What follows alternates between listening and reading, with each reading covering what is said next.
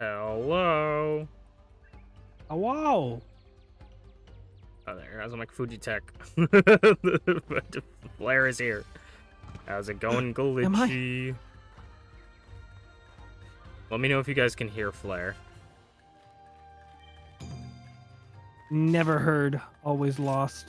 I I have to do one more to become rank 2. I'm wondering if, and I'm probably gonna do this. I'm thinking maybe I should pull out like a lower rarity weapon just so it's not crazy. What are you at? Tier 9? You're at tier 9 or am I at tier 9? Or no, where are you at? I'm at You're at tier 10? tier 10, yeah. Okay. I think I'm at 8. Let me double check.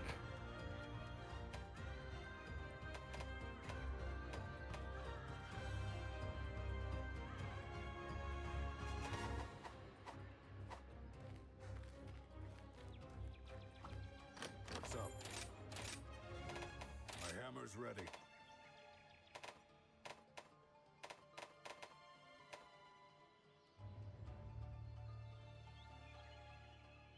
Well, that's not a good thing about my rarity, because that is a lower rarity. Oh no, I'm at 6. I thought it was at 8. 6. I think I have a lot more 6s than I have 8s. I think I have 1 8, so I can go check.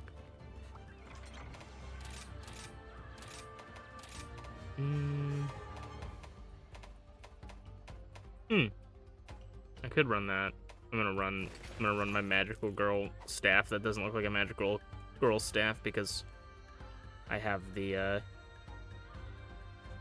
layered weapon. Yeah. Layering all the weapons. I need to look at my armor and see what I should wear with you. Or if I should make new armor. But for this Armor is one, one of those things that never, like, mattered too much, even at higher levels in the world, at least. You just had to get good. Yeah, you really did. Because I remember, did you play World at all? No. Okay, so in World, there's Nergigante. And Nergigante is basically the reoccurring, like, super villain of World. And when you first fight him, it's not a bad fight, but it does show off that he can beat your ass and he doesn't really care. Right. But I went back to help a buddy in that, just me and a buddy, and I was like 3 ranks above him gear wise. And even using all of my gear, like he still like one-shot me at points. Like the Nergigante was a dickhead in World. Like, I don't like him. Have you been seeing the stuff for Wilds? I've been seeing a little bit of stuff for Wilds, but I haven't really been looking in too much to it. I haven't been looking too much into it either, but it looks really good, especially with the writing system. It's like this, but different. It looks really, really good. The one thing that I am a little bit disappointed in, I don't know if it's for sure, I don't know if it's something you have to unlock later, but it looks like the insect glaive, you don't bounce off the monster anymore. Oh, that's You just jump into the air and dive on them. So I'm like, wonder if that's... Oh, dang it. Button's not working right. Hello, Shmeeps. You're grabbing your FF pass. Your Final Fantasy pass? What? Shmeeps, let me know if you can hear Flair well, or if I need to turn him up or down. I am the up, down, left, and right. Probably. We're getting into some Monster Hunter Rise. Last year, I played this game every single month of the year. On my, like, Steam thing, it was like, you have played this every month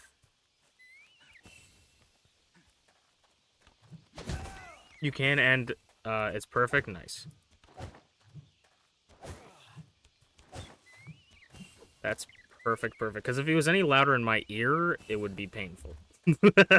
Oh, well, that can be arranged. So it's perfect for me. But then also there's like the weird things with a lot of games and stuff where people are like, I can't hear this, and I'm like, it is like I'm screaming over it. Yeah. I'll have to share with you the 2 filters that I use for my system audio. Mm. Which basically makes it to where I can set the audio comfortably to whatever I want.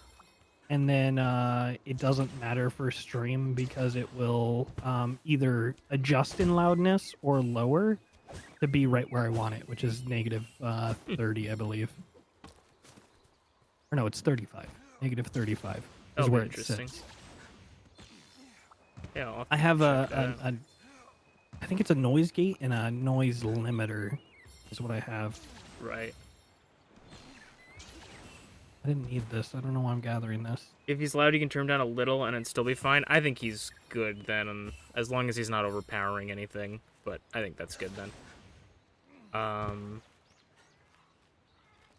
Also, thank you, Shmeeps. And also, Shmeeps, I did all of the woo-wah things for you other than, like, grind. I logged in to get you pulls and got you the extra astrite from the gifts.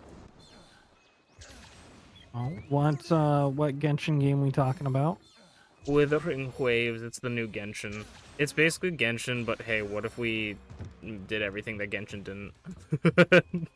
Yeah, I tried it out. It wasn't bad, but it was not. I mean, it's still not for me. I think it needs more multiplayer stuff, because, like, in Genshin, there's a little bit you could do with multiplayer stuff, but in this game, it's, like, really only grinding, and not a lot, but yeah, it lets you skip the cutscenes. I mean, that's something, I guess. Yeah, that's all I wanted from Genshin. If they let me skip the cutscenes, I would probably go back to Genshin.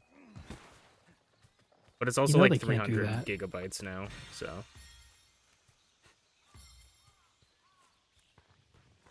I know they can't do that. They tried to get me back into it. Hoyoverse announced this really hot, like, lion tiger lady. And I was like, that's a really hot lion tiger lady. And, but I'm not gonna download your game.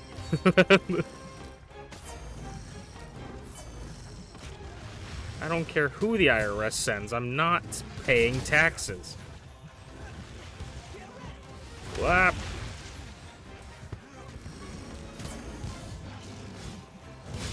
I'm a little rusty now, aren't I?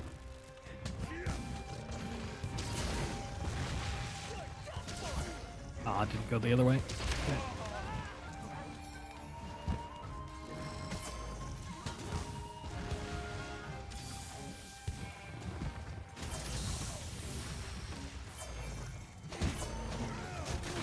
Oh god.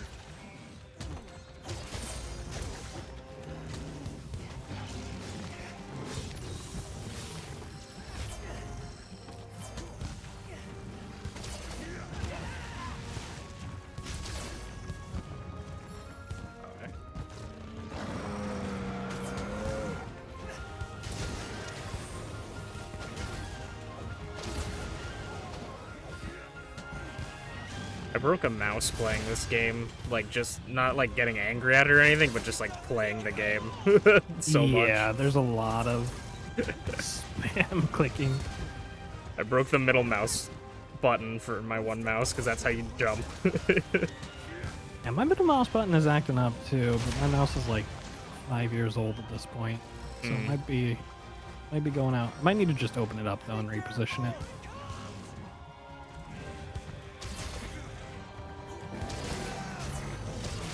I also just realized I don't think I ever put out a go live tweet or my Discord, so I'll do that after this. Because I'm like, go live? Who does that anymore? I was like, my game's kind of framey. I'm like, I wonder what I have on in the back. I have Chrome open in the background. You have everything going. I have Chrome playing a video in the background.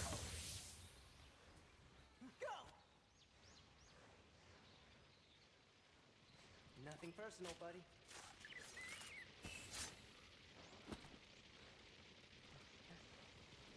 I'll be taking this. Heavy Izuchi pelt. I'm just posting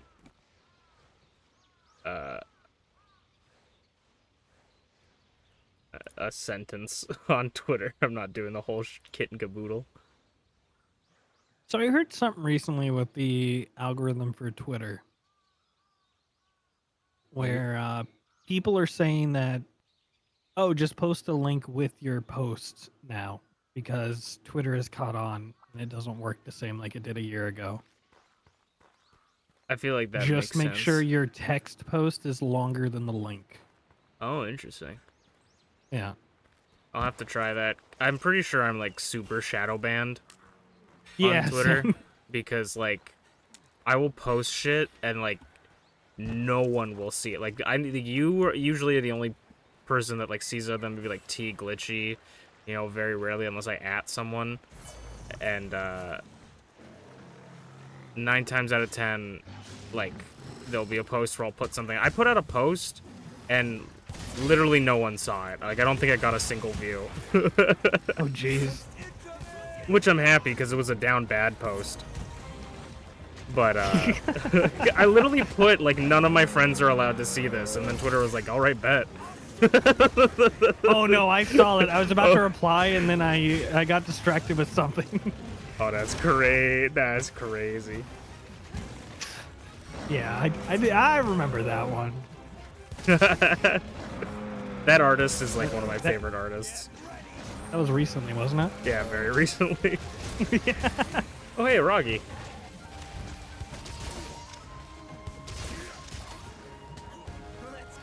Forgot some of my shit. I forgot how complicated Insect Glaive is. I have no idea what you're looking at. I'm just flying around.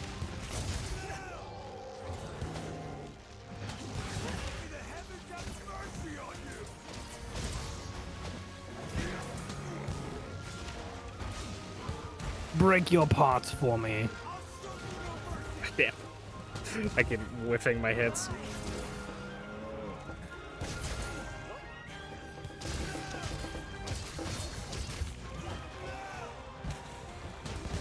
No! If I hit him, he would have become rideable. Probably not, but if I did. How's it going, Merlin? Welcome on in. Welcome on in. We're playing some Rise after like a bajillion years. I was going to get into Worlds. Like, I was going to buy Worlds because it was like on sale for like 10 bucks.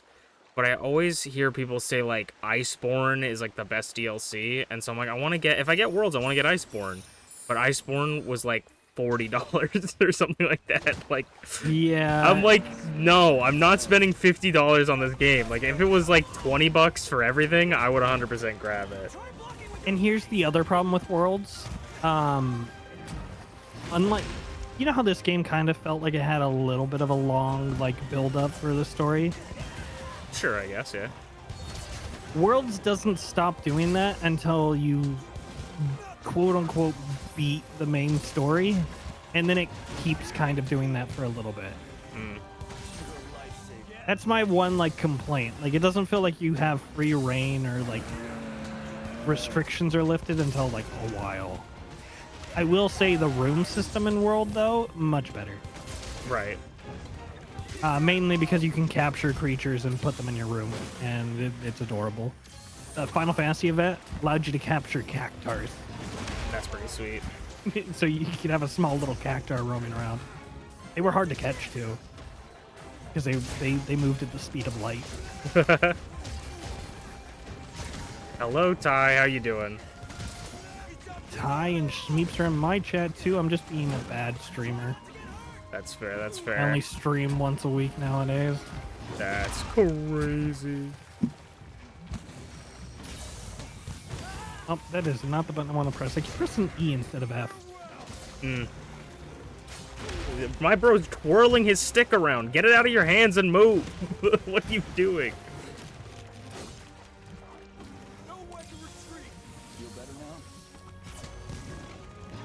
forgot all the text lines I did. I didn't do any of that for World.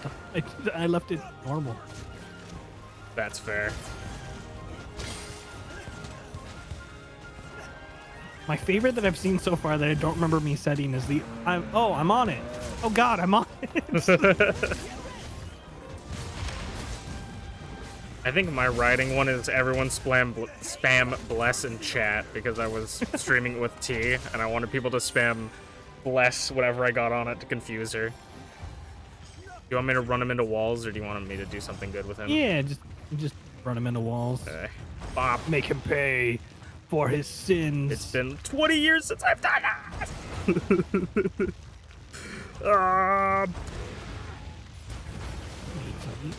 how you do it. Sorry, I was just eating your friend in front of you. That's crazy. Some bear jerky? Yeah. You ever had bear jerky? No, I've heard that bears can have a lot of very bad diseases on them and it's not very safe to eat. Have you ever had bear jerky? I have. It's really good. I hear it's really good. good. But I guess it's gotta just go under, like, you gotta do it professionally or whatever. You gotta get a professional to do it. Yeah. Oh my I god. also have had duck jerky and That would venison be jerky. good. Duck jerky is so good. The neighbor that I had that used to make duck jerky by hand, he would experiment with different flavors. So whenever you would get jerky from him, it would be a grab bag of like 5 or 6 different flavors. My favorite from him was his lemon pepper. It was so good. Oh, you were right, Shane. See, one more hit and he would have been rideable. Exactly. He's dead. He's already mounted Punisher status. He missed. Oh, that's because he's dead. Yeah, he's dead. That makes sense. Nothing personal, buddy. Merlin says he caught the cactars in World. Oh yeah, I only managed to catch one. I was trying to catch the big one, and I only ended up catching the little one. Also, Merlin and Shmeeps both agree that they believe World is worse. I mean, it's not worse. It's just it's a different take on it. It's definitely better for people being introduced to the series, and I have complaints about it, but it was my first Monster Hunter game, so. And I'm obviously a fan because now I've, picked up Rise, and I'm kind of excited for Wilds. Wild seems like it's gonna be like the crate. Like it's, I feel like this terminology is somewhat like dead at this point, or like overused. But it's gonna. I feel like it's literally gonna be the Breath of the Wild of the Monster Hunter series, with how like different it's gonna be, but like incredibly good. Yeah, the thing I'm most excited about is the gliding portion. What happened to... Oh, that's interesting. What's going on? VC Face died. Oh, my VC face or your VC face? Mine. Oh.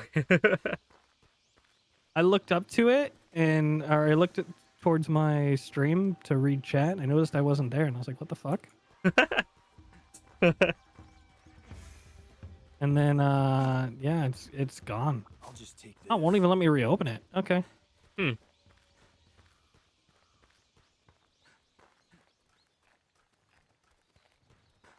Well, I can do this in the meantime, I guess. There we go.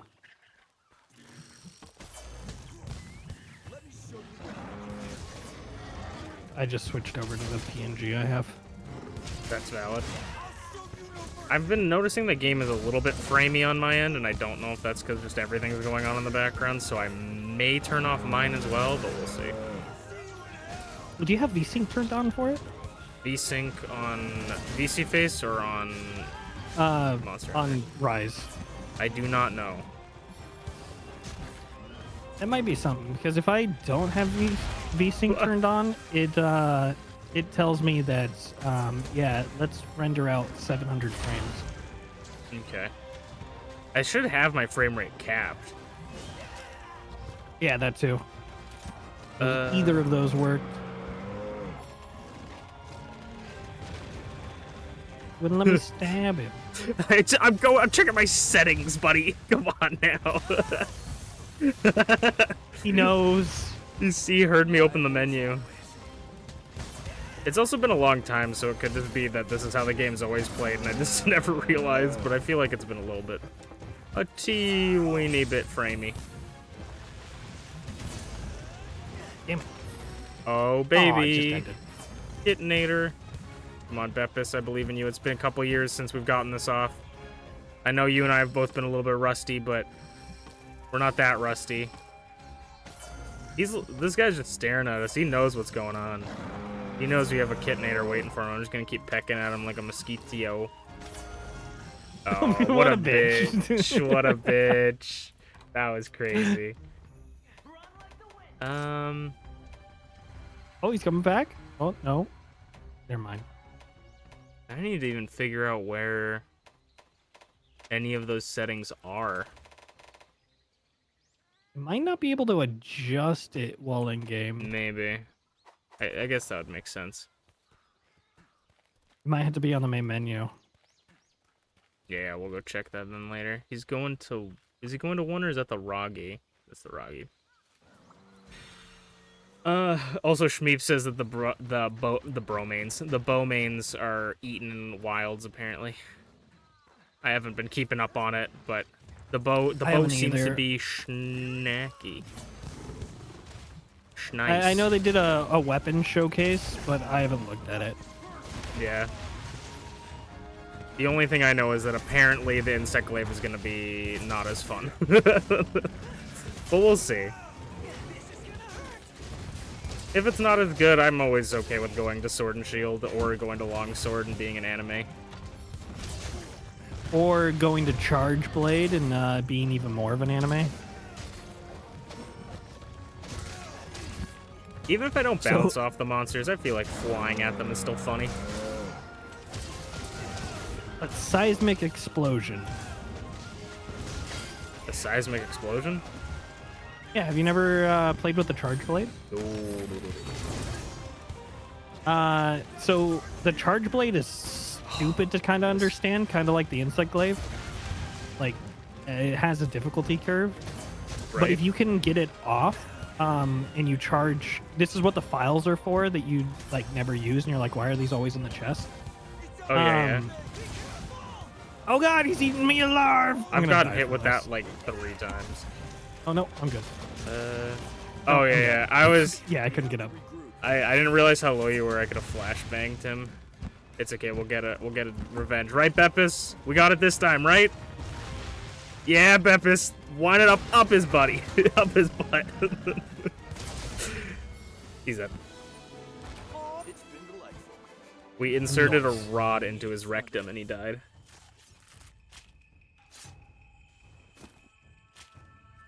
Bow looks so good because if you set it up correctly, you basically get homing multi-shot. Nice. That is pretty sick. I don't know if I'll make it there in time. You got it, I believe in you. I think I'll make it there for 1 carve. You got it.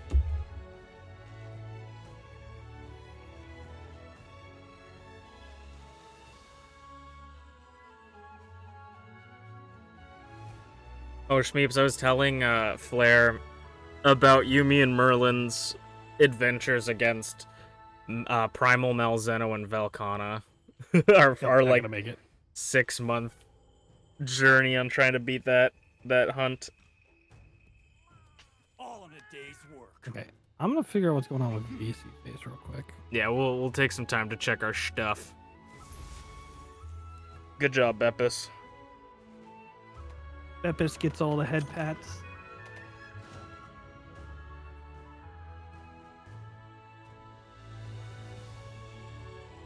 Ball also regenerates stamina super fast. Dodging perfectly regens like half of your stamina. That's crazy. Wild just seems like it's gonna be such a good game. Like it's kind of hard not to be excited about it. The only thing I'm not excited about is paying for it. Yeah. Oh, I got a sale going on at the market. Okay, first things first. I feel like it's like all the settings are hidden behind something. Like I can't, because I remember there's like, or is it under display maybe? Graphics settings custom, it might be under that. Oh, is Rice just having an aneurysm for me? Oh, I didn't want that. I'm stuck on a black screen. Oh no. All right.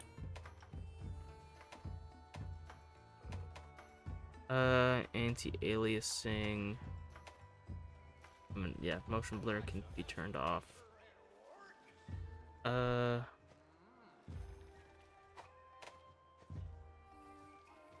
are we at? VSync is not on, so I can turn it on, I guess.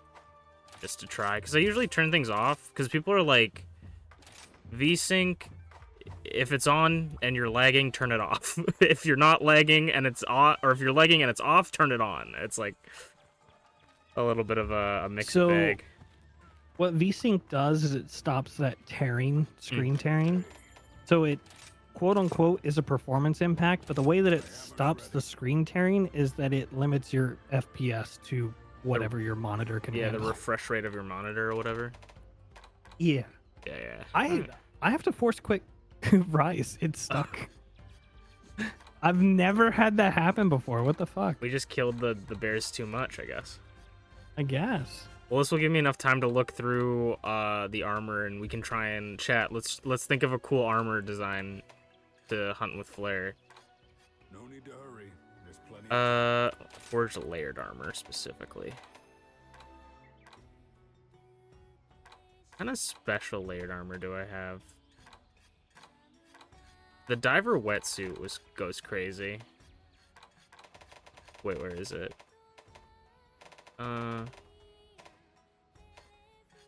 Chat, if you know, you know. If you know this, you know. I know there's I'm showing off the layered armor that took like 6 months to get. If you know, you know, chat.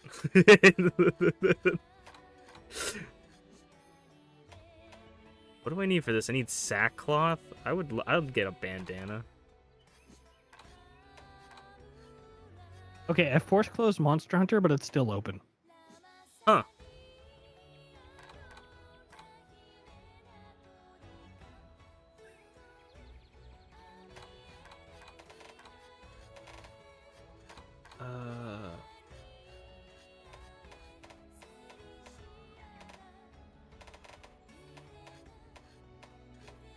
You might have to like task manager it, or have you task managed it. I did. It reopened itself, or it said it's still opened. I'm just waiting. Fixing something in the back, I guess. Something based off this? I think this is the only one that I don't have made, actually. I'm wearing, like, everything. Okay, we could do that. We could do that. This is giving me time to do a fashion show, so don't worry. We'll see. I want to see, though, what kind of pigments can I put in here? Okay. Not terrible, but not the best pigment options.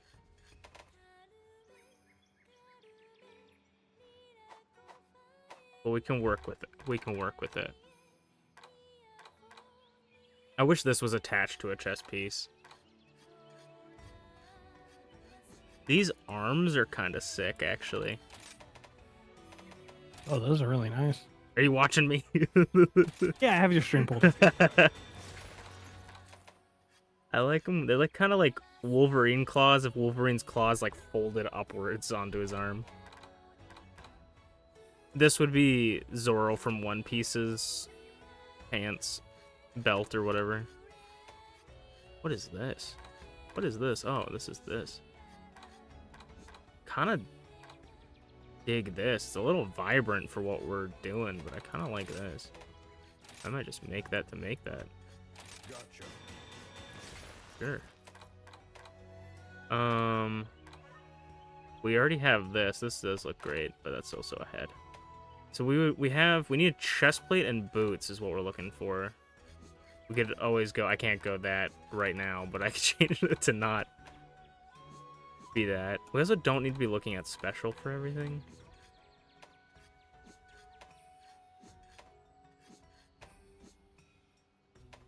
Oh.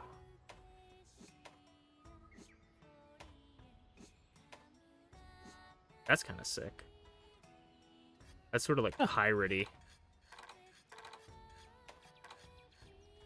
We grab the Sonic attire. The Sonic attire actually, like, maybe not the helmet, but like the upper body part looks pretty good. And you can't have anything other than full Arthur or full Akuma. Yeah, you could not. Not. That's kind of sick. I feel like that goes well with everything. I'm gonna make it. I feel like that goes well with everything. I just think it doesn't go well with the helmet. Right. Let's get I'm gonna craft it anyways because it looks nice. It's kind of cool. I think I have this one already. We could go a classic.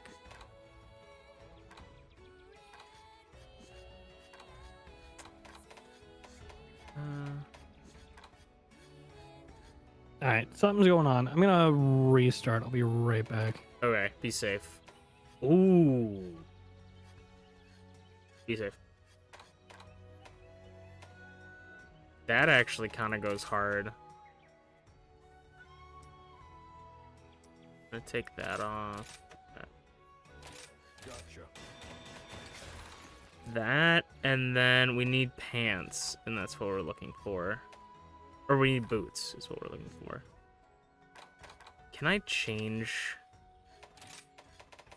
Probably not. No, I wish if I could change the lines in it, I would take that. Like if I could change the stripes to red.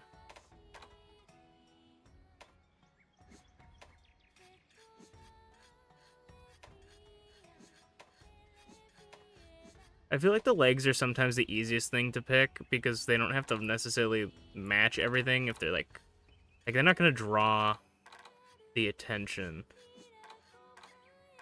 This is like an Azuro set. Kind of cool. Big baggy pants.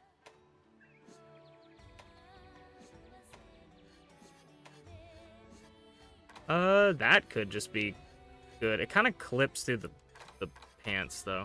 Ooh, Astalos? Astalos doesn't clip. But can I change the green? Feel like I might be able to. Yes, you can change the green. All right. I think I'll try this. I'll try something with this, and we'll play around with the colors. Right. Let's get cracking. The All right. village is in your hands. And we'll have to. Oh wait. The secret strat, if you guys didn't know. Manage. Let's get my items set. Nope. God damn it.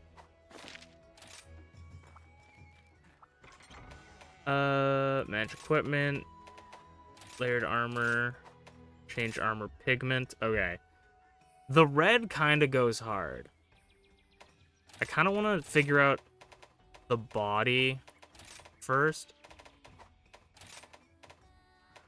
We could do purple because of the purple on the Mag's helmet that we can't change. White also could look really cool.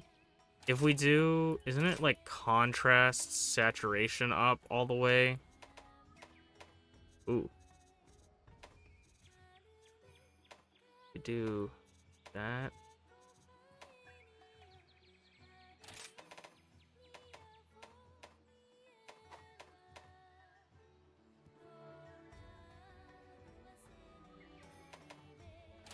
And then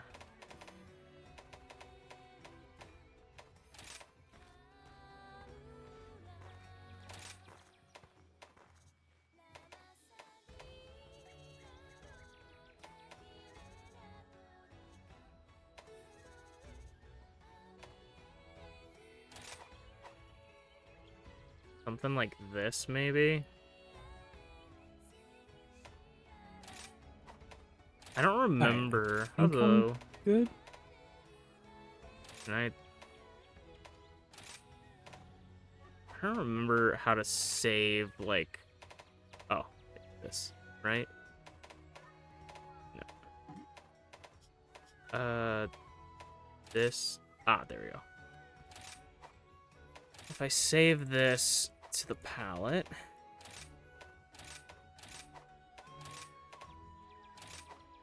I might darken that at the top.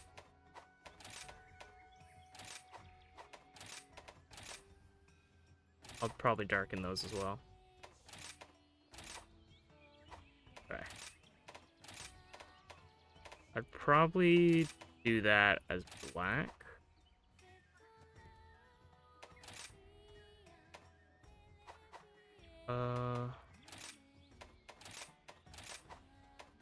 Well, welcome back, Flair, if I didn't say that properly. You did. How are you doing? Pretty good. I'm in a chat with the famous streamer you, because Discord likes to Narukami? truncate names. Yeah. Narukami from Shin Megami Tensei Persona 4? You know how much I hate that new feature, that quote unquote feature of Discord that they have, and they just kind of just did it and didn't give us a toggle. The streamer mode thing? Yeah, where it shortens the names of other people now. Yeah. I hated that because I was streaming one time and I needed to... Psyche Siren rated me, and I was like, I think I met someone named Psycho Siren recently, and I was like, oh, let me double check, and I like clicked on their profile, and it was like P, and I'm like, this isn't helping me. I'm like, I can't find it. I think that might be... I hope I saved my layered armor loadout that I was wearing. I did not. That's okay.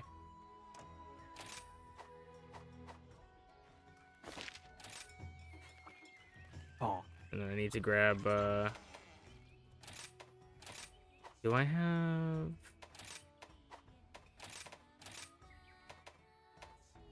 I feel like Magnum Malo would probably just be the goods. Because I don't have that layered armor or layered weapon made. Damn, looking spicy. Okay. So do you want the good news or the bad news? Do we have to do it again? We get to do it again. That's not bad. It didn't count. That won't be bad. Get us some practice and get me a little bit warmed up, because I feel like I was playing not the greatest. Funny enough, when I did my reboot, it's like checking disk, and I was like, what flag did disk check? I told to skip it because I don't need a disk check. It has to be my F drive again, but none of these games or applications are on the F drive. They're all on the S drive. Huh. So I'm like, I don't know what it's smoking.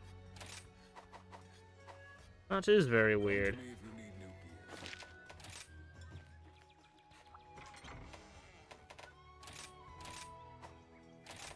Thank you, Todd. Thank you.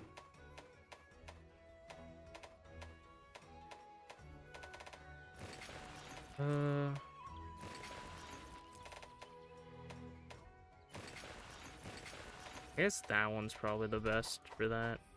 Alright. Let me grab some Dongo, and then I'll ready up. I don't even remember which... Like, everything I have is not in order. So I don't even remember what Dongo I get. I'm assuming I get Dongo set 2, but I don't remember. Like my custom Dongo set. The only thing I remember is that the items I bring are always from item 7. Because I would just make loadouts and then never change them. And then I set up like one loadout and I'm like, that's the one I'm going to use for everything now. It's loadout 7. Funny enough, the dongo that I use, because I never renamed it, is Dongo 7. That's funny.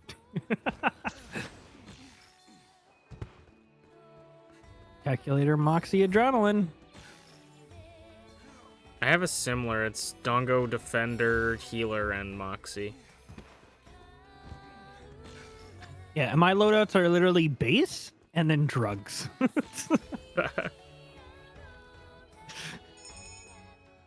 Those are my 2 item loadouts. Based drugs? Base and then drugs. Sometimes the drugs are a little based. Sometimes they're not. Sometimes they're cringe. Stand in my way. Run like the wind.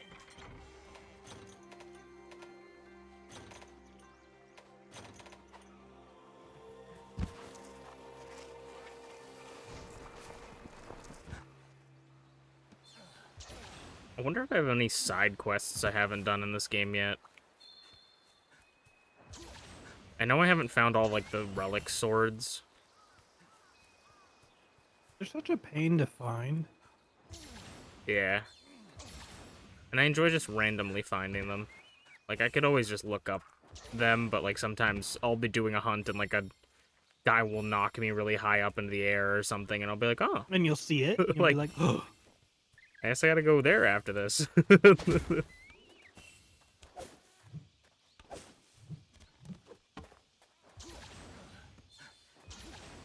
I'm gonna have to do something about this F drive, though. It's causing me a bunch of problems. Why I gotta... It's funny. So my F and my S drive are both my SSDs, right? They're the only SSDs I have in my rig Right? because I'm a crazy man. So I bought the F drive as a Fire CUDA from Western Digital or whatever it is. Okay. And then I bought the S drive as a Samsung one because I wanted to compare the difference. One was built for gaming, the other one was just general use, right? Right. The F drive worked better at the start, but it has taken a dramatic downturn and now it's only cost me issues. And I'm like, that makes sense. Any gamer crap that I buy always ends up breaking really quick. Yeah. Yeah. I feel like They gamer refuse stuff to make them is not built to hardy. last. Because you get all that gamer gunk. Yeah, all the gamer gunk. Now, from my experience with, like, gamer-built things, I feel like they don't last because they expect people that are classified as gamers to just be, Spend money. like, yeah, have a lot of money. So they're like, oh, you buy games, well, like, buy this, you know, $1,000 thing.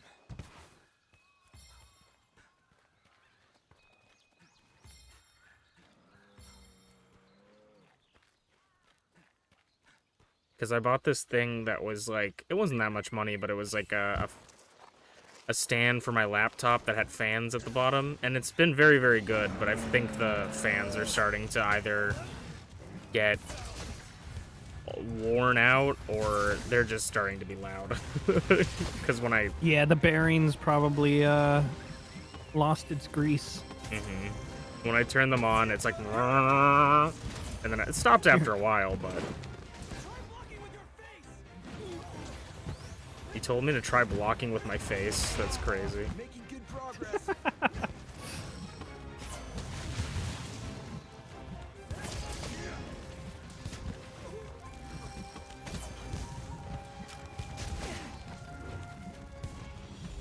Coward.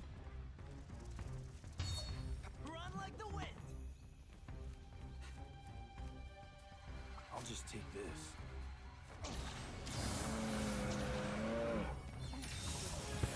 We might have a bear v bear showdown in a second. I'm down for a bear v bear.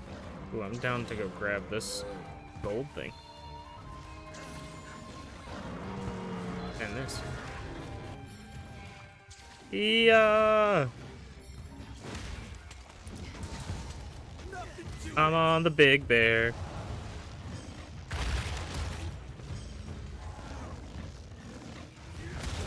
Okay.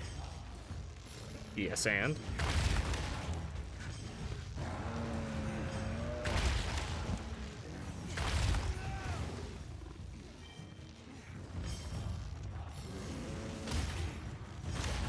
Anytime, bear.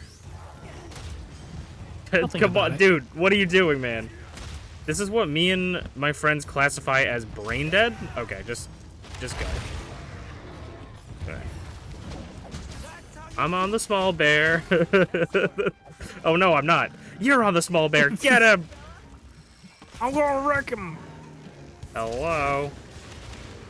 Very Canadian dairy farm. You hate this ad? Well, it is September.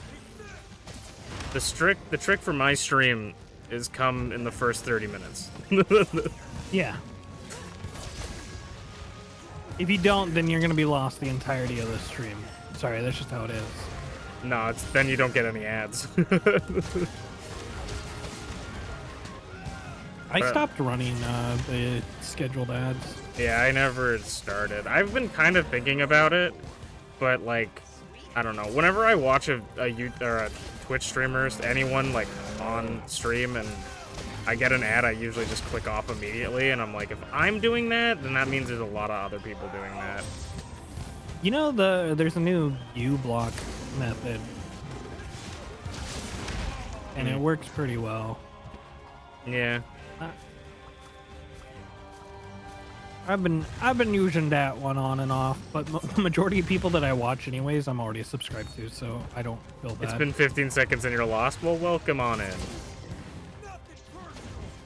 How are you doing? You don't like real Canadian dairy farmers? They have a plan, but they also have a plan to win. I'm having a real human interaction right now. Oh, no, you're not. Real human interactions. I turned on VSync and it worked for a bit, but I still feel like my game's dropping crazy frames. Wonderful work, my friend. Weird. Maybe I'll try giving it processing priority.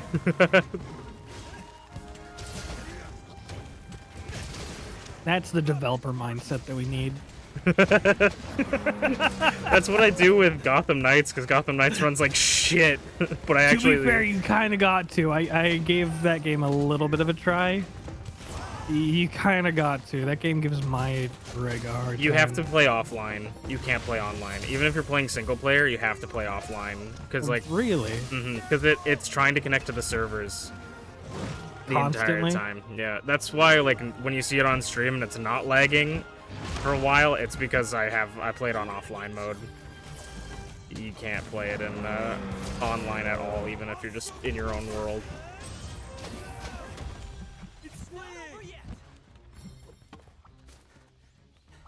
You're always lost no matter how you join. Exactly. That's the best part, because then you get to have a little mystery, you know? Like people like mystery novels. It's like, how did we get here? So, you're probably wondering how I got into this mess. Okay, Glitchy just messaged me that she should draw Moto, which 100% you should.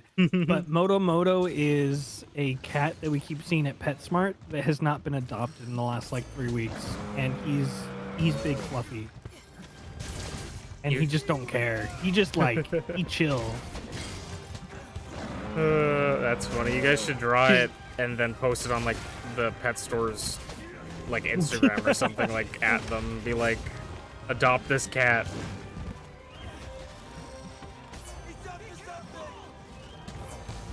I just barely sidestepped that. I saw that. Didn't sidestep that one though.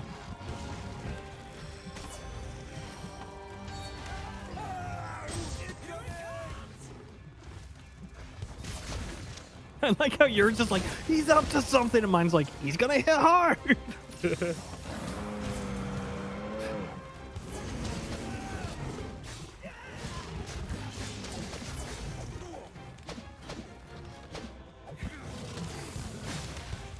I'm sorry to You're hear fighting that. Tioma. Tell him I said, hey.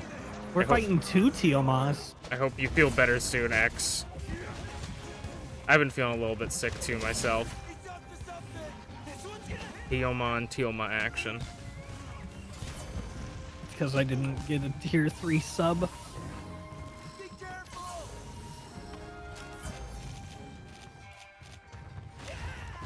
Oh, I hate it when it does that.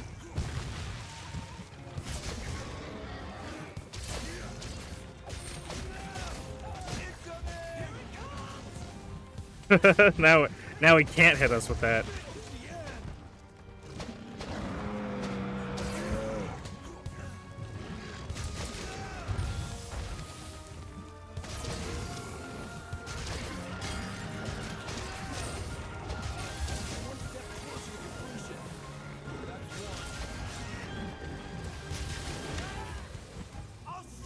Oh, imagine though.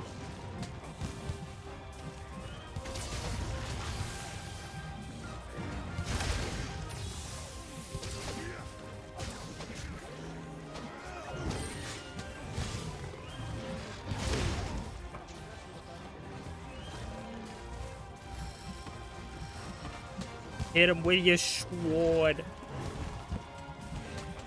It's an axe. Sometimes it's an axe, sometimes it's a sword, other times it's a pantry. I don't even know anymore.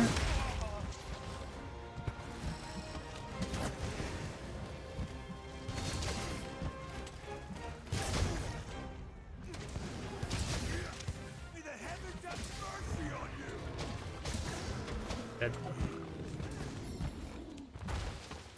I'll be taking that. I'll be taking this.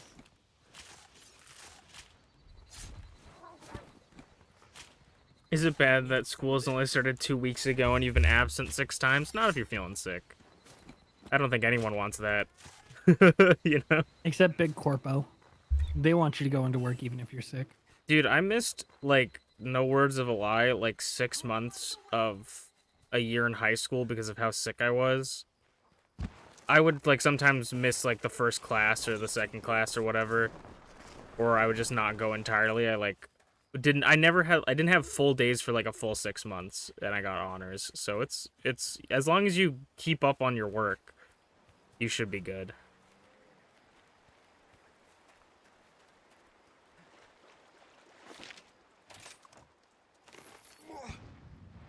Main thing is, even if you're sick and you can't go in, study and become further in the class than everybody else.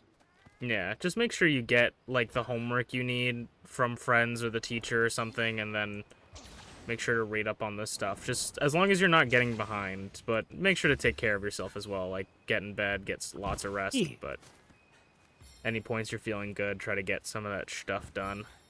Because if you get, like, 2 weeks behind right at the beginning, then that will be bad.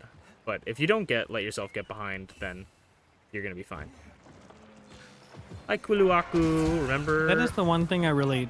I was the weird kid. I really liked school. But the one thing I really liked doing was reading further on in the chapter for any textbook that I had.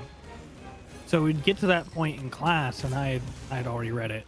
It's a good habit to have, because some people don't even, like I barely, like, studied for exams or anything. But, like, some people I knew, like, didn't do the homework, they didn't do anything. Like, so it's a good habit to get into, to actually, like, focus on trying to get ahead. I was just interested in the subjects, except history. I don't know. I don't have an affinity for history. You're just like, it's already happened, who cares? Pretty much. I liked history because it was never, like, a super complex thing for us. It was just, like, it was kind of menial tasks, so it was good. And a little bit of creative writing in there, because one of my favorite things we had to do was we had to oh, well, that should have flashbanged him. We had to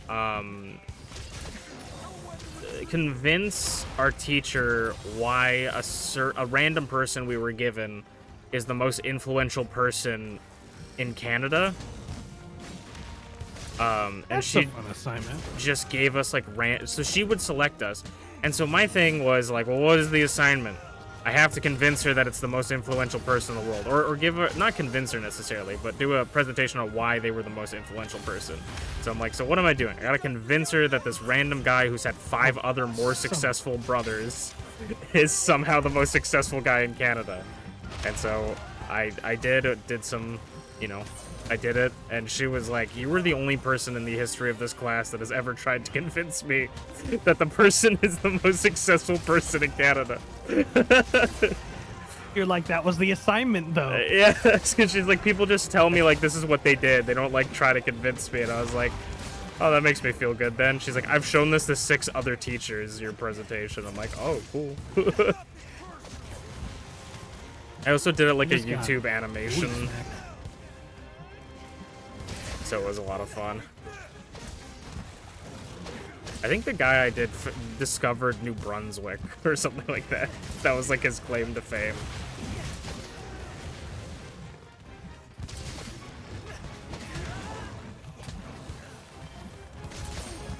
I'll show you no mercy.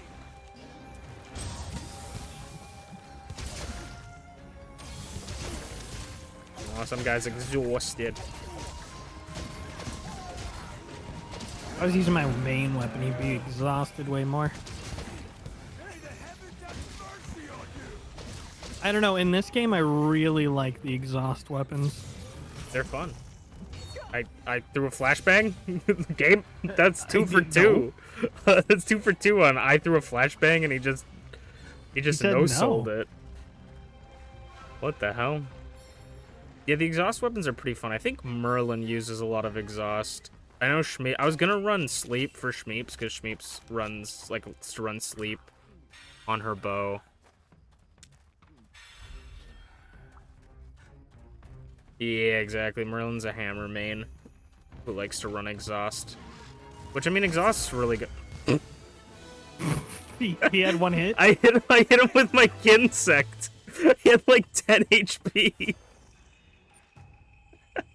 Until next time. That's fucking funny. That's only happened like 4 times.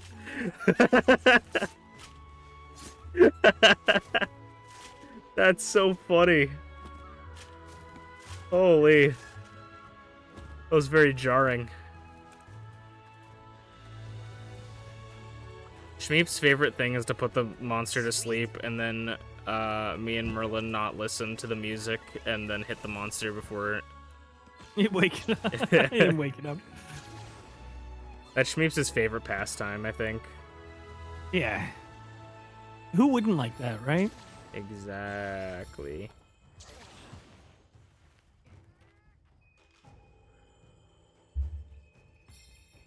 Don't mind me just kicking a boulder lizard over here. Boulder. Over the shoulder boulder holder.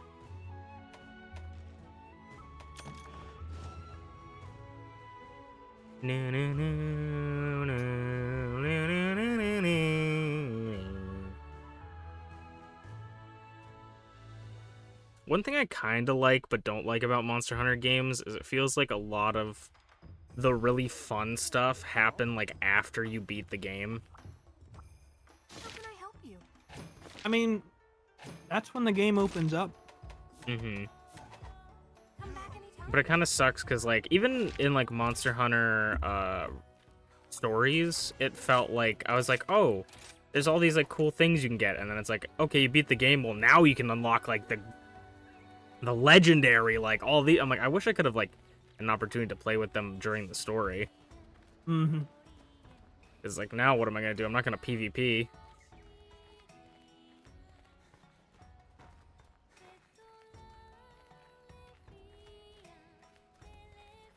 Gotta hit him with the spin.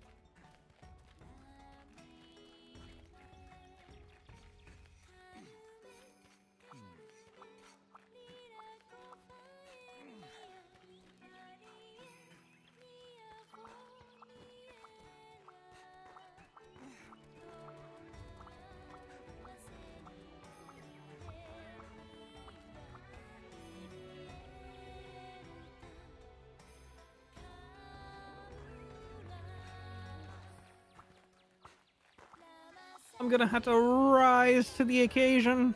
Rise, rise, rise. The one thing I need Monster Hunter Wilds to have that Rise has, and maybe it's controversial, but I need it to exist. I need NPC hunts where you can hunt with your NPC friend. I need that again. That'll do. Because those were so fun. And being able to bring them, like, if you got them friendship high enough, you can bring them into basically any hunt. Like, I love that. If they could let me make characters and then hunt with my made characters together, that would be a dream. Instead of just palicos and woofers. Bring in my palico and then my waifu, exactly.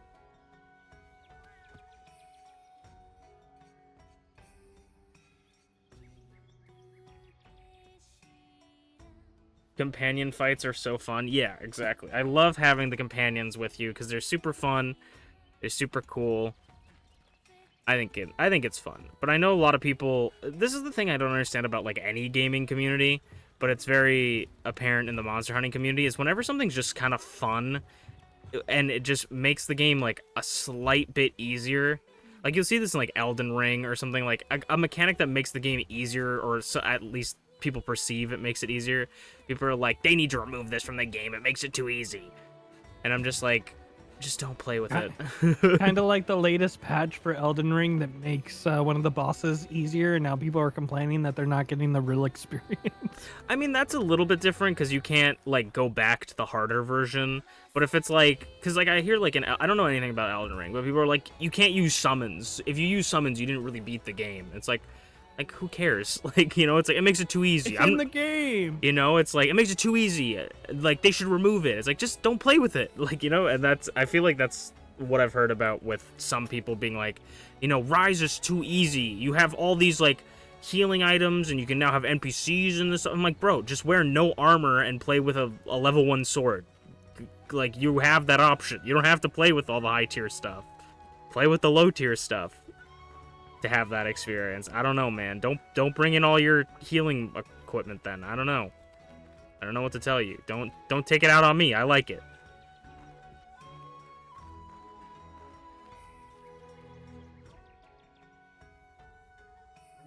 All right, me and Chainsaw Blade. Let's go. You and me, Sawblade? Yeah, you and me, Sawblade. Sawblade. Oh, Terry the Tetranodon. What an unexpected surprise. Have you ever been on this map, or is this the first time? It's the second time. Oh, baby. But I've seen this map a lot because before Rise launched on PC, Bearman did a bunch of Stroms. Right. Bearman only has it for Switch. Damn. I wish I had it for Switch and / could buy the stuff that you could get on Switch with the amiibos, because they have like a Switch specific armor set you can get in with the amiibos, and it looks really cool. With my flipper, I have every single amiibo. Oh, nice. Yeah, it I found somebody that uploaded every single amiibo. So I definitely know all the data. people were selling like, they're not necessarily the same, but they're like the amiibo cards that I had for like Animal Crossing. I know people were like selling like remade ones of those. Yeah. When Animal Crossing was big. Remember Animal Crossing? Remember Animal Crossing? Yeah, Glitchy played that the other day. And I played it a little bit, and then when I went to play it, Glitchy's like, oh, you should play with me. And then Glitchy just overloaded me with like 20,000 islands. I had to make 4 trips back to her island and off of it in order to carry it all. That's so funny.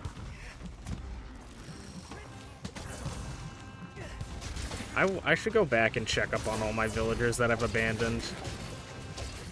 I would say don't do it because I did it, and then they just all called me like an asshole for not showing up. And It's emotional manipulation simulator. it really is. You're like, man. But to be fair, you know, from their perspective, their marriage is up and disappears for like 3 years. Oh, he's gonna fight the crab. Oh, it's Eugene Krabs. It's you and Crab Champions. True. Hey, Tony. We're gonna I don't know if I ever properly commented on that picture, but holy shit. jump. Jump. I was talking to my Everybody friend with about it at work. About your Crab Champion thing. Yeah, yeah. I was like, oh, he won Crab Champions, and I showed him the first picture, and he's all, oh yeah, and then I showed him the second one, he's all, oh. Yeah, I sent it to Minty, and I was like, look at my Crab Champions, and she's like, I thought you unlocked a new boss. I had to have someone explain to me that was you.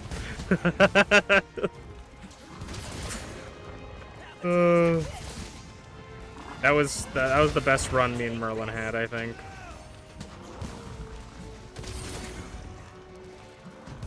It wasn't the longest run, but it was one of the best. I'm having like an Ultra Chaos run that I'm on like Island 360 or something. Damn. It's been a really good run. It's actually so bad though now because I'm at the point where the game can barely run at like the lowest resolution with the lowest settings. It's so much shit's going on. Yeah. And it's in Ultra Chaos mode, they can summon like the final boss on any map basically, so I'm fighting like 5 King Skulls at once with like all these creatures.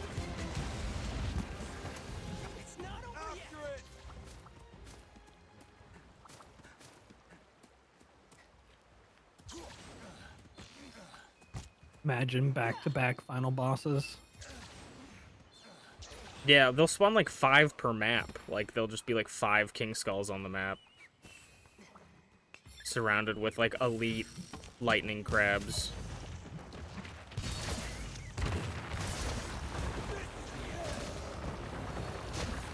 I think it might still be my profile picture, but me and T spent so many hours trying to get me a selfie with this guy holding the rock, like the giant rock behind me. I remember. Oh, that was so good. I don't know if I have a selfie of every monster in this game. That was my goal. I don't know if you saw it, but I uploaded a video called like my experience with Monster Hunter Rise so far, and it was I just took every single image I ever took in the game and put it to music. I did not. I'll have to go check that out. It's really funny. Because some of them like work real well, like stop animation, where it will just like it'll be like me looking and then like it'll be me turning around, like running away from something.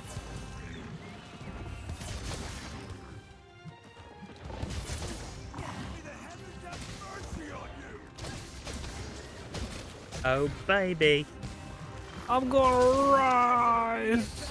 Oh, that's perfect. It gives me a chance to have incent myself a little bit. Just a wee little bit. I misjudged the distance.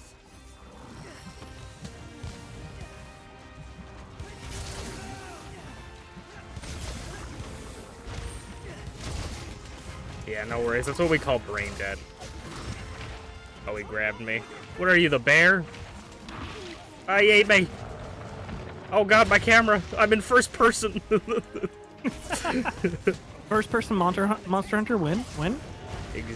That would actually be VR Monster Hunter. It'd be like nauseating. It'd be so terrifying though. Insect glaive like in the air flipping around like whoa. Imagine getting eaten by the monster. Yeah. Fucking the Rathalos roars at you. I would shit myself. That's the day that you wear brown pants for stream. Exactly.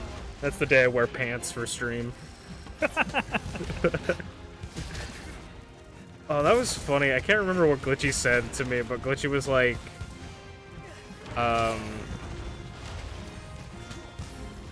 can't remember what Glitchy said, but she, like, we said something, and then she's like, oh, you wear pants? And I'm like, yeah. And she's like, I thought your model didn't have pants. I'm like, no, my model has pants. I'm like, who's telling you my model doesn't have pants? And she's like, Flair told me. And I'm like, oh. My information was bad. Your information was just old. That was just back in the day. Wonderful work, my friend. Oh, and the Kitnator popping off. Hold him still, Beppis.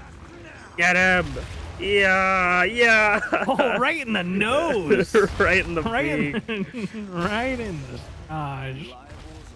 That was nuts. The Kitnator is so good.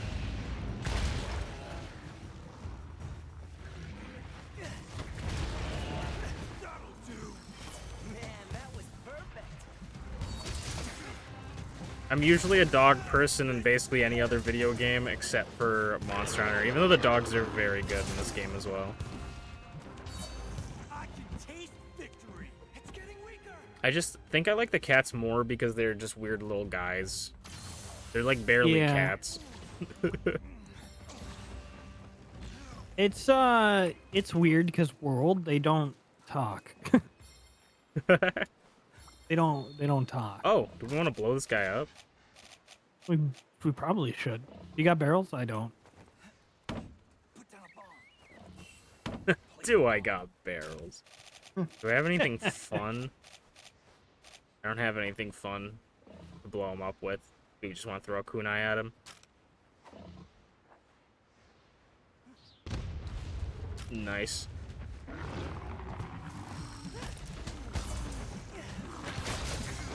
Kunai'd his face. Kunai with chain.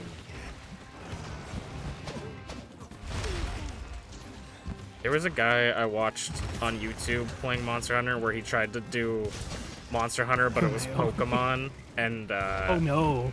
only with like his pals, and the only thing he could do was throw kunai because it was like that's how he could lock onto them or whatever. Crabman.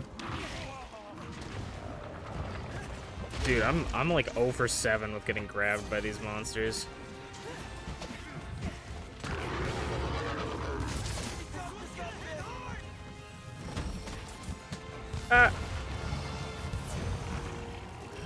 The gear set I'm wearing is specific. Oh, all right.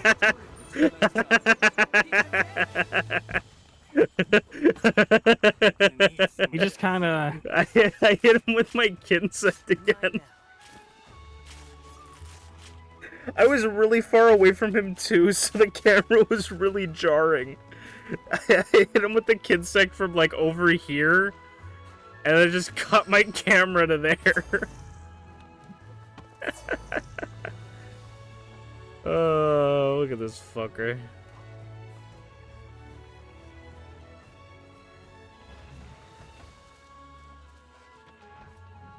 Oh, get the last car. Thank you.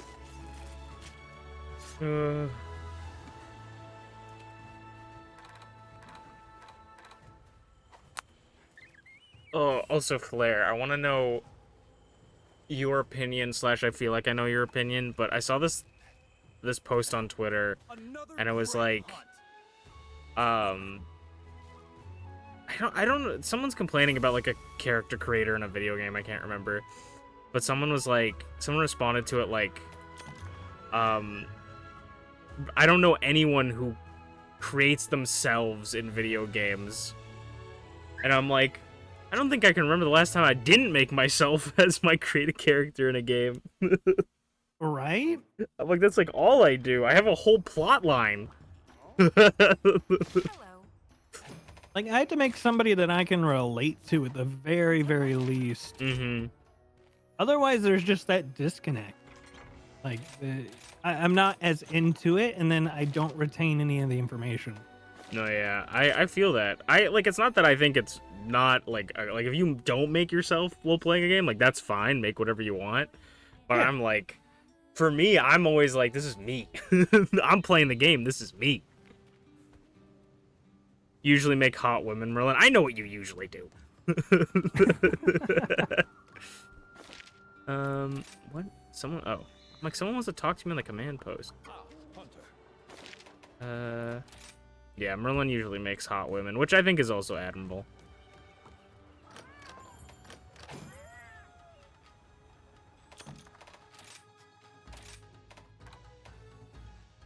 Like my friend Neo, he would always play women in games, and I'm like, for the longest time, like young me, this is like pre like sophomore year high school me.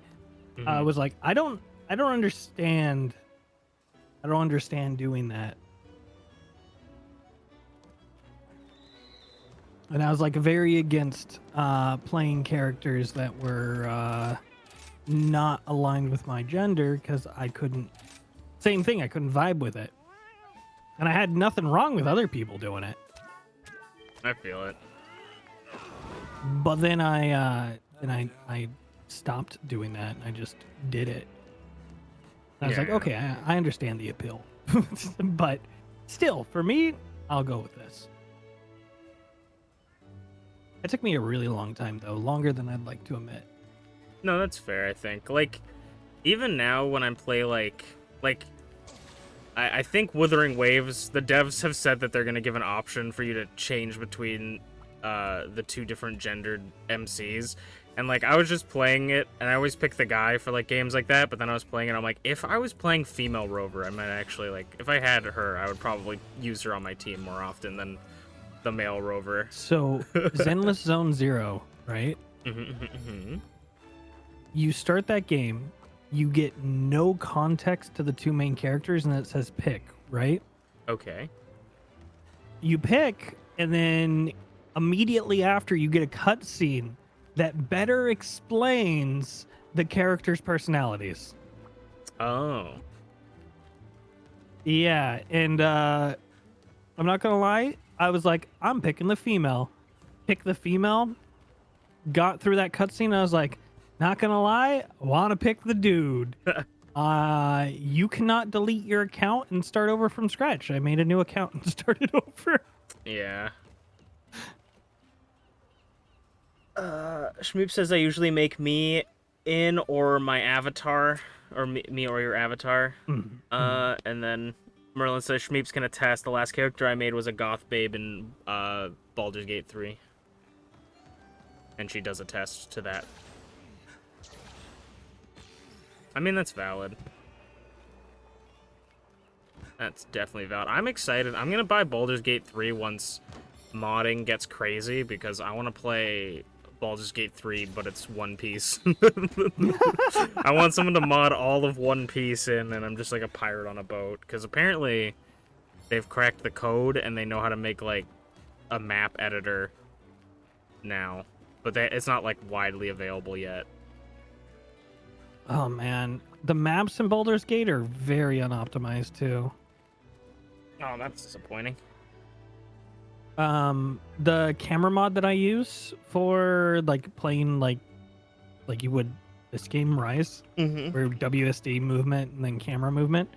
You can like see the laziness of some of the maps where they're really well done, but they're not optimized. Like they'll be like, just shove this entire boulder. We have a boulder asset. Just shove the entire boulder, but only the tip is going to be visible. Okay, to make like a pebble or whatever. Yeah. Oh, okay. Yeah. Interesting. And then you're like, oh, all right. Interesting. I guess that saves on like making assets, but then also you have to now load in the whole boulder. Yeah. That's the downside. That would be cool. Yeah, Ty. I want to go on a pirate adventure. I've already seen, like, apparently there's like One Piece like mods for the game that add like classes and stuff. Like I think there was like the swordsman class for like Zoro, and I was like, that would be sick. I want to play Baldur's Gate on stream because I feel like it's a really like, it's just such a good game. I feel like it's gonna be like Cyberpunk for me, where I'm gonna regret not streaming it. But then also, like, I kind of just want to be, like, horny on my own. Yeah. Like, I don't need people to see that in public. Also, by the way, now I remember why I told you Rarity 8. That's what I can craft. Oh, you can craft Rarity 8 now. Okay. Yeah. Oh, hell yeah. And I also think Shmeeps would hate me because I feel like I would kill Astarion. I think I'm the one person you know what? that You and T both. T absolutely fucking hates his guts. I was like, T, why do you hate him though? And T's like, I don't know, I just hate him. And I was like, you know what? Fair and valid, I guess. I don't know if I hate him, but like I played for a very short time with Merlin when it first came out. We played it on like the Steam like play together thing, but it was just like it did not work. Like it was so bad. No. Remote play has been getting worse and worse recently. Yeah. And so we only played up to the point where like you meet Astarion and he like kind of attacks you or whatever. Yeah. And like when that scene happened, I'm like, if I was playing alone, I would probably kill him here. Like I would probably kill him for attacking me.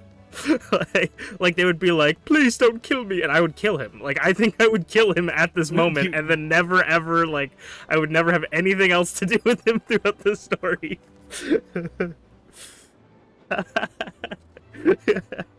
So like I don't think Astarion's like a bad character. I'm just like I think if I was in the mindset of a character, Like, I would kill him here. in that situation, you would murk him. I would like kill that's him. just end of story. Bro tried to kill me with a fucking enchanted little dagger.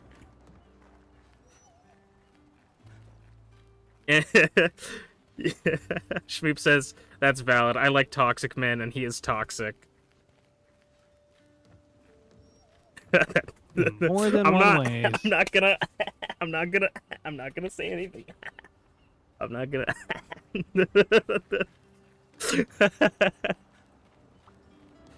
And Merlin says that he killed Astarion in his own playthrough, which is valid.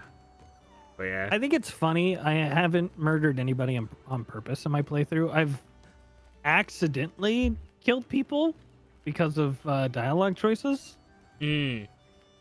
But they were like, I'm just gonna test this choice and then reload, and then it was like, oh yeah, that's a good thing that's not the one I wanted. right. Is there like permadeath in Baldur's Gate 3 for like characters, or because I assume there's like a Yes. revive thing, but is there like super permadeath? Yes. For some characters, yes. Interesting. Shmeep says she doesn't like Shadowheart for like no reason other than vibes. I mean I think that's just valid. Yeah, I think that's It's really hard to like Shadowheart too. She it's tries the very hard to make you hate her. it's the duality of people, like the people that like the hot vampire guy, or the person that likes the hot goth mommy. You know, like it's the duality of it. I mean, it's a good game too, considering that like you have characters like that not everyone's gonna like. They're not trying to make every character necessarily likable to everyone. They're just trying to make unique and interesting characters.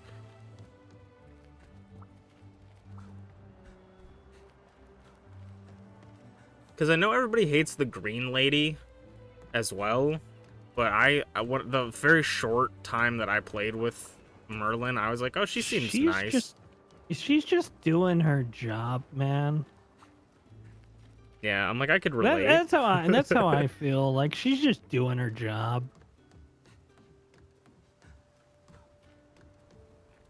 Sorry, I'm in upgrade hell. No, you're good. You're good. I'm just running around.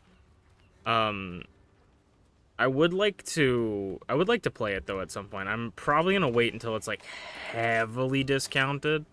That's just my my goal for everything now. Is just make You know the everything heavily worst though? discounted. What's up? You know the worst though? While it was in early access, was the most discounted it's ever been. That makes sense. Yeah, it hasn't been discounted lower since, and I've been keeping an eye on it. Yeah, that makes sense because they want people to get in early so they have funds to make a game, but Well, it took them like 4 or 5 years of it being in early access. It was a while. mm-hmm. And when it was in early access, it didn't have the whole game. It had like one chapter. And Right. It wasn't the starting chapter. That's valid. That's valid. Yeah. So it's like every game now. I'm really like, I think my financial goals. The only game that I think I want to buy on day one is gonna be Dragon Ball Sparking Zero. But other than that, I feel like I'm gonna just like, as much as it's awesome, especially as like a streamer, to buy games day one to play them, like I don't have the money to do it anymore. Like games are way too expensive now for what they now are. they're trying to push like $10-$20 more on top of it just to get a base game.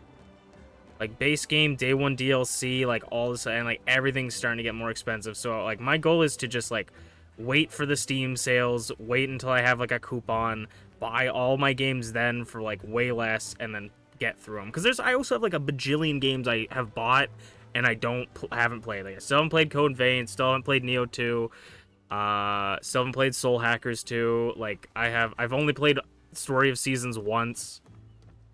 Weren't you supposed to do Code Vein with T? I never planned to do it with anyone, but I was thinking Oh. of maybe calling. Me and T talked about it forever, but I was like thinking of maybe doing it with like a bunch of different people, but I don't know if I will do it with anyone. Yeah, if you want to do a real challenge, you can. if you want the game to be even harder than it already is, you can kick your AI partner out at the very start and run the game entirely solo. It is not built for doing it entirely solo. No. I want to do it with my anime waifu. Yeah, which one? I don't know any of the characters. Not yet. No, I haven't. The only thing I've ever done was made myself in the character creator and made Minty. It's fair enough. That was the only character thing I've creator's ever really done. good. Yeah. I'm thinking the next game I play might be Code Vein. I think the next to replace SMT3. That'd be a good one. Because the 4 games I wanted to complete by the end of the year was SMT3, Soul Hackers 2, Neo 2, and Code Vein. And I think Code Vein's gonna be easier than Neo 2 to get me into the Souls-like mindset. So I play Code Vein first, and then I'll probably play Soul Hackers, and then I'll probably play Neo. Just to mix it up a bit. I don't know. It might be best to do Code Vein and then Neo. Yeah, but I don't know if have I wanna... the same mindset. Yeah, but I don't know if I want to do... It might end up being like like Soul Hackers at the same time as well, because Gotham Knights will probably be ended by then. Mm-hmm. But yeah, I'm like... We'll see. I'm saying I want to beat Neo 2, because apparently people say it's easier than, like, Neo. But I don't know. We'll have to see. It's got a character creator, which makes me more interested in the game than Neo. But I also really liked the first Neo. And I only got to the second boss. So I'm just hoping that I can enjoy it. Thank you for that, back, Glitchy.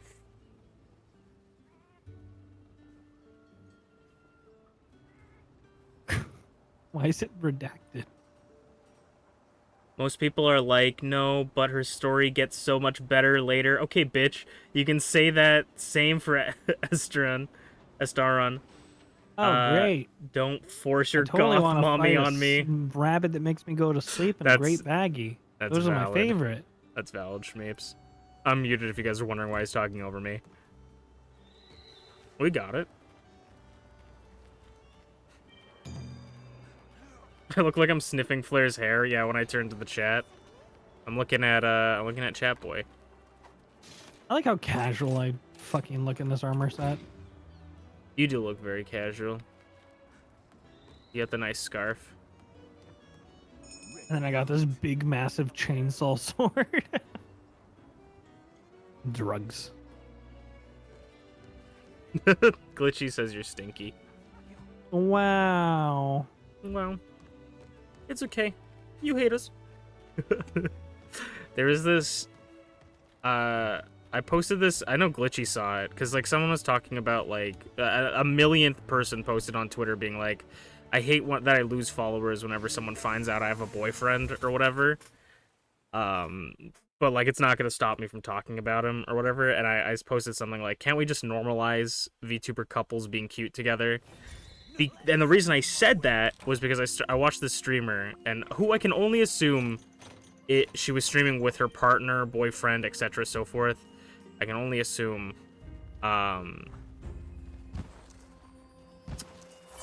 they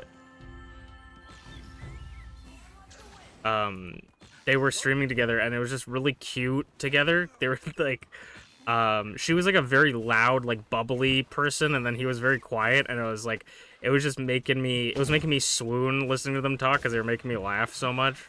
Where she would be like talking to him like at 50 miles an hour, and he would just be like, Yeah. and it was really funny because she'd ask him questions, and sometimes she'd be like, can we do this, and this? And he's like, yeah. And he's like, he hates me. And I'm just and he's like, I don't hate you. And I'm just like, these two are so fucking cute. I can't. Like, it was killing me. And also just saying someone hates you even though they don't is just peak comedy. Yep. That is the highest form. Saying something that isn't true as if it's a fact is peak comedy. And not a form of gaslighting. It's only gaslighting if you call it that. It's only gaslighting if it's not funny.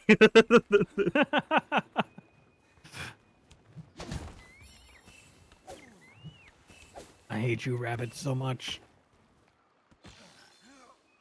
Taste the wrath of my rank 8 sword. La la la gombi.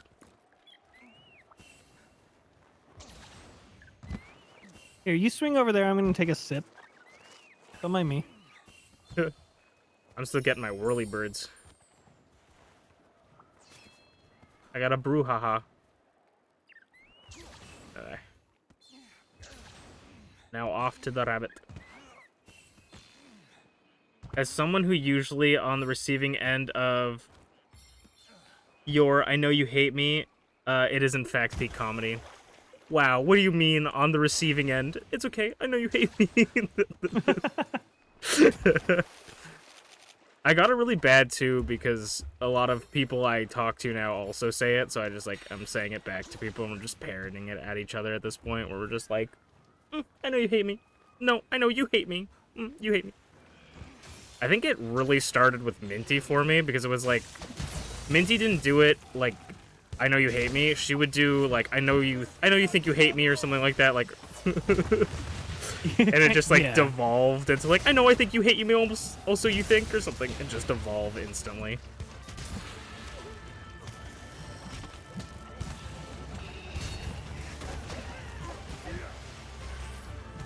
It is my favorite. Well, that's good.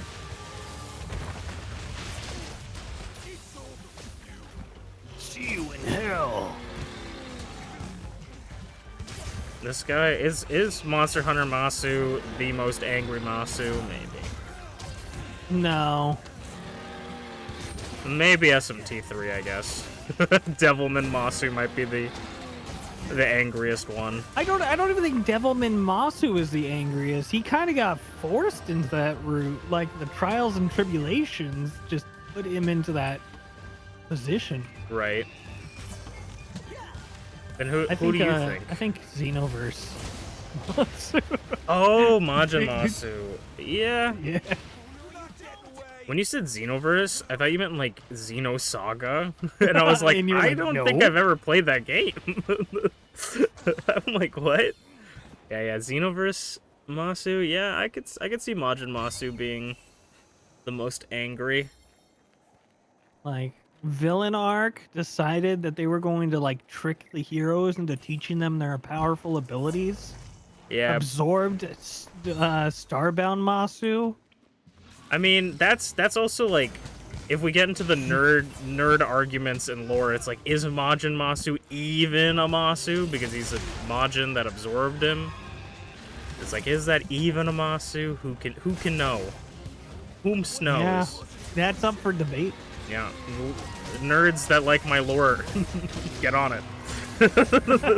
Make a 10-hour video about why Majin Masu isn't or is a Masu.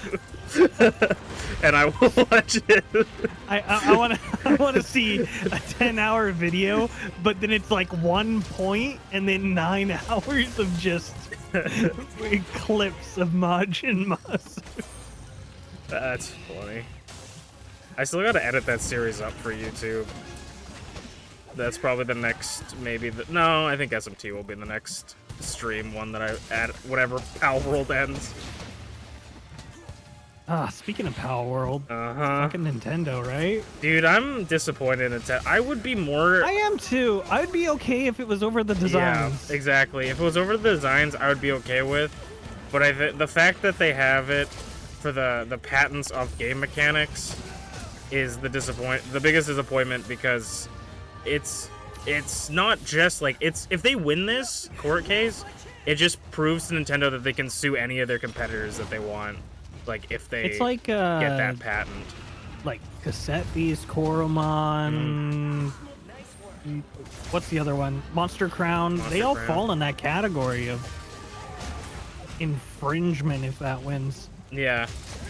I guess it just depends on how specific it gets, because we don't actually... I don't think the patents specifically are actually known.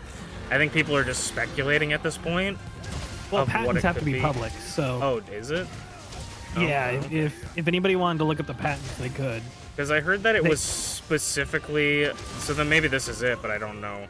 But specifically, people were saying that it was due to the monsters being caught in a ball, and then also the ability to ride the monsters after you catch them was the patent. Or something like that. So, I don't know. But... I pray that Nintendo loses. And my theory is, if Nintendo does not lose, my theory is that Power World's gonna move their headquarters just to a different country. Like China or something. Yeah, that might be the case. Because that's what I think Koyoverse did. I think they moved out of China to Japan to prevent prosecution from the Chinese government for having characters that were masculine that could maybe be looked at as feminine. Because that's like a law now. Or was in talks of becoming a law. I am Weird speaking law. out of my ass, but yeah. Yeah. Yeah. You know what? Not the weirdest thing I've ever seen. Yeah. I will say that Monster Hunter Masu, when he looks into the future and sees a baggie, he gets enraged because these guys were fucking the worst in fucking stories. I hated them so goddamn much. So is Rise Masu before Stories Masu, or is Stories Masu before Rise Masu? Rise Masu, how I have it in the lore is Rise Masu is the grandfather of, or the great-grandfather of, Stories Masu. Stories is such a chill game. It's very fun. I wanted to have it after Rise because it's sort of... I want to, like, have it come from, like, monsters are big, scary creatures that will kill people, to monsters are becoming more tame, and that's sort of like the beginning of that, where the monsters are still big and scary, but we're learning how to sort of tame them.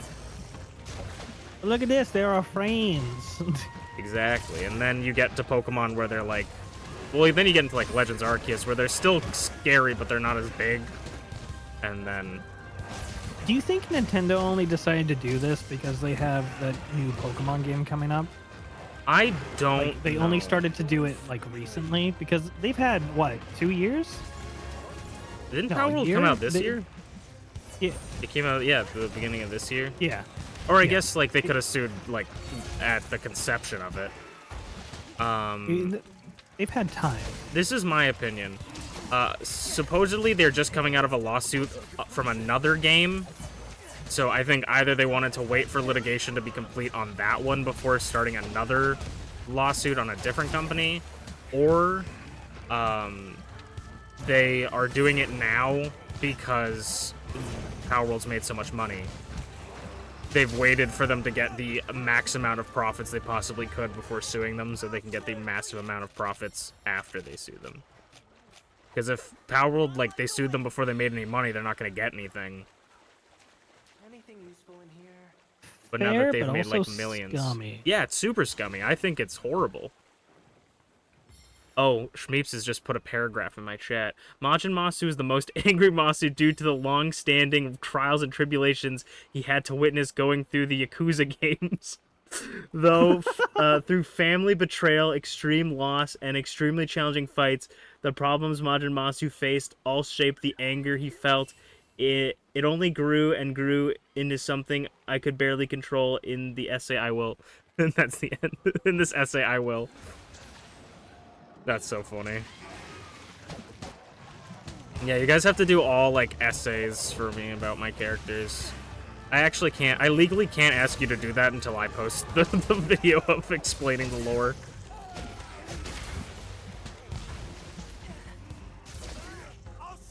Thank you, Shmeeps. Shmeeps always got their back. Our chronicler.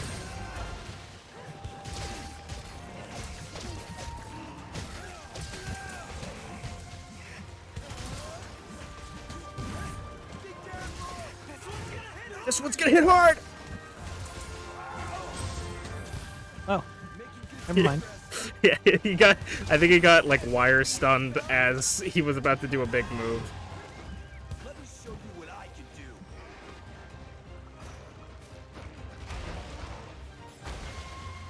do. You ask, I deliver. Exactly.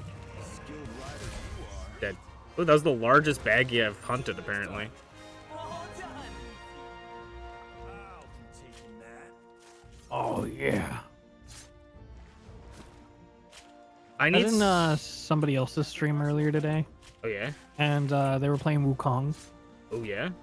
and then they started talking about another Devil May Cry anime series or movie series or something series, like show. Hmm. And so I said David Hayter as Dante from Devil May Cry. And then the rest of the stream for like 10 minutes was just different David Hayter impressions as Dante. Is that Metal Demon? It was so funny. I saw a Devil May Cry clip of a streamer. I don't know what game it's from, because I'm not I don't know all the games, but the streamer's like, I don't understand what the fuck is going on in this game. This game makes no sense at all. It's pissing me off. And like Dante gets given like a cowboy hat, and he like puts it on his head and he starts Devil May Cry dancing. 5. And the guy just takes Yeah. his headphones off and slams them and walks away from his desk. It's a Michael Jackson reference, and it's done so good. I'm like, I don't know. I'm like, maybe this guy's just never played like any game like that before. But he was just like, he was so mad. He's like, this is so like, this game makes no fucking sense. I have no idea what's going on. And he just puts on the hat and starts dancing. And he slams his like headphones on the desk and just walks away. What's funny is I started my Devil May Cry journey in 4, and everybody says Devil May Cry 3 is the best. Mm. So after I beat 5, I decided I'm going to play through the HD collection because it has 1, 2, and 3 in it. Played through 1. I enjoyed it, but I was like, man, 1 was kind of rough, but 1 was also supposed to be Resident Evil 4. Right. So it was kind of rough, and I was like, man, that was really hard. The very end of it, I had to use a bunch of continues and other things like that. It kind of sucked. But, you know, I'm going to hop into 2 and see how 2 is. 2 killed my drive to play Devil May Cry. Oh damn. So 2 does not exist to me. That's valid. It just... This you is start... take Devil May Cry out. This is me describing the culpas. 2 killed my motivation to play this game. So, like, 1 is all about fighting demons and things like that, and it's great, right? Mhm. 2 starts out where you're literally chasing a demon, and then you're fighting helicopters that constantly shoot rockets at you, and they're out of your range to jump up and hit, so you have to hit them with your guns, but your guns do no damage. So you're just running through a city while helicopters chase you and blow shit up out of you. And I forced my way through that portion. I was like, maybe just the start is bad. No. Then it's like Oh, you know your devil trigger, the thing that makes you go Super Saiyan basically, and it's really good to save up and use it for a fight. Well, now you got to use that mechanic for puzzles. Oh, you ran out of juice? Well, I guess you better go find some enemies to beat up so you can get some juice back so you can transform into your devil trigger. Mm. And then it makes you switch between like a speed form and a power form. And I was like, this is too much. This is too much. And then I dropped Devil May Cry 2 because the last thing I did that really frustrated me with 2 was, okay, go into this room. There's no exit here. Oh, I guess I'll go back. I guess I'll leave. No, you're supposed to punch a wall. It's never had illusionary walls before, but you're supposed to punch it. You're just supposed to know. Yeah. I looked it up after the fact and I was like, you know what? No, I'm done. So then I skipped 2 and went over to 3. The intro to 3 is fucking amazing, but I was so done with 2. Yeah. I played 1 mission and I was like, I'm done. I'll come back to this. I've never gone back to 3. So I've never played Devil May Cry 3. I've beaten 4, 5, and 1. It's fucking ridiculous. I feel.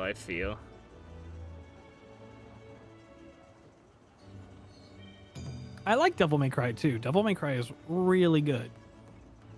But I think I like Devil May Cry because of Nero, and he's only in 4 and 5. Enough walking for now. And people hate Nero, which is funny. It's like, I like Nero. People are like, meh, Nero's meh. Is Nero the guy that was supposed to be Dante, but wasn't Dante, or is that a different person? Nero was supposed to take over Dante's role, and is the main protagonist in 4 and 5. Does he have, like, short brown hair? No, he has short white hair. In 4, he has long hair. He looks kind of like Dante. In 5, he has short, like, almost buzz cut white hair. Okay, but I think there's a skin in 5 where it makes his hair brown. Okay, maybe I know him. Because I remember people really hating him because he was, like, supposed to be the new Dante, and then he wasn't, or whatever, because it was, like, kind of a reboot thing, but not really. Yeah. No, that's DMC, which is confusing, but that's the game done by Ninja Theory. Oh, okay. Which is the reboot of the first Devil May Cry game, but has a slight twist on it where your characters, instead of half human, half demon, they're half angel, half demon. Yeah. I remember that bit. Also, Shmeeps has given us her expert legal opinion, also to talk about something that I kind of know. No one knows what Nintendo's lawsuit is suing over at the time IMO. I find it interesting that they went for patent infringement instead of copyright infringement. The only patent that they might have water to argue is the catch a monster in a ball and summon it to fight mechanic. Anything outside of that doesn't make a lick of goddamn sense. Riding monsters that can also attack other monsters? Fuck off. You'll have to sue all games that ride monsters, i.e. this one and many others. Hatching eggs, bitch. It's done with an incubator, and Pokemon literally just run around. That's not the same. Literally everything else is different, so I don't know what the fuck they're on. Thank you for coming to my TED Talk. I'm praying they lose. I don't think Nintendo's gonna win because they're in Japan doing this lawsuit, but I pray they lose. I pray they lose so bad. So here's the other thing to just add on to that. So does that mean Dragon Quest can sue Nintendo? Dude, I wish, man. I wish. But it's the problem too with the patent is that it doesn't matter who did it first. A lot of like this one lawyer I follow on Twitter has a really good insight on a lot of these issues. Yeah, it doesn't matter who made it first. It's whoever patented it. It's whoever patented it first. But that's the thing that fucking drives me insane, and I hate it so much because like I think Power World coming out is the only like I've never felt like I'm in a community ever. Like like people always talk about the VTuber community and stuff like that. It's like I'm not in the VTuber community. I'm just a VTuber in a community. Like the V like if some person makes a mistake, it doesn't affect me, right? It's not anything to do with me. It's a separate person that just happens to be a VTuber. And like I've never felt to be in the Pokemon community, but this is like the one time I felt like the Pokemon community has existed, and I have felt so disappointed. Like, because people are like ever since Power World came out, it's like, oh fuck this game, blah blah blah. It's like, okay, you can not like it. That's fully whatever. But like people just like attack people over it and a bunch of bullshit, and then now it's like, I hope that Pokemon wins. It's like, no, we don't want that. You like Pokemon-like games. You just don't like Power World. Like, you're allowed to not like Power World. You want games like this to exist. My favorite was that one that got a lot of traction about the 3D models, and then it turns out they're not a 3D modeler, so they don't really know what they're talking about. Mm-hmm. Like, that one got a lot of traction, and then later on they were like, oh yeah, I just did it because I hate Power World. Yeah, it's like, oh, by the way, I lied. It's like, oh, thank you. It's very helpful. Yeah. Right. No, wasn't it not that they hated Power World, it's that they didn't like Power World having, like, abuse towards animals or something like that? Yeah, that was the reason. And then it was like, ended up hating it. Brother, have you not, like, Pokemon? Like, if you're gonna, like, what? I mean... Like, I don't think if you want to jump on that bandwagon, do you want to jump on PETA's bandwagon? Like, they were doing that shit with Pokemon first. Yeah. Sorry. I don't, just fucking people are so weird. Yeah. Intellectual property laws have not been updated for hundreds of years, and unfortunately I don't see it happening still for a while. Yeah. I think if anything... It's about to happen because of streaming services. I could see that. Like, they need to update a lot of stuff, especially, like, with AI and things as well, of, like, what people actually own. But I think that one thing needs to change is that people can't... I feel like people should not be allowed to, like, patent an idea. Like, the concept of something, they should not be able to patent. But if it's, like, specific code, like, you can't take this code specifically, like, sure, you know, I feel like that's, like, no one should be able to just take your code and make their own game with it. They have to make their own code with it, or something. Unfortunately, patents were made to, you know, patent the idea of something. That's going to be hard to change. Yeah, that's why I'm like, I totally get it. That's the whole point of a patent. But I'm just like, we can't do that. Like, we shouldn't do that. Because it's like, how do you patent an idea? Everybody has ideas. It's like, everybody says, like, every story that's needs to be written has already been written. You know, like, you can look at every story and break it down and compare it to something that's already been written in the past.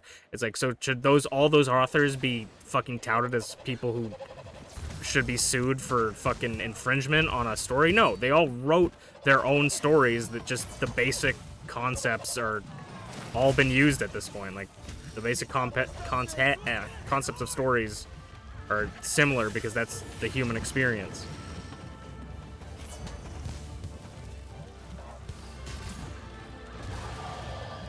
I'm just praying Pokemon loses. We're still not going to see the outcome of this until like 4 years from now, so... Yeah, it's going to be a while. Unless it gets dropped or settled. I'm praying that Power World still updates the game even though they're getting sued. They're like, I always keep adding stuff. I believe they have to because of their contract with Microsoft. That makes sense. I hope Microsoft should hop in on this. Help out your boy. They probably will if it becomes a bigger thing, but I'm sure they're waiting on exactly what's going on. Because I'm sure Power World doesn't even know either from the sounds of it. Yeah, because Power World's, like, Twitter was like, we don't even know what they're suing us over. And that's why I was saying, like, a lot of it is speculation, because, like, they have all these different patents, but we don't actually know if those are the specific patents they're suing over, or if it's something else. Yeah. But Shmeeps can correct me if I'm wrong, but I'm pretty sure patent information has to be public so that you don't infringe on top of it. That would make sense, because how are you going to prevent infringement if you don't know the patent exists? So I think you're right about that, but Shmeeps can interject with her superior knowledge. I hear all of Shmeeps' legal knowledge is in the horns. Specifically the left one. Yeah. Right one's BTS knowledge. Intellectual property laws. Oh no, yeah, I've already read that. If Nintendo wins, it would be sad loss for all gaming. Because patents to be used for concepts of specific new specific new vacuums or refrigerators.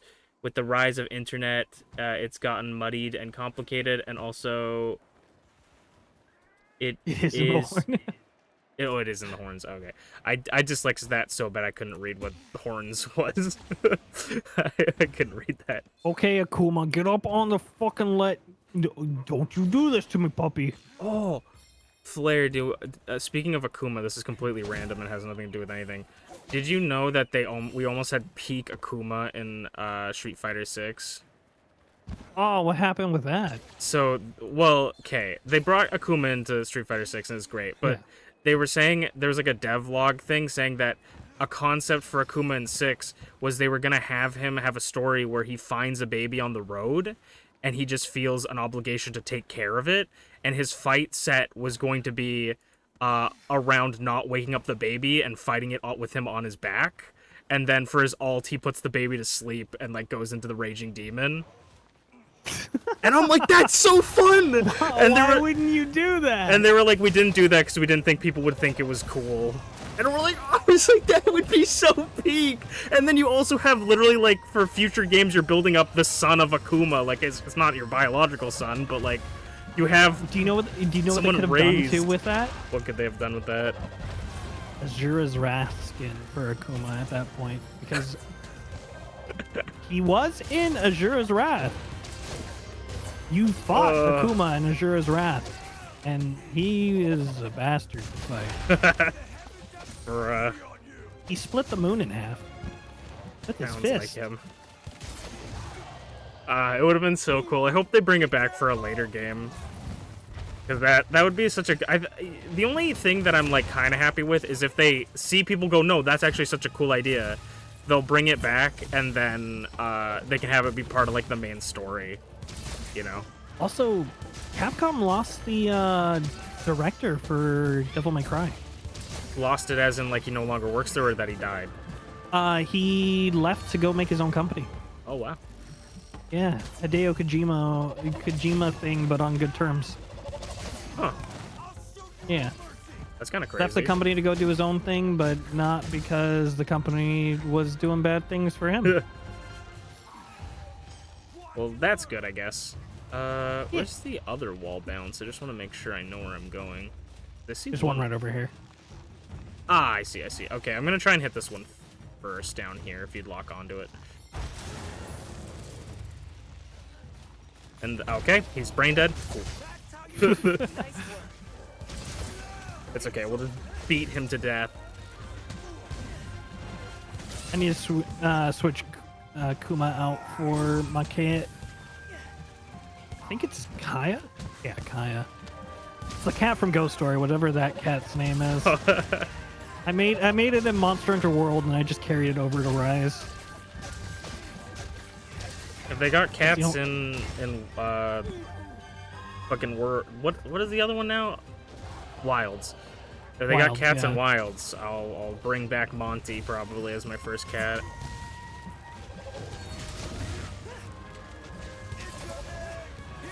I had to figure out when Ty wants to do Gundam Breaker. I did a uh-oh silly and made Ty mad at me. I bought Gundam Breaker for Ty. I agree with Ty. If you're still in here, I agree with your anger. That's valid. That's valid. I would be angry too.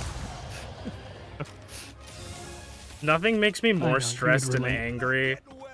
It's not like anger, but like anger.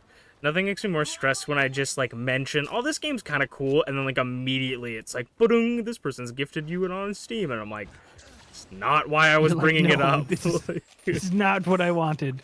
Not what I wanted.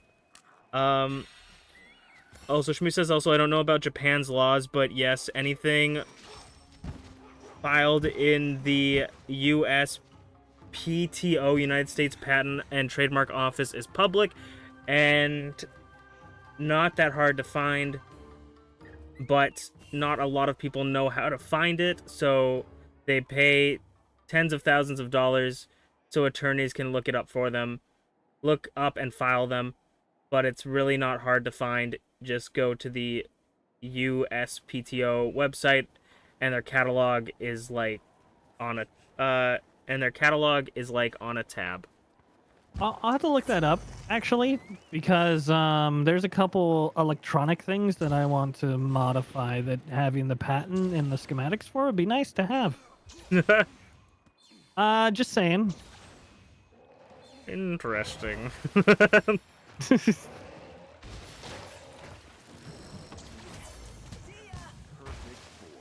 Whoa!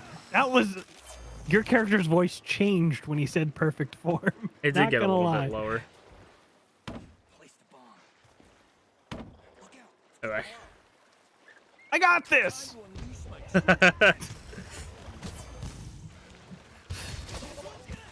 So he didn't have infinite kunais or ranged weapons in World, so that's just what I got used to with the bombs. That's why I don't carry them. That's fair. I think there's even a thing they added recently that might make it so you're not affected by other players' bombs. I think I may be wrong by that. I know it's one that like you're not affected by other people's attacks, but I don't know if that also includes bombs or not. I think you still take the splash damage. Maybe. Well, you don't take damage, Well, but the yeah. knockback. Because I had to make T wear that item because she kept blowing me up. With the rain, the rock rain. Yeah, it was like bombs, and she would already have fired them. I'm like, it's not a warning. You're just telling me.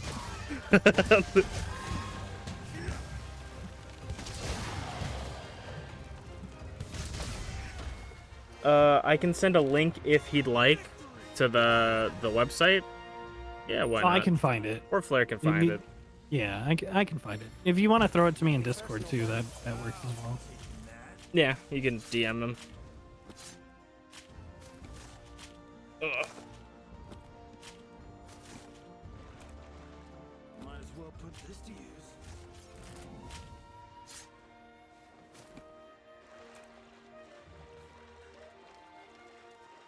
What's going on with tracking? Weird. Drastic, thank you for the ride. How you doing? Hello. Astrobot, I've heard that game, but I don't know anything Ooh. about it. How was it? Game of the year. I'm hearing it's game of the year. I've heard good things about it. I haven't seen anything about it, but I also haven't looked. Sony made a Nintendo game and it's game of the year. Another great. You know what? That's fair. Sony actually makes a game, then, you know, we're good.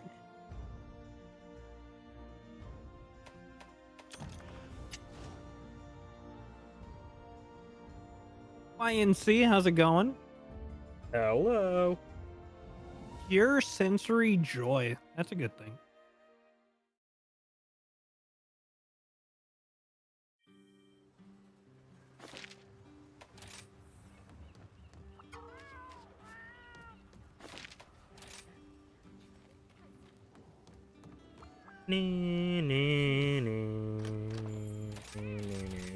A blood orange Bishotan. Ooh, blood orange Bishotan. Time to go. If these scenes were voice acted, I think I'd listen to them a little bit closer. Instead, I'm just like speed reading. I don't know if I ever which- read any of it. Which my speed reading is the same thing I do in MMOs, because MMOs normally have like a very similar story beat, and none of the text messages like really draw me in. But so my speed reading is read the first word, read 3 of the words in the next sentence, and read 2 of the words at the end, and piece it all together. That is how I speed read. Going to kill him.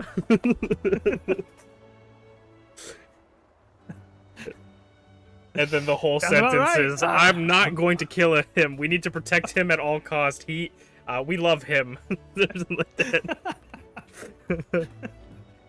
Why are we saving this guy? I thought we were murdering. Guys, you literally told us to murder him, and then now we're saving him? This game has terrible writing.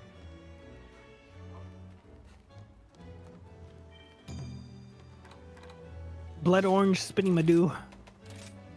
Blood Orange Bishatin's one of the better... Thank you, one of the better Shmeeps. changes.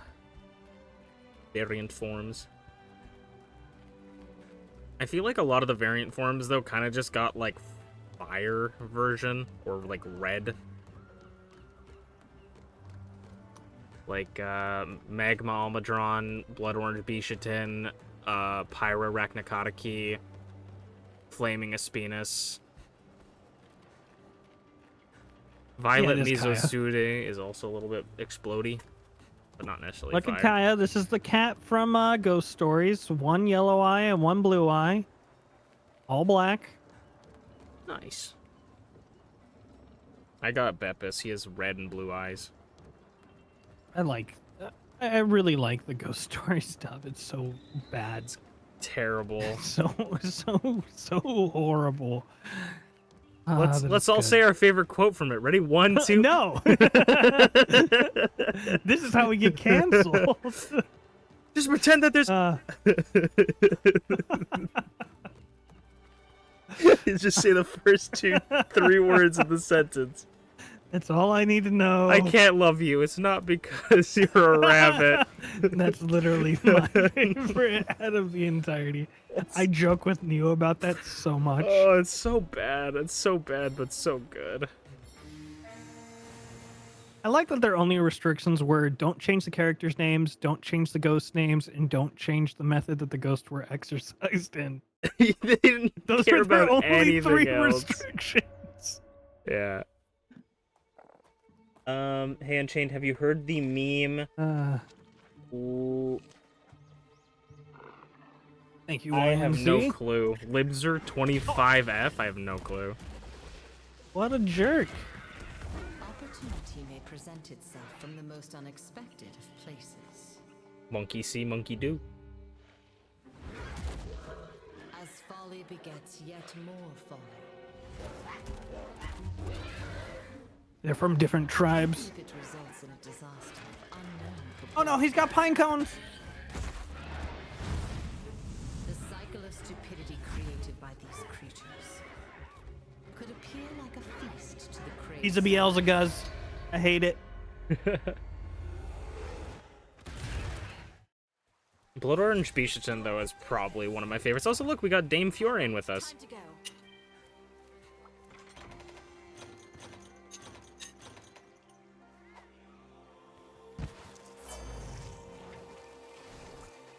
She will accompany you whether you're in solo or multiplayer. Get used to it. Suck it up.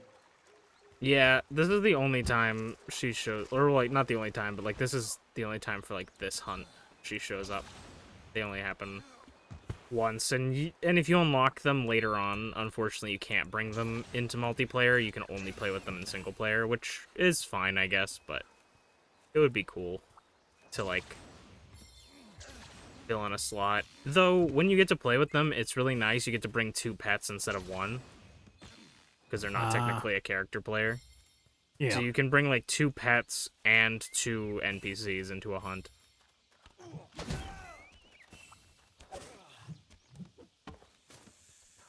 Not gonna lie, I don't appreciate the echoed grunting behind me. I think there's specifically a setting to turn off NPC dialogue and sounds in the hunts. I'll have to check because I don't like it when it turns off like other people's dialogue. I kind of think it's kind of neat to hear the other characters like yell. I know it was off by default for me for whatever reason. Right.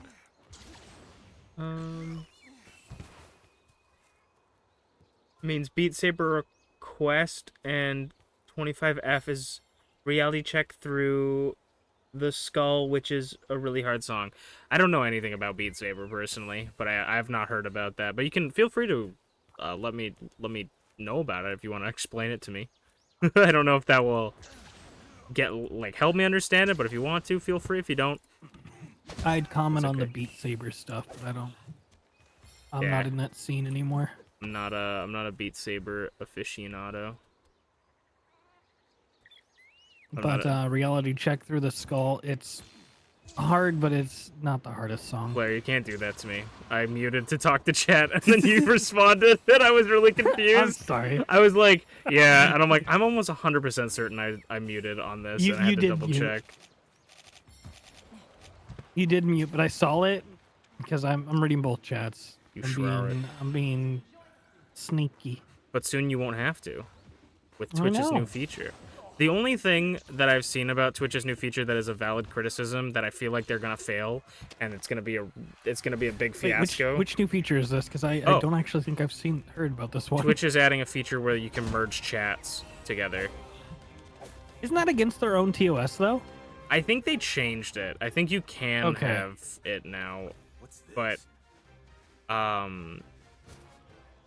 they're gonna merge the two chats into one. The only thing I've seen that's like a genuine valid criticism of it, and I feel like Twitch is gonna fuck it up real bad, and that's gonna make the feature horrible, is how does moderation work? Because moderators of one channel shouldn't have the ability to control the moderation in another person's channel.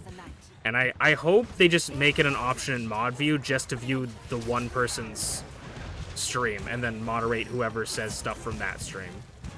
I think that's the smartest way to do it, is just have an option to be able to not look at both people's streams and only look at one. You can't fight like that, heal up. Or a way to I'll like do what I want, okay? people. Yeah, that definitely needs to be the case. Because that's I was like, oh wow, this is actually a really rare Twitch W, and then I was like, I saw that tweet, I was like, you know what? Yeah, that's gonna become an issue.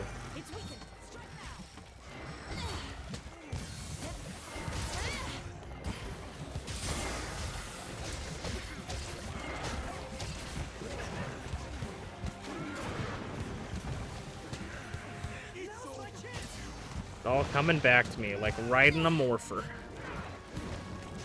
Speaking of Morpher, do you want to know what I want to start watching? What do you want to start watching? Kamen Rider. Yeah! I feel that. I keep getting TikToks of Kamen Rider, and I'm like, man, their Morphers are fucking wild. I kind of want to know what's going on. I wanna watch Kamen Rider, but I feel like this is probably not anything that exists. But I want to watch it like dubbed. Like, I don't want to read the subtitles. Yeah, I don't think it's dubbed. Yeah. I want to. This is gonna sound like the stupidest thing. I want to watch Super Sentai dubbed. I wonder if there's a fan dub of it though. Maybe. Fan dubs used to be sick. Yeah, there used to be a lot more. It kind of stopped in popularity. I think that's YouTube's fault though. Probably. Probably YouTube and anime companies that don't want their shit to be easily, freely accessible. Oh, you jerk.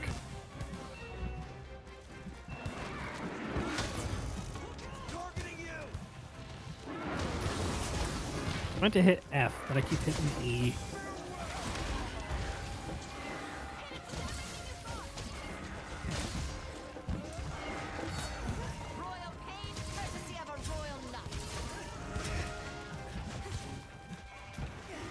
But Kamen Rider is pretty sick. I follow people that like talk about Kamen Rider on different, like on Twitter and stuff, and it always looks sick. Yeah, I was watching one where they shot a bullet and then the bullet came back to them and transformed them, and I was like, that's kind of cool. And then they shot a different bullet and they transformed into something else. I can't remember if this was a Kamen Rider or a Super Sentai, and I think it might have been Super Sentai now that I'm saying it, but it was really funny, because I think it was the Super Sentai when they were pirates. It was Super Mega Force for Power Rangers, but I can't remember if it was Kamen Rider, but anyways, their morphin thing for one of like the special guys that were like, that they hadn't met before, he had like his morpher was a ship like wheel, like the helm of a ship, and he like did a little dance with it, and this one person's like, you have to do the dance every single time. and the girl lady, because he's like kind of a hot man, the girl character is like, shut up. Just let him do it. Then his like transformation was really cool. Oh, what the hell? Okay. Yeah, the brain dead. It's crazy. He just turned randomly.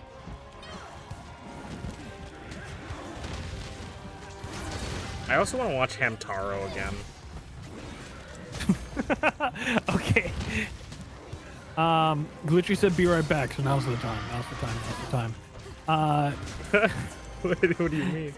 Glitchy went to go put on like something, and she's like, "Look, I put on Hamtaro," and I was like, "Love, that's not Hamtaro." Like, what do you mean it's not Hamtaro? It's a hamster, and I was like, "No, that's like the adult version of Hamtaro." Oh, the fucking one with the hamster. Yeah. Oh no. Oh no. He does look like a lot like Hamtaro, like design-wise, but not like art style-wise. Well, it's a female too. The main character is a female hamster. Oh, interesting. I did not know that Yeah. part. Oh no. Yeah. That's so funny. That's so funny, but not. I'm glad you stepped in before anything got crazy. Funny.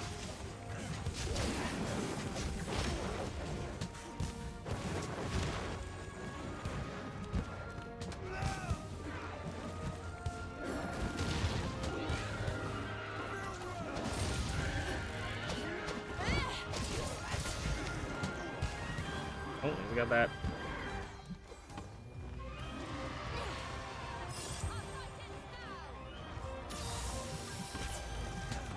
Pookie, Pookie. Pookie, pookie, pookie, pookie. Pa pa pa pa pam pam na yo. Ha, ha.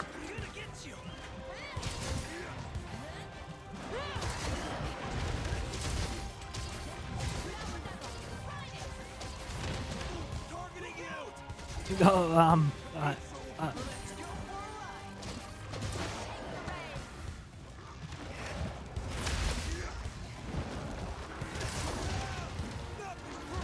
Up.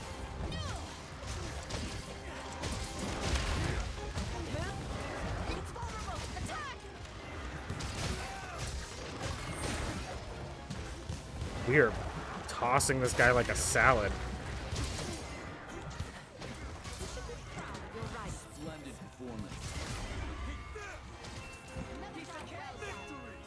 Alright, I got a lot to catch up to in my chat apparently. It's a 260 beats per minute song for 6 minutes. That is really it. Or they could like make a hosting system where someone is the host and the host sets the rules, which could be pretty sick. That is not... I don't remember what we're talking about. I don't either. Like, I'm trying to recall. I'm like, what were we talking about with hosting? Hosting system? Oh, Twitch chat. Oh, right. Where the host sets the rules. I could see that. Yeah. Like, But then the problem with that is that the mods from the other channel won't be able to do anything. well, I would just assume that then... the mods in that channel wouldn't do anything. It would just be up to the other mods, but... Yeah, I don't know how. I don't know, and we all know, as much as we hope that it gets implemented well, we It's all not know going that to Twitch be. is just going to implement it as is, as we're talking about it, with the problems that we are discussing. Yeah, even though it's not even out yet, they're gonna be like, "Oh yeah, we had these times to listen to people's feedback. We're not like I want Twitch to be good, man. I really do because it's a good place. But god damn, man, like, dude, I was pissed because like I hate the knocking feature. The knocking feature is stupid. I hate it's how it's implemented. I hate everything about it. But like, the main thing was like when it first got like announced, I was like, it's gonna be just used for harassment. Like, it's just gonna be used for people, like, cause I don't think anyone, like, we're not using the knocking feature to collab right now. Like, we're doing it. I mean, we're not using their stream together feature, which is just the evolution of the knocking feature, which is what they want us to use. Yeah, so it's like, I'm not gonna use it. I don't need to use it. But like, the only clip I've ever seen anyone reference using knocking, other than the person who like implement or said it was their idea, was the Iron Mouse was streaming her subathon. I don't know if she still is, but she became like one of the most subbed people on on Twitch, I think like 3rd or 5th. And there was this other streamer guy who was doing the exact same thing at the same time as she was, and he was like dropped down to 10th or whatever. Like he was only 10th, and he wanted to be the most subbed to. I don't know if he was doing like a subathon, but his goal is to be the most subbed to person on Twitch. And they saw that she surpassed him, and he was like, "What the heck? Oh my god, look at how many people they have in there. Oh my god, she's got this many subs." They're like, "Bro, what do? We gotta say something. Use the knocking feature. Use the knocking feature."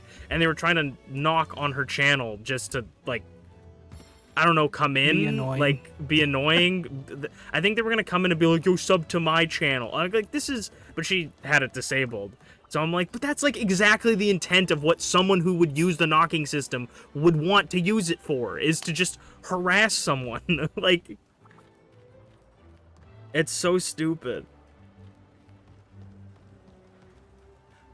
I have severe stupid idiot brain disease, where like every time I see a shiny flashing button, I go to click on it, and there's a bunch of streamers that I follow that don't have it disabled, and I'll like jump into their chat and it will like pop up and flash like crazy. Oh, click this button, and I'm like, I'll like mouse over it almost and almost click it.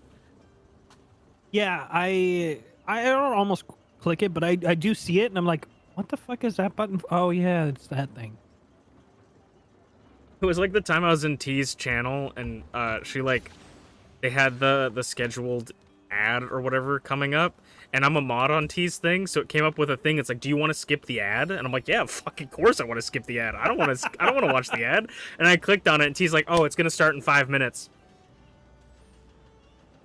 Is the ad started yet? And I'm like, oh, that was for everyone. You're like, so T, we got. I was like, T, it's been snoozed for 5 minutes. I thought that was just for me. Because I was thinking like, because it was like, oh yeah, as a mod, you can like pass. I'm like, yeah, as a mod, I don't need to watch ads? Fuck yeah. You're like, yeah, I absolutely want this. Ads. And then I'm like, oh. You're like, that's not what it meant. For everybody. Okay.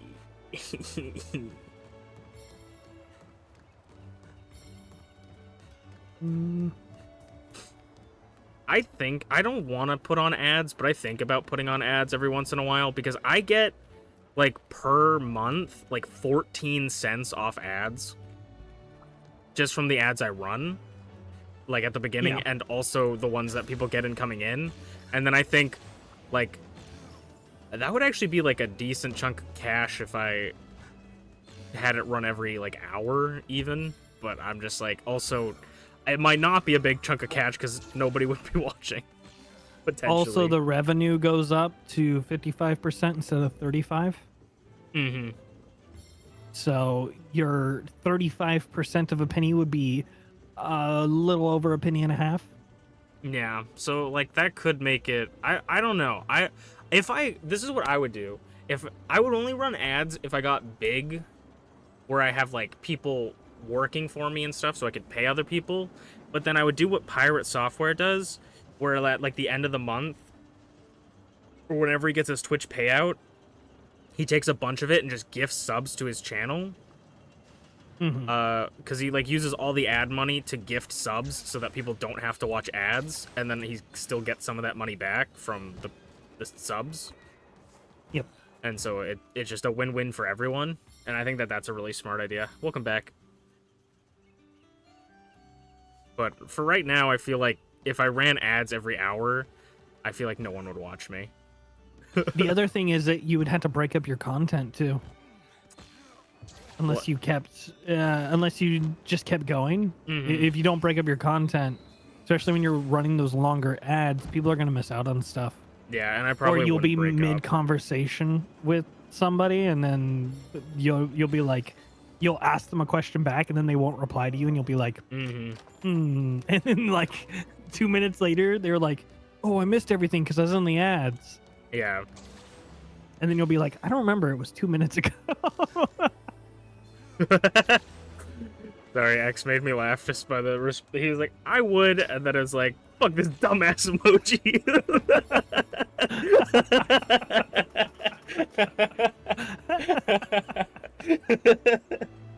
That's how I feel too.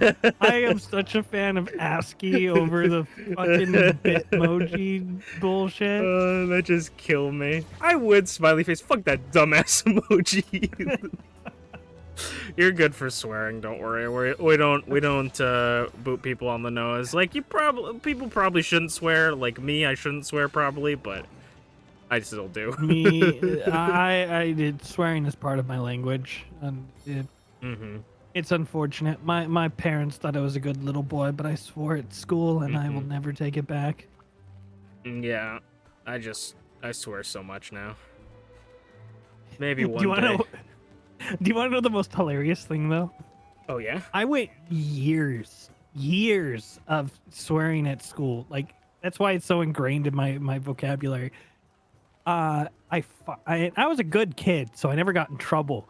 But the one time I got in trouble was this one kid was, like, really pissing me off. And I was so tired with them that I just said, you know what? You should just fuck off. And the teacher heard it. And then I got in trouble for it. And then it got back to my parents, and they're like, why did you swear? And I was like, I always swear. And they're like, oh.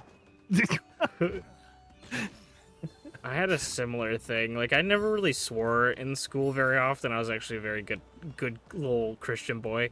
But, I would swear with my friends, but I would be polite in class. And then I remember my senior year of high school, I, like, got out of math class and went to biology.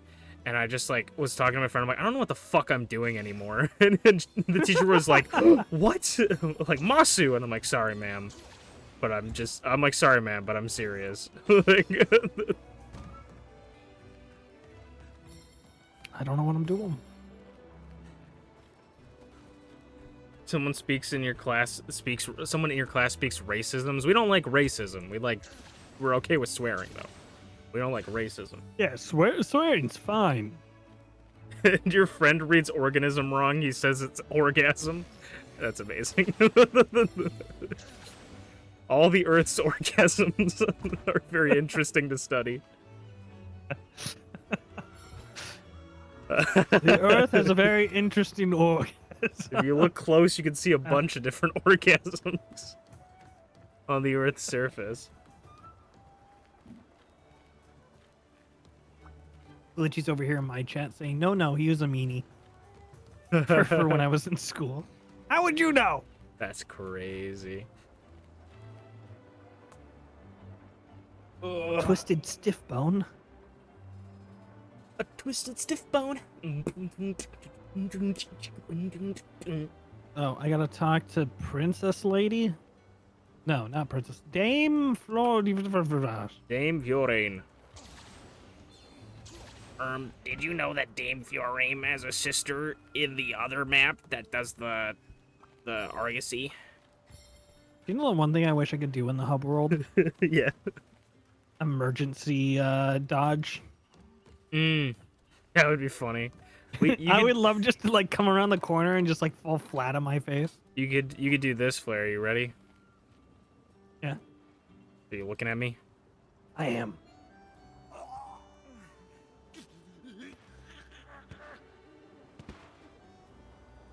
You know what? Fair. One of the many emotes we tried getting through events. Man, you ever look at events and be like, oh, this looks like a really fun and easy one to do, and then you look at the reward and it's like stickers, and you're like, fuck it's that. like, fuck off, Fuck bro. that. What? I have never used a sticker in my life. Fucking... fucking look at ass.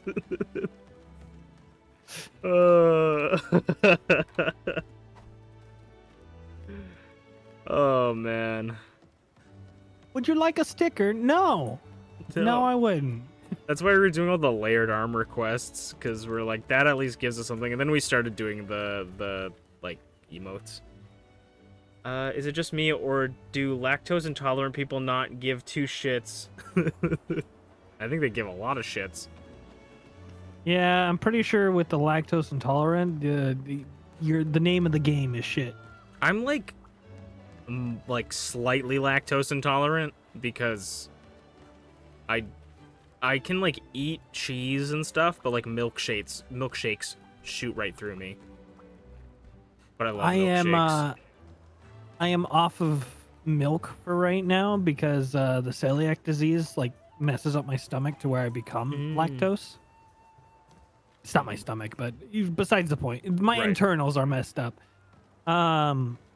So I cannot have milk products right now either because I will act as if I'm lactose intolerant because all my insides are all burned because of the wheat. I feel that. We're trying to figure out what's wrong with my stomach. I thought it may be celiac. My doctor was like, no, probably not.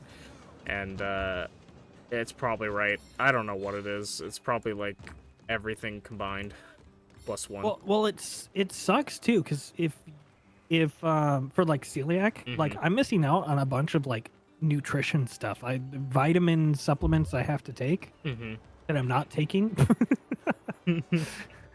Glitchy's gonna make me take them immediately. But yeah, like there's so many supplements I have to take. Yeah. And also celiac disease sucks to like test for because I had like really bad stomach issues for like a while. Like I always have bad stomach issues, but I had a really bad stomach issue where I was like throwing up and like being gross and sick like almost every day. And so we were like we're gonna just cut out milk, we're gonna cut out everything and see if it changes, and it didn't really change. But we were like, well, we want to test for celiacs, and it's like, well, to test for celiacs you have to have gluten in your system, so go back on gluten. And it's like, man, imagine if I was celiac. It's literally like, yeah, just poison yourself for a little bit, please. Yeah, we need to be able to tell, you know. Just go a little bit of poison. Fucking Shmeeps. I will never forget fighting 2 dragons over and over and over and over again for ear cuffs. For a ear cuff. An ear cuff. Proper English. I was telling Flair a little bit about our dragon escapades. Shmeeps, is it okay for me to come out now and say that I didn't do it immediately, but well, like maybe like 4 months into it, I did it by myself, and I didn't tell any of you guys, so we kept doing it, and I fully knew what we were gonna get when we got it, because I did it because I wanted to practice so I could help when we all did it together, and I ended up winning it by myself, and then 2 months later I think we like beat it. And I knew the whole time for like 2 months that we were gonna get nothing. I knew that we were gonna get a shitty earring, and I don't know if you remember this, but that was if you think back to when. This is when you know if you can think back, this is how you'll know when I completed it. Is because the next time we played, I went, imagine if we beat this and it's just nothing. and you and Merlin are like, we would be so pissed. I'm like, it's gonna be like a hat. Unchained over here, just. I really wanted to beat it together, though. It was our scar to bear. We did it. And then I didn't tell you guys until like a year later, which is now. I was this close and tempted to wear it during one of the fights, but I didn't. See if they even noticed. Yeah, I'll just like put it on and be like, "What do you?" It wouldn't look like anything. It would just look like I'm not wearing my helmet. Like that's how fucking. It was an earring. Like, oh. I forgot the buddy dojo and stuff existed, so I was doing that. True. But it's okay. You'll forgive me. Until the next time you do it. Exactly. Dude, I needed to grind it out to make sure that I could be good enough to help you guys. I was gonna take that to the grave, i.e. I kind of forgot about it until I told Flair. I care a little, but I also don't. Oh, that's fair. It's okay. It's okay. I know you hate me. This is what's gonna make Shmeeps hate me. Is like all the other shitty things beside it. You didn't tell me about the earring. Now that's unforgivable. That's really funny. I care a little bit.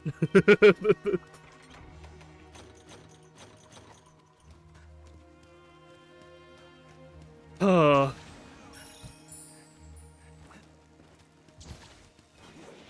We need to have another, like, 7-month hunt. We need to go do another event. I don't remember how long it even took me to beat it by myself, but it took quite a little bit. The worst event was? What was the worst event? The Sonic one. Oh. Yeah. Because you could do it and not get any rewards out of it. Yeah. And that was the shitty part. I did the running around one like 40 times. Yeah. It was a decent way to make like money. 5, but I didn't get any of the parts to make the things out of it. And I was like, why? Why? Why are they so low of a drop rate? Yeah, there was another one that I did that took forever to do, and the drop rate was really shit. Like, the event drop rates for some of them are, like, really good. I think I only had to do the Arthur one, like, twice to get the full set. And then, like, same. The sunglasses, I had to do it, like, 3 times to get enough materials. It's like either it doesn't drop, or you need, like, 5 of the materials to make one thing, and it drops 2. You're not telling Merlin? Okay, we'll tell him next year. An entire year goes by. We'll tell him next year. Also, the other thing that I know particularly you might not be a fan of if you pick up Worlds Chain. Worlds, it's not one press and you harvest everything. Yeah. That is something that takes getting used to. I mean, I started with it, so I'm used to it. So for me, the other way around is weird. Yeah, I've actually heard people asking for, like, that back, and I'm just like, it's so simple just to click on the thing and get it. Like, I understand you want some tedium, but it's like, it's so nice. I think the reason people want it back is because we had the geologist and the botanist gear. It would random roll each time, so you had a higher chance of getting rare stuff. Got a higher chance of getting what you want. Eugene Krabs. This ain't no Eugene. That's how you do it. Sweet melon. Did you just pick crab versus crab? Yeah. And now I'm on the other one.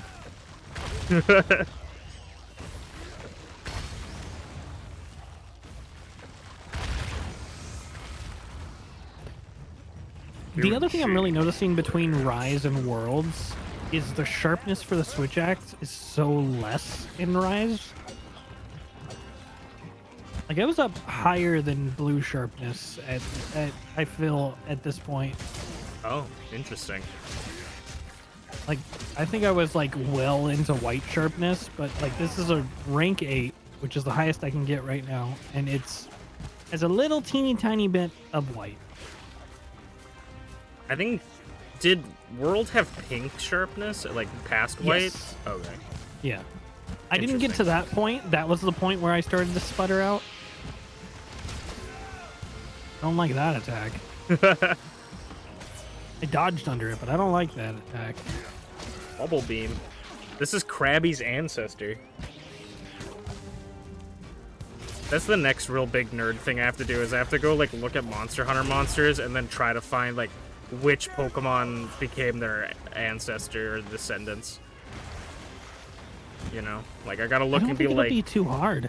Krabby takes its red, you know, color from this, you know, I can see, like, the other one, I can't remember what it's called, the blue one, maybe, like, Dwebble, because it like grabs its shells from underground. Yeah. Um, That's the other thing too. You can have a lot of Pokemon ancestors that are related to each other. Crab Brawler would probably be a descendant of the Daimyo Hermitaurus because of the punching aspect.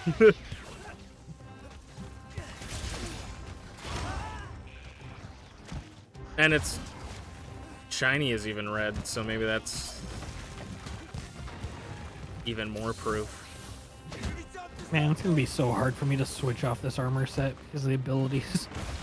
Yeah, that's the biggest thing. You should... I don't know if you've done a lot of talisman grinding, but talisman are something you should probably look into, because they're like...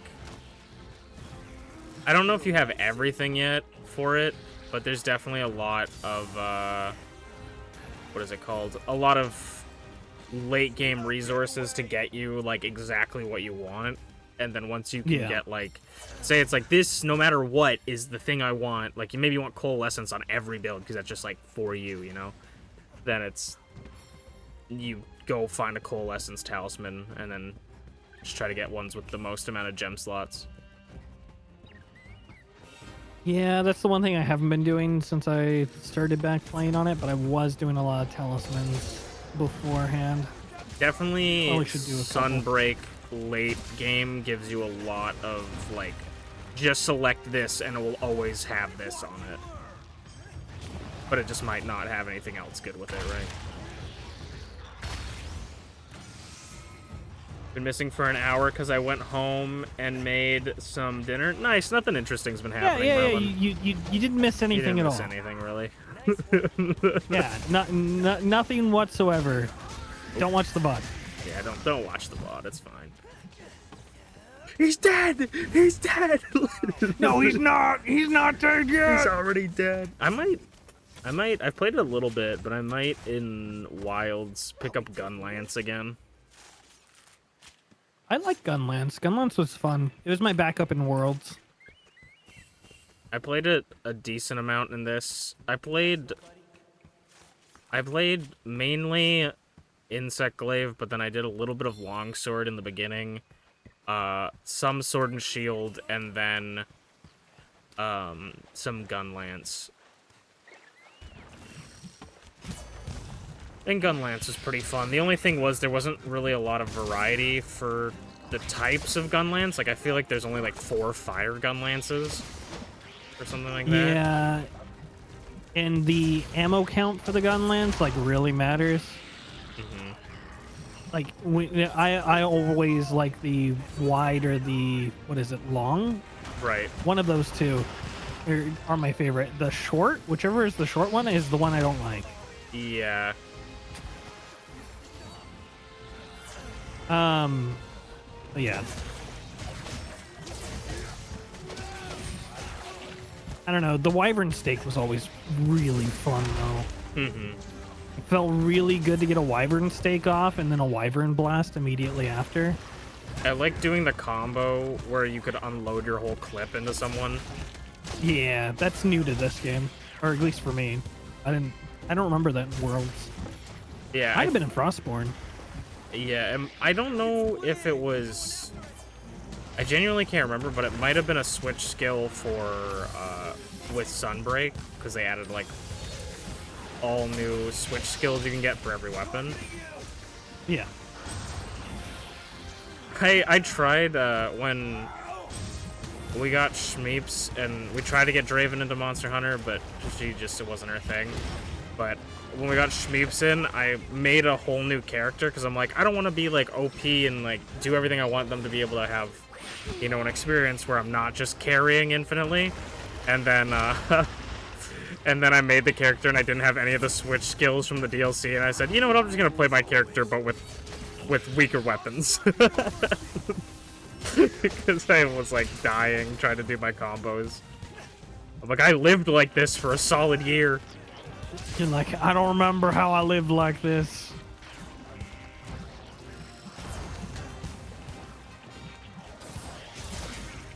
Damn it. Oh, I paralyzed him. That was probably you.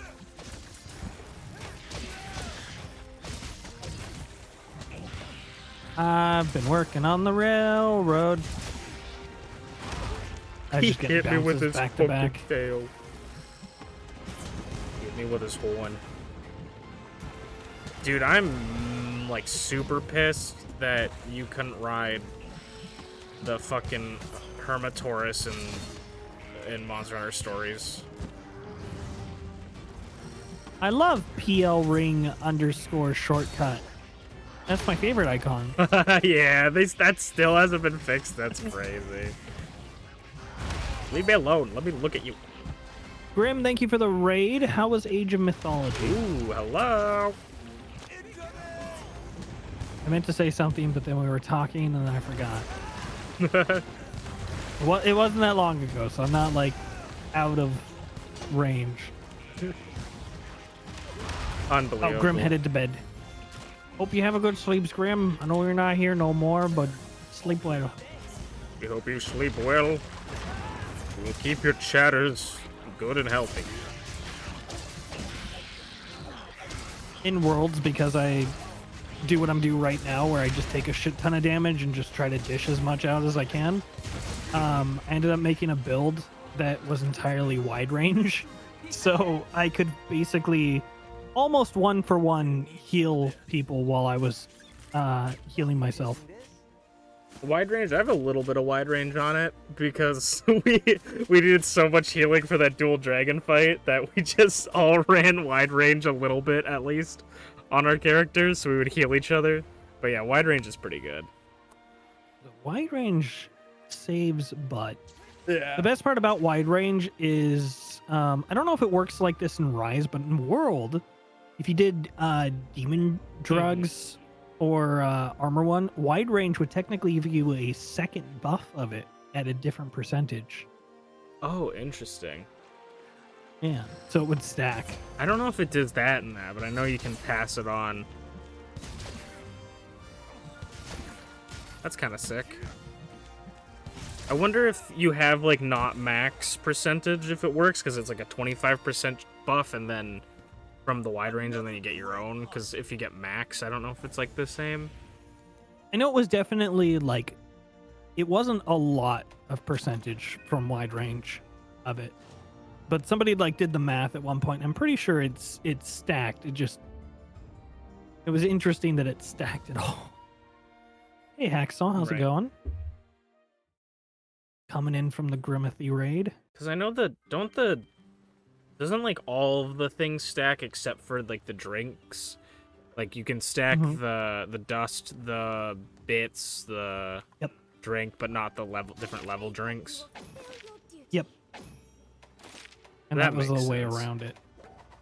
I look forward to your safe return.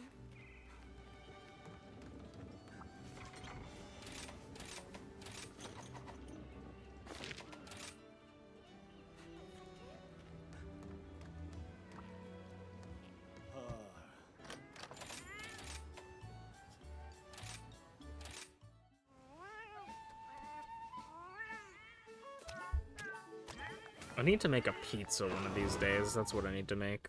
That'll do. Pizza pretty good. When the moon hits your eyes like a big pizza pie, that's amore. I will say that's the one thing that I am not missing out of my celiac is pizza, because cauliflower pizza is actually pretty good when it's done right. Actually, I don't like cauliflower. There's people try to tell me to take cauliflower wings. Fuck you.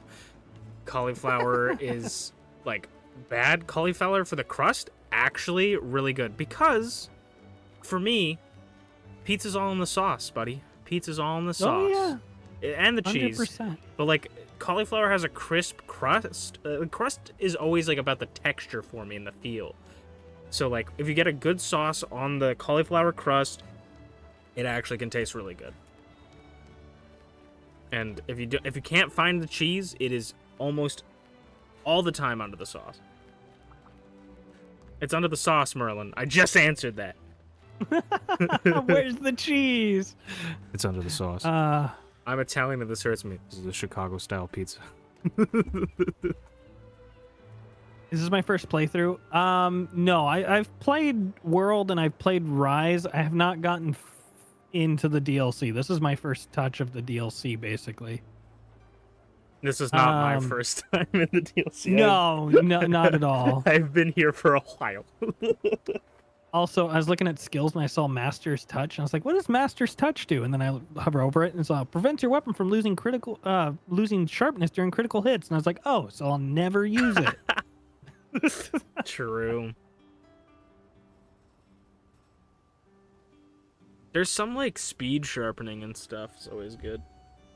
Yeah, I have max on this armor set. Max speed sharpening, max whatever prolonger for the amount of time that my blade stays active. Right. So that's why I'm having such a hard time being like, I want to switch, because it's like, but my staff. Yeah. And then I have rapid morph, so I switch quicker. Also, evade extender is never bad. No, it is not. Is evade extender the one that just extends your iframes, or is that the one that increases how far you go? That's the one that increases how far you go. Right. I believe it's evade window that increases your iframes. Yeah, because evade extender, if you get it really high, is really funny. It's like you're diving. I have it max on this gear. That's why I'm able to dodge attacks and not take as many hits. Merlin had it. It's so good with the switch axe. Like, it just works so well. Yeah, because I was gonna say I'm pretty sure Merlin used it because because you can't like roll in the hub world, but if you wire bug and then dive out, it counts as your roll, and you would go like from across the map.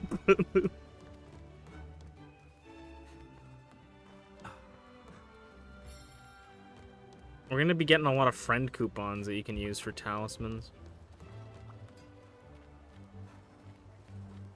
This game is so good. Like, I love this game. What do I currently have equipped talisman-wise? Speed sharpening, evade window, and rapid morph 2. Okay. Not bad. Not bad at all. Is this game old enough to be considered nostalgic? That's kind of hard to say because Monster Hunter doesn't evolve enough. So I think it's pretty safe to be like, yeah, it's nostalgic because Monster Hunter in the series has kind of been the same thing. It's slightly different, but not really. If this is my first Monster Hunter, is it allowed to be nostalgic? Yes. Then it might be slid into the nostalgia award category for the Game Awards. To be fair, I want to put Scarlet and Violet in the nostalgia category, but I'm not going to. Just because I feel immense nostalgia every time I play that game, of nostalgia of the story and playing it for the first time.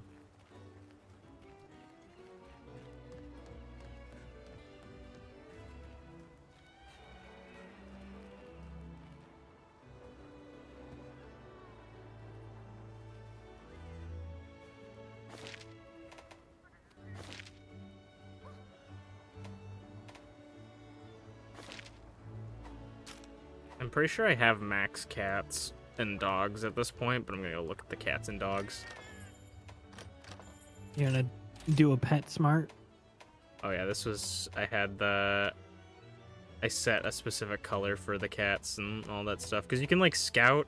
It kind of makes me laugh because it's kind of like Disgaea 5's scouting system, where you're like, I want a demon with the name Jeff, who is a samurai, and they're like, yeah, we found like 15 samurais named Jeff, who's a demon.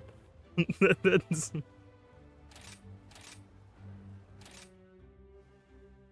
You're like, well, good for you. I want another one. I would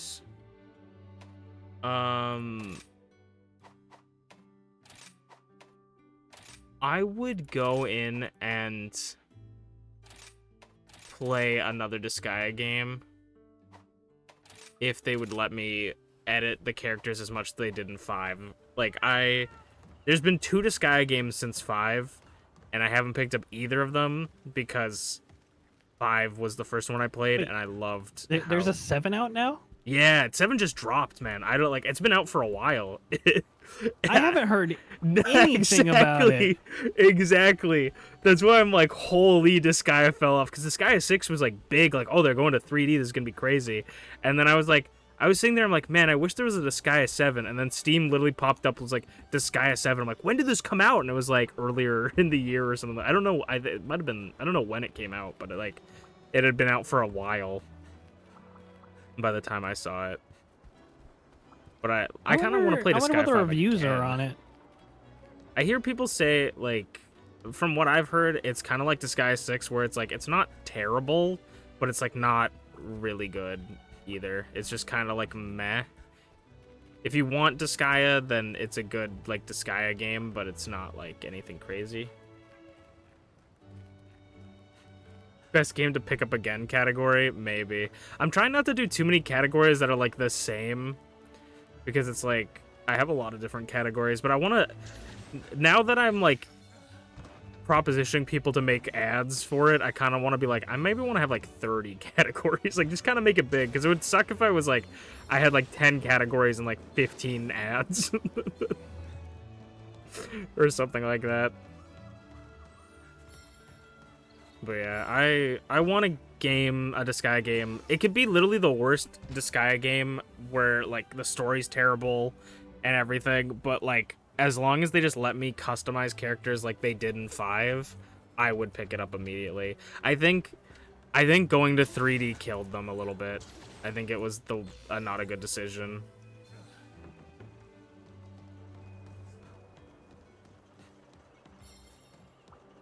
Though they did have a HoloLive ad. Sorry, what's up? The fucking review I saw of 7. So I pulled up the page to look at the review, right? Okay. The review I saw was literally, Disgaea 7 was obviously not as rushed as 6, but they took a lot of the mechanics from 6 that were good out of 7. It's like, okay. Also, the reviews for it is mixed within the last 30 days, but it's overall very positive for Steam, which means it wasn't mixed the whole time. It's only just been mixed now, probably because people probably got ads pushed into their face and realized it existed. Oh, I get it. No. Like, I mean, they realized the game's existing, so like more of the fan base is like seeing it. More people pick it up. I see. But apparently it took somebody 30 hours to beat it. That's very short for a Disgaea game. Yeah, that's actually not... That's not great, I think. I am so mad. So I did a speed up for the talisman. Yeah? And I got a speed sharpening rapid morph talisman, both at level 2, but it's a rarity 4, so it has no slots. Oh, yeah. Don't do this to me, game! That's the rough part of talismans, is trying to get a good slot, and then also a good... Stamina thief maxed? Damn. Oh, nice. I kind of want to play Disgaea 5 again, just because I like all the mechanics in it. I think I almost have every single achievement in Disgaea 5, so I feel like I might want to just install it again to get the last achievement, which is doing like an absurd amount of damage, and then the last achievement after that is getting all the achievements.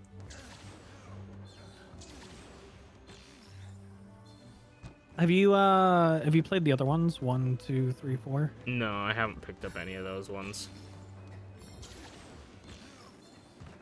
I probably would enjoy them, but this is just like, this is the only thing that sucks about it, is that Disgaea 5 let you like customize every like thing about them. So I was like, people were coming to my chat and I'm like, what do you want your character to look like? What do you want your character's stats like a class to be? And like, let's do this, this, and this. And it was so fun. And then like no other game in the series has that option. And I'm just like, I could name any, mage Merlin, right? But it was like the fact that we had Merlin like looking like Merlin with the Merlin colors looked like no other wizard in the game. Like it just, ugh. It made me so happy. I don't think any other Disgaea allows that, right? Yeah, no other Disgaea game allows it. Not any of them after it or before it. Which is why I'm like really disappointed in the new games, because that could have. I think genuinely, I think the reason that didn't happen in the newer games is because they swapped to 3D models, and Yeah. I Well, think 3D kind of killed it for that.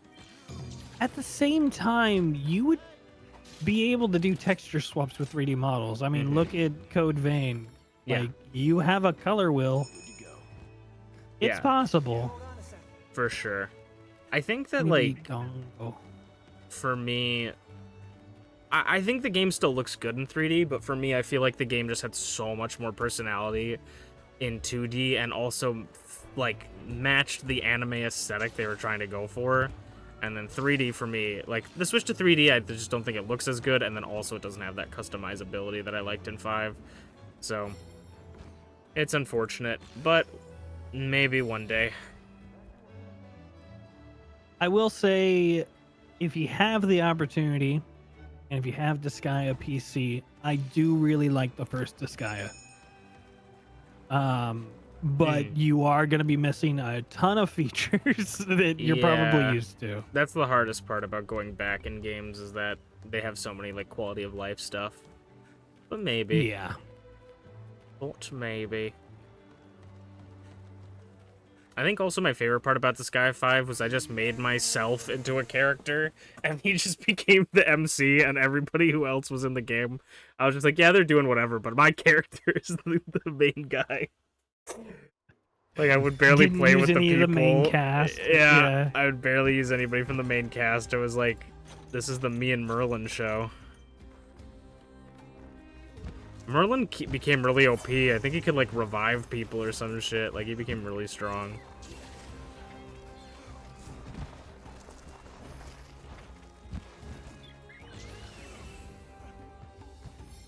Also, I was thinking about this the other day too, that Disgaea 5 was when I became a VTuber. Yeah. Because I wanted to be a VTuber. I had made a Vroid model, but I also didn't, because I had been streaming for I think at least a year and a half before that, maybe. Well, I've been streaming more, but like consistently. And I was like, I don't know if VTubers are like cringe. Like, I know like my friends probably wouldn't care. Like they would think it's cool, or like not care at all. I don't think they would have like an adverse reaction to it. But I kind of didn't want to have people coming into my stream and like making fun of me for being a VTuber. So I was like, I'm just never gonna do it. I'll just let these dreams die. And then one random Disgaea 5 stream, some guy came in and was like, I'm thinking of becoming a VTuber, but I don't know what anime games I should play. And I was like, well, actually, if you guys talk about VTubers, and I literally just opened up like Vroid or VC Face and add my VTuber model. And that was the first time I did it. I was like, this is what I'm gonna do. And then my model looked really Pantsu shit. on stream. It probably had pants. I think it had like the default like school uniform that they used to put on the old viewer mode. yeah. I literally did the hair and that was it. Like, it didn't have ears, it didn't have anything. All that stuff came after that. Finally a monster we can cut the tail off.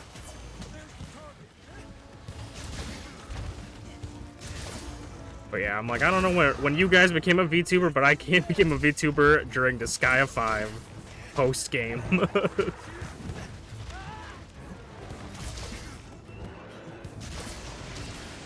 And then the person was trying to give me, like, a pirated game. He was like, I'm gonna play this anime game. Do you want it? I can send it to your email. I'm like, no, thank you. You're like, you know, I'm good.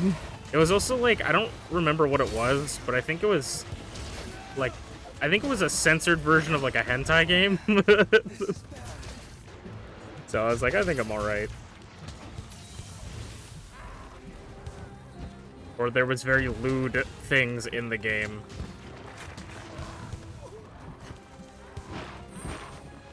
You know, the majority of Steam games, like not now, but like 2 years ago, the majority of visual novels on Steam have an uncensored patch, but they're the normal game. Mm-hmm. And apparently this one series people were a big fan of, and they're like, yeah, you don't even need the H scenes. The H scenes always just come at the very, very end. Right. And they were like, it doesn't matter for all of the games except this one. And it's like, why? And they're like, we can't tell you. That's interesting. Yeah, it's like, okay. Yeah, I remember a friend got into Honey Pop and they needed the uncensored version. So I had to help him install it into my computer.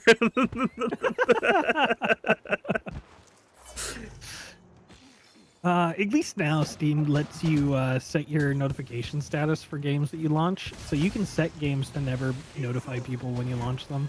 For specific games or just all specific games. Oh, interesting. I just let my friends see it. Yeah, you're just like, you know what? They know. You know me. I don't got my mom on this shit. Gara? Gara who? What? Doom said, I can't tell if your character is meant to look like you or Gara. Oh, I don't know. From Naruto? I've never seen Naruto, so I don't know. I assume if he's talking about that, he's the only other red character I know, red-haired character named Gara that I know. He controls sand. He has a famous fight with Rock Lee. He says, "Ugh, I hate sand. It's in my jar that I carry on my back." Yeah. No, it's meant to be me. Meant to be me. No, it's meant to be Gara. He's a big fan. but it is Gara apparently that Doom was talking about. So. Oh, sweet. Right on. I haven't watched Naruto either. I just know Gara. The only thing that I know about Naruto is that I had found somebody's CD that basically had all the openings of Naruto as MP3s on it. That's kind of sick. This tells you the era that I'm coming from. This is the beginning of Naruto. Tail hunters, tail hunters. But it had like 4 or 5 openings on it. I don't think they were all Naruto, but they were all from like a similar band. Right. Interesting. I don't need this. Hold on. Drop the egg, please. Drop egg. I think there is a button to drop the egg, but I don't remember. I'm just gonna let us. There we go. Just let him hit you or something. I just let him growl at me. That's so funny. I don't need this. Drop egg.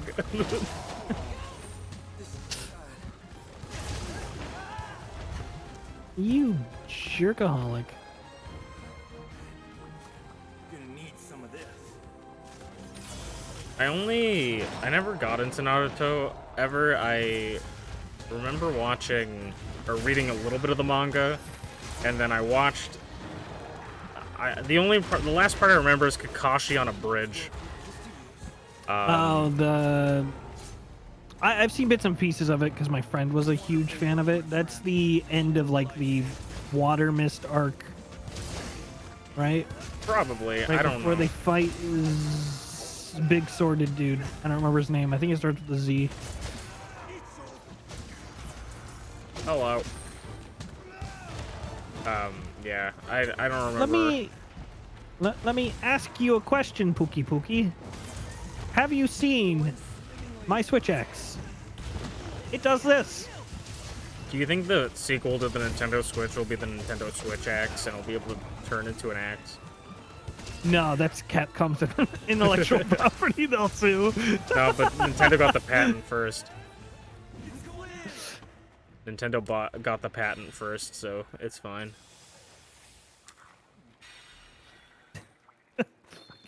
We're making jokes of it right now, but it's a very serious sad. situation. It's very sad.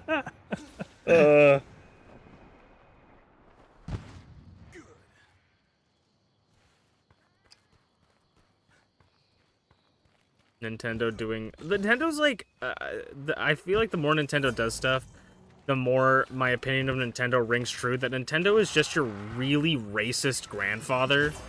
Like, you love him because he's your grandfather, you have really good memories of him as a child, but then he just says or does something that is just so, like, horrible that you're just like, oh, Grandpa.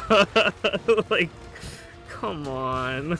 Like, how do I can't. He's from a different age, I guess, you know? Like,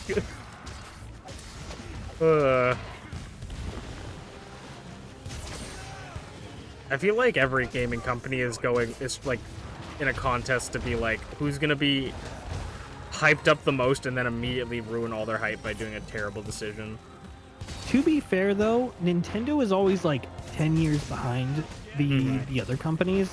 And if we put this into perspective, that was around the time that Xbox and Sony kind of had their pissing match about like their consoles being too similar. Right.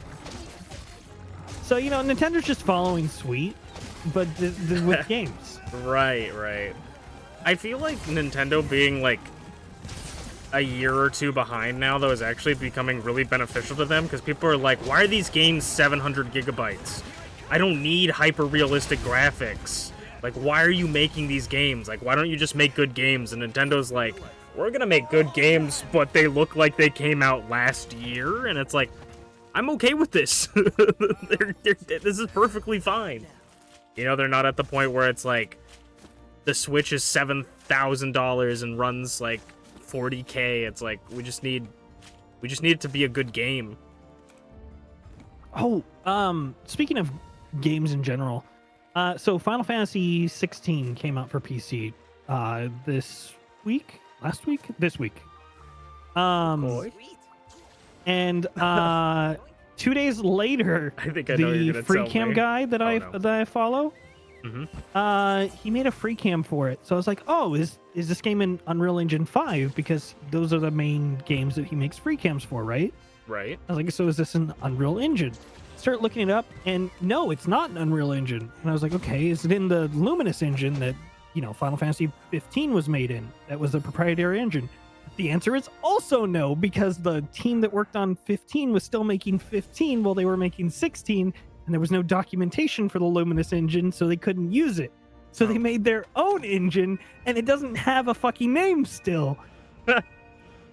And somebody reversed engineered it, and they got pause time, free cam, pause cinematics, slow down time, speed up, all within 2 days of launch.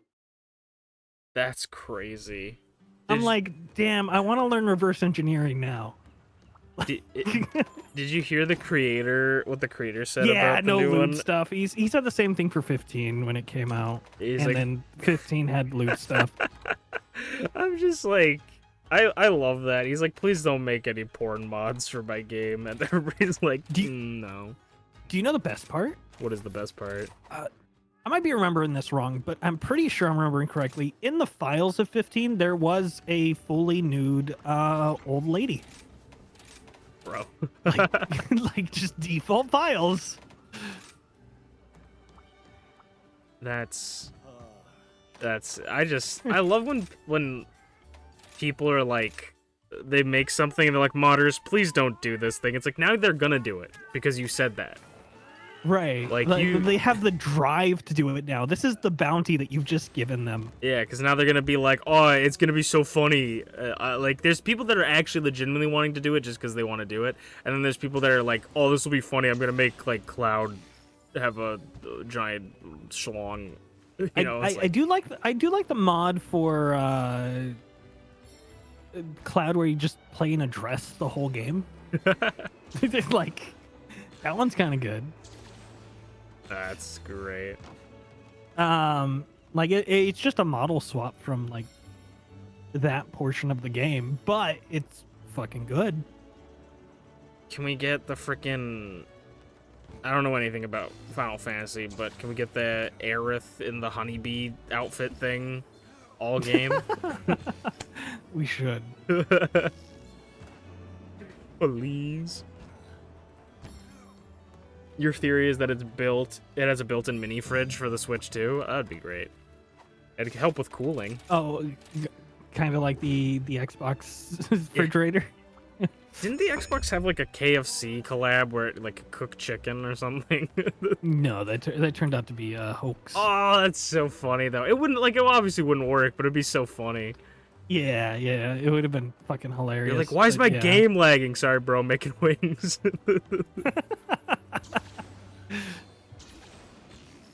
Caesar switch axe. I really want this poison one. I really like poisons, like weapons, and then this game has been nothing but like, we're not gonna give you stuff to make the poison weapons. Stop asking, please.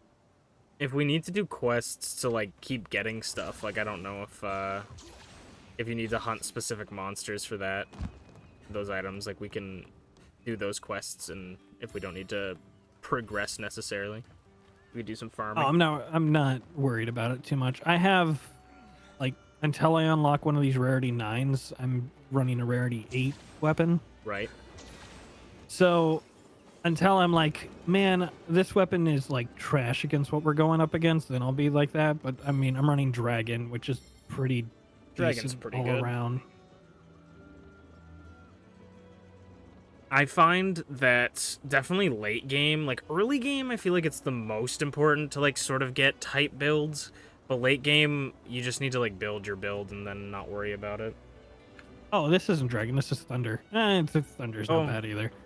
Yeah, that's fine. I thought I was running Dragon. What weapon was...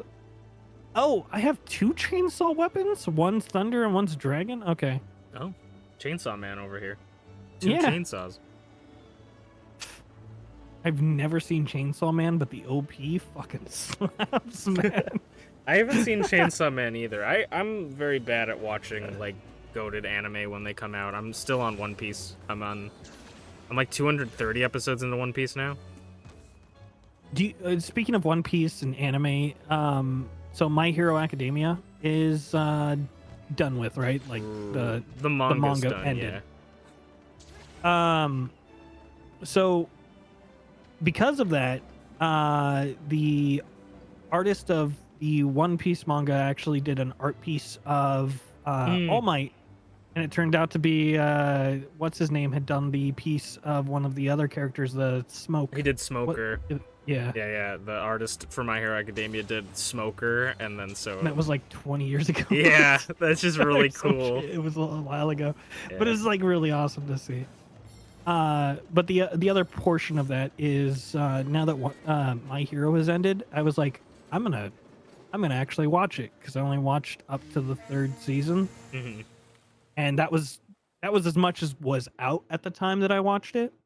So now I'm rewatching it, but I'm rewatching it dubbed, and I have some brain rot in me. There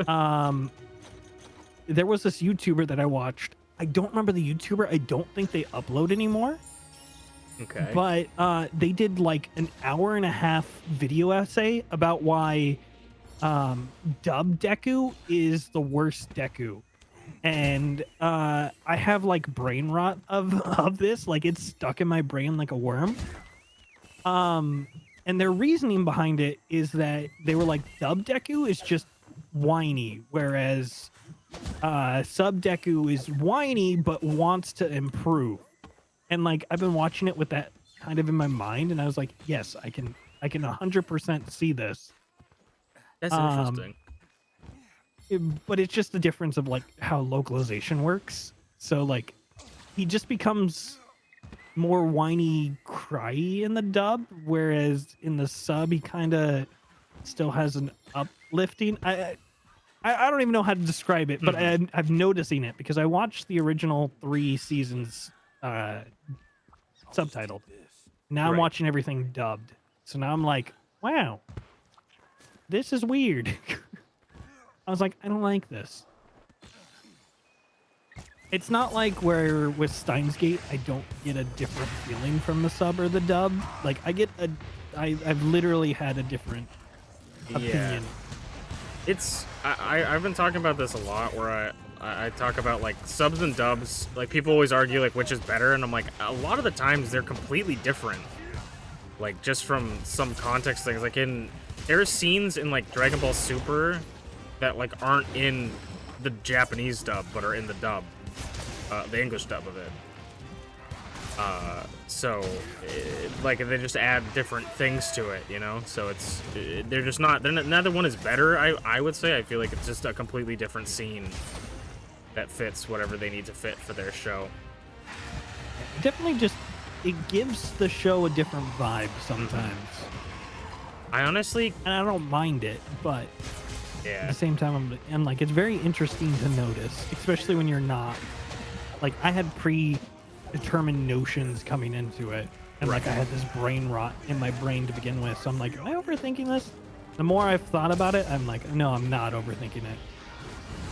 It's just weird. Really, really, really like My Hero Academia. The only thing I don't like is I can't. What do you know what season's out now? I have no idea. Yeah. I know there's supposedly a movie in between like 4 and 5 or some shit. The first So movie I know it's above sucks, and then the second movie is really good, but the second movie's good, but apparently the author of the manga was like, this is how I would do the ending if I didn't have a different idea. This was the idea of what I was gonna do for the ending of the show in the movie, but I'm not doing it. But they keep trying. This movies like aren't canon, but they try to make them canon, which is why I don't like them that as much. And then the third movie is also really good. You just have to go in as their standalone, even though they're trying to make them canon. You just treat them like Dragon Ball movies, where they're debatably canon. But Debatably. Yeah, I like My Hero Academia a lot. I've been watching it since it came out, which has been a long time. I've watched about as many episodes as I've watched of One Piece from My Hero Academia. I think the first 2 seasons are like immaculate. I think the third season's like, I don't remember most like of the seasons, but I think it's either the season after the third season or the season right before this latest season that came out that is just fucking god awful. It's so bad because it's like 9 episodes out of them are just recaps of stuff that have already happened like 2 episodes ago, and then like the very ending is when it gets actually really good, where it's like, oh shit, things are starting. Okay, wait a year for the next season. You're like, thanks. It drags out the story for so long, and they change one random thing in it. They change one random thing, and I will never understand the purpose of it. They do a flashback. So you've watched the season with like the tournament, the school tournament or whatever, right? Yes. I think that's like the second season or the first season. Yeah, that's the second one, according to Crunchyroll. Yeah, I think that's and the Hulu. second season. It's like the beginning of the second season. They have the cutscene or the back, like, I keep calling it cutscene, but they have the backstory of like Todoroki, where it's like my dad, like molded me to be a monster. Also the tails on the ground over here. Yeah, no worries. I've been trying to get up this tree, so I've been like distracted.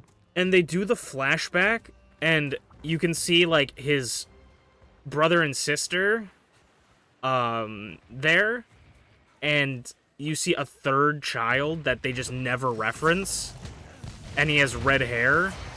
And then in like the last season before this one, they show that scene again, but he has white hair in the back thing, and they just changed it with no reference to it at all. And so I'm like, why did they do that? Like, I'm so confused.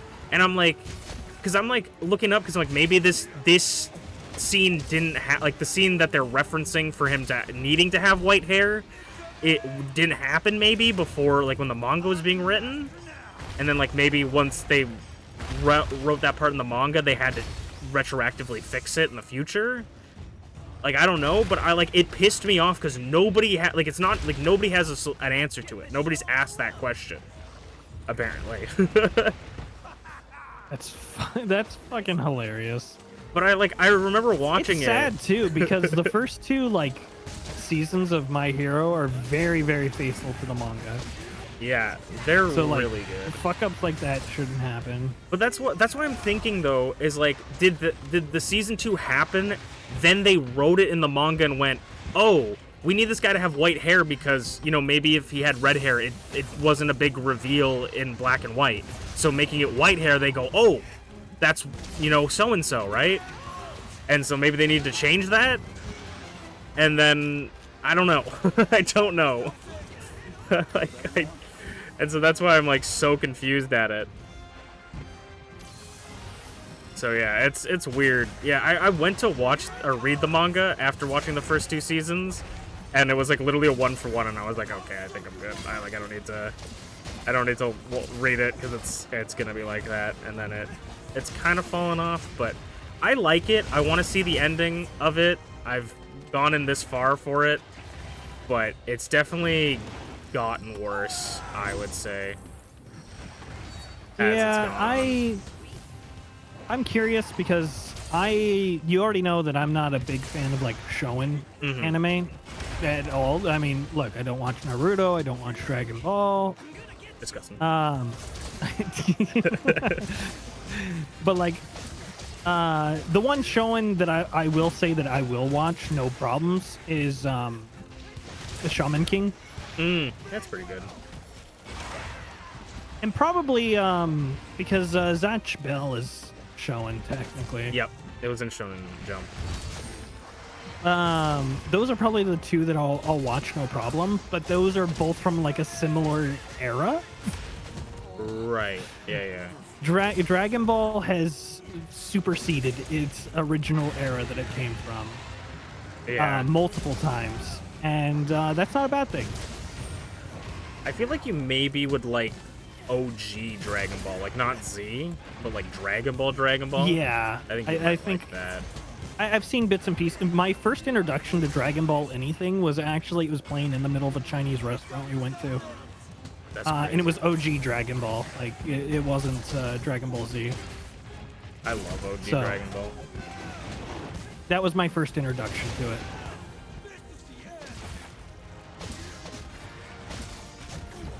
And I didn't even know what it was. Like, I only found out later what it was because I was like a snotty, like 6-year-old. That's valid. And I was like, I don't know what this is, but this is great on TV. I get to eat food and watch TV. I don't get to do that often. Exactly. The novelty for a kid. You don't like My Hero X? That's valid. I think it's a very specific thing. I think the reason I like it a lot, but I'm very critical of the later seasons, is because it started out with such a cool premise of like this kid Underdog doesn't have any powers, gets this power, but it has like a super bad drawback. So he has to like sort of like think of unique ways to win without killing himself, basically. And then now it's like, oh hey, I just learned how to do this off screen and I'm showing it now for dramatic effect. Because it's like there's literally, I don't want to spoil anything for you because if you watch more of it, but there's literally a scene where they're like, this guy is unbeatable. There's no way we can stop him. If he gets your hands on you, you know, it's like, if he gets his hands on you, you're done for. And you can't even touch the ground. Oh my god. Not even the top level heroes can beat him. And then it's like, Deku gets in a fight and it's like, I need to remain off the ground or else he'll hit me. And then like, he's like, I have to make sure I'm using Air Force to like jump around. And it's like, okay. And then it's like, oh yeah, no, he could just do this whole thing now that he learned off screen, and that completely negates everything that just happened for the past 5 minutes. He could have done it to begin with, and it just solves all of the problems that he would have had to figure out if, you know, he didn't have this now. Or he'll like be in a scene where it's like, I found out this new technique I can use with my quirk, but it's really dangerous. And then in like the next episode, it's like, thank God I learned off screen how to control this part of my quirk. And it's like, what the fuck are you talking about? Like, you can't just show a flashback and be like, oh yeah, he learned how to do this, by the way. It's like, it was literally like he was gonna die last episode, and now he can just do it? Like, it frustrates me to no end. Like, I'm just like, fuck off. I wonder how much of that is in the manga too. Like, yeah, maybe. Not to like shit on anything, but like, if that's in the manga, like, it makes sense that they're doing it in the anime, which would make more sense if they're like pressuring the artist to like push out chapters. Yeah. Like I think the guy has probably been I think he wanted to end it like 3 seasons ago, and they were like, no, no. Keep going. It's I making got us money. 2 rubies out of that. Nice. But yeah, I just it frustrates me. I hate when like shows, like especially for a show like that where the whole concept is like dealing with being up against immeasurable odds, and like even now, like they did sort of a thing in like the most recent season where it's like, oh, this villain is like literally unbeatable. Like he's literally unbeatable. I'm like super excited to see how they try to solve this, because that's exciting. If you the viewer can't see how this person's going to be defeated, then it's an interesting and exciting thing. But I also look at it like if they just fucking go whatever, you know, wavy hands, he's defeated, like I'm gonna be pissed. But then they gave like a really cool moment with a really interesting thing to make it be like, oh, okay, so he's severely weakened now for the rest of the season, and maybe that's how they're gonna beat him. Like they did a really cool scene for it, so it's like, okay, the writing for this most recent season at the beginning so far, I haven't watched through it. I've only on like the first 5 episodes because I watch with all my friends. And they're too busy drinking now to watch it. I'm too sick and they're too drinking. But we haven't gotten a chance to get it. And it's been pretty good. And also we watched Madam Web instead of My Hero Academia. Fair and valid. Well, they drank. Do they remember any of it? I don't know. I just love that I watched Madam Web in the theaters because my mom loves movies, and I'm like, I'll get popcorn. And I remember have you seen Madam Web? No, I haven't watched any Marvel stuff since Iron Man 2. Oh, no, take it back. Guardian of the Galaxy 2, I always forget that they're part of Marvel. Yeah, you should watch Wolverine and Deadpool. It was the greatest movie in the decade. But anyways, there's a point in Madam Web that I caught in the theaters the first time I watched, and it fucked with me the whole movie. After, like, the first 15 minutes of the movie, the main villain gets dubbed over for the rest of the movie. Whoa, and no. his audio levels are so weird. It's like, they'll be like, you'll hear the room tone, and, like, the lady will be like, how did you figure that out? And he's like, and then it's like, I found it out. Because it's like, no! It's like, his mouth does not match his lips. It's so bad. I'm like, why? And I'm like, I don't know if the guy just was like unintelligible for half the movie, because he had like maybe a little bit of an accent, but like it wasn't bad. But I'm like, I don't know. And I'm like, I don't know if it's his voice that they overdubbed it with, or just someone that sounds like him.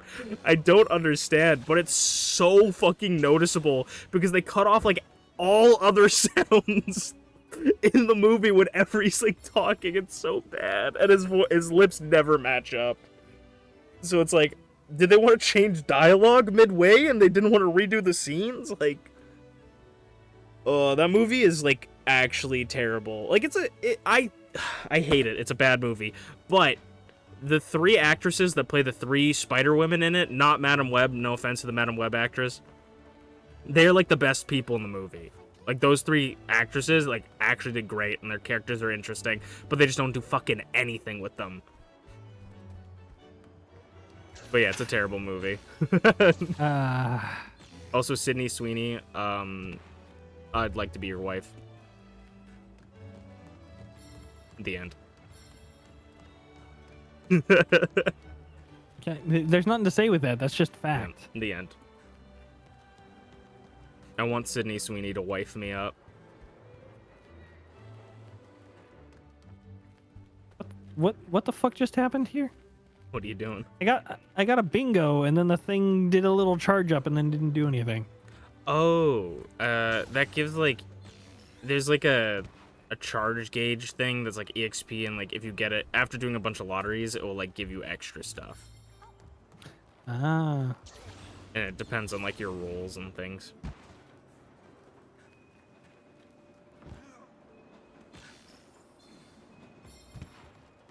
But Deadpool and Wolverine is like the best movie. I don't like if you watch the old like X-Men movies and stuff like that, and like the old Wolverine movies.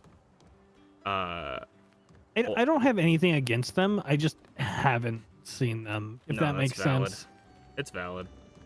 But I'd say like if you like the older Marvel movies, I feel like Deadpool Wolverine is really good. If you just like, it's also just a really good movie in general. But if you don't, then it's also not like a movie that people have to see. I don't think. Like Godzilla -1, people have to see, but those are movies, baby.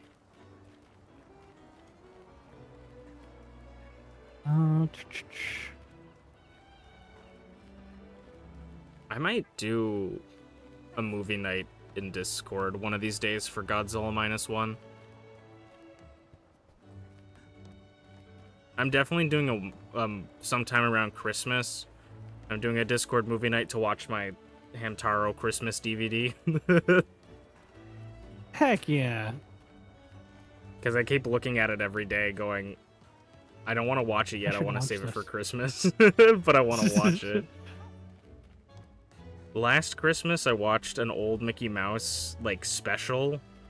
That was, like, a Christmas special thing. Where, basically, it was, like, an anthology where they did, like, 3 Christmas shows, or movies. It was, like, the Nutcracker, Scrooge, and The Night Before Christmas. I don't remember. But it was...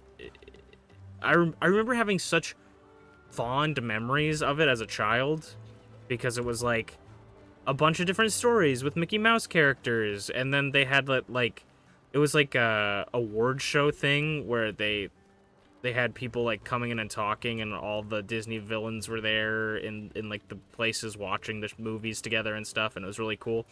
And I watched it last year again because I had such nostalgia for it. It is like fucking boring. It is like so boring. I'm like I know I watched this like 80 times as a kid. The House of Mouse, yes, it was in the House of Mouse. I loved that special as a kid. Watching as an adult, I don't have the stomach for it. I think the House of Mouse show is really good, but like that special, for some reason, when I watched it again, it was so boring. I was like, I got like halfway through it, I'm like, I'm gonna finish it, but I think I'm gonna pass out before I'm done watching it. But the House of Mouse show and everything was super good. And that's when I learned that Mickey Mouse has like a weird brother. Mickey Mouse is a weird brother. Mickey Mouse is like a weird sleazebag brother that like hits on Minnie. What?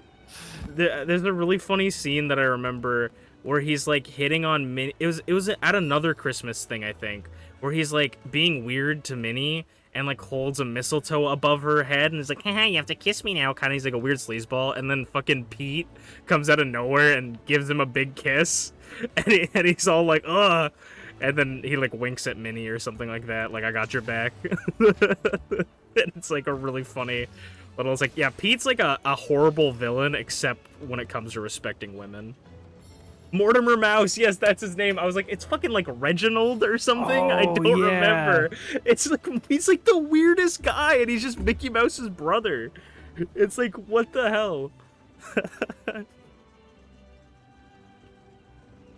Mortimer Mouse, yeah. He's like a weird sleazebag. Trying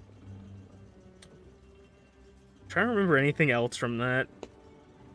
I remember when they were asking all the different Disney characters, like, what they want for Christmas, and they just took, like, lines from the movies they were in. Like, it was like, what do you want for Christmas, Mr. Jafar? And he's like, Aladdin's lamp. Bring me Aladdin's lamp. Bring me the lamp. It's so good.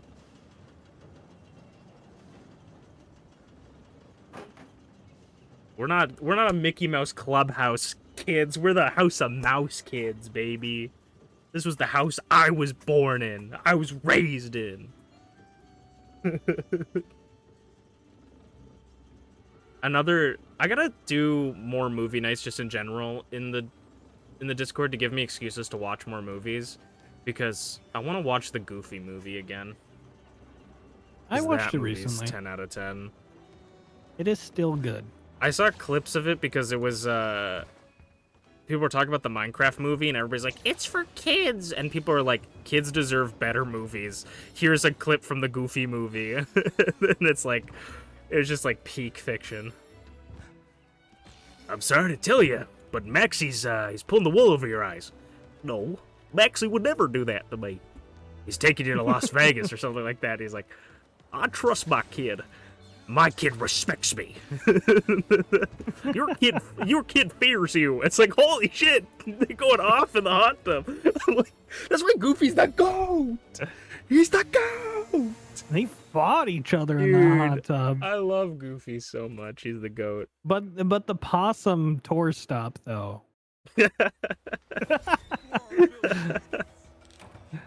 Goofy's just trying to be a good fucking dad, man.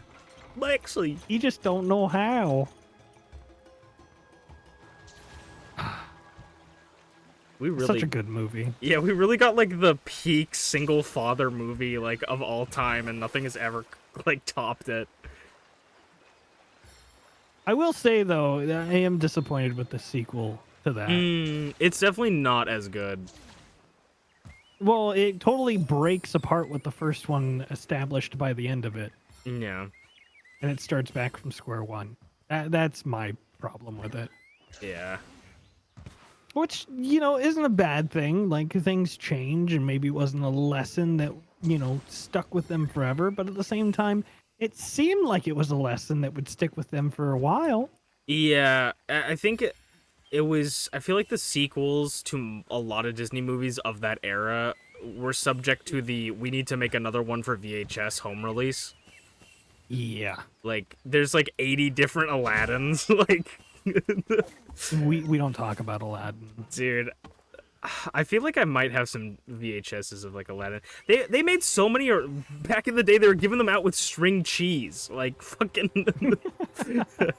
like, you could get them at the supermarket with string cheese, and it was the fucking just giving them away at that point.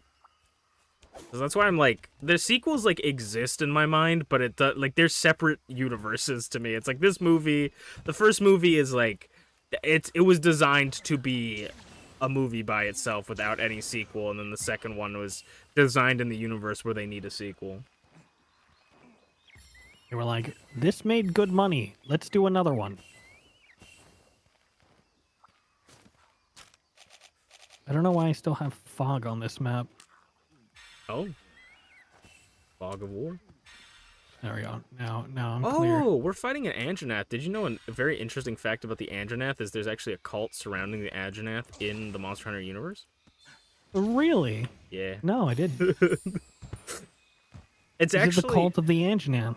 Yeah, it's actually the people you fight in Monster Hunter stories too. But Really? they have like a lot of deep lore, and not too much is known about it, but for some reason they just choose to like worship the Anjanath instead of like all other creatures, and apparently like hunting an Anjanath is like a rite of passage in their cult. Yeah, very I didn't finish Stories 2. I need to. It was like my offline game, but I just haven't gone back to it. That's valid.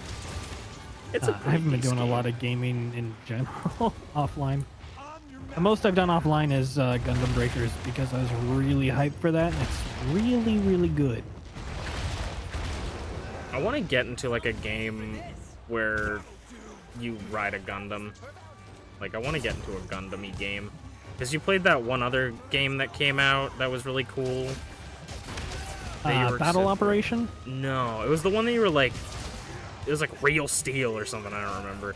But it was like, you were like, is this game 6 or something like that? And I was like, I don't know. And then you're like, Armored Core 6? Armored Core, yeah. Real Steel is the fucking movie with Hugh Jackman fighting robots. The robot boxing. So Armored Core is the FromSoft game. It was their game before they did Dark Souls. Okay.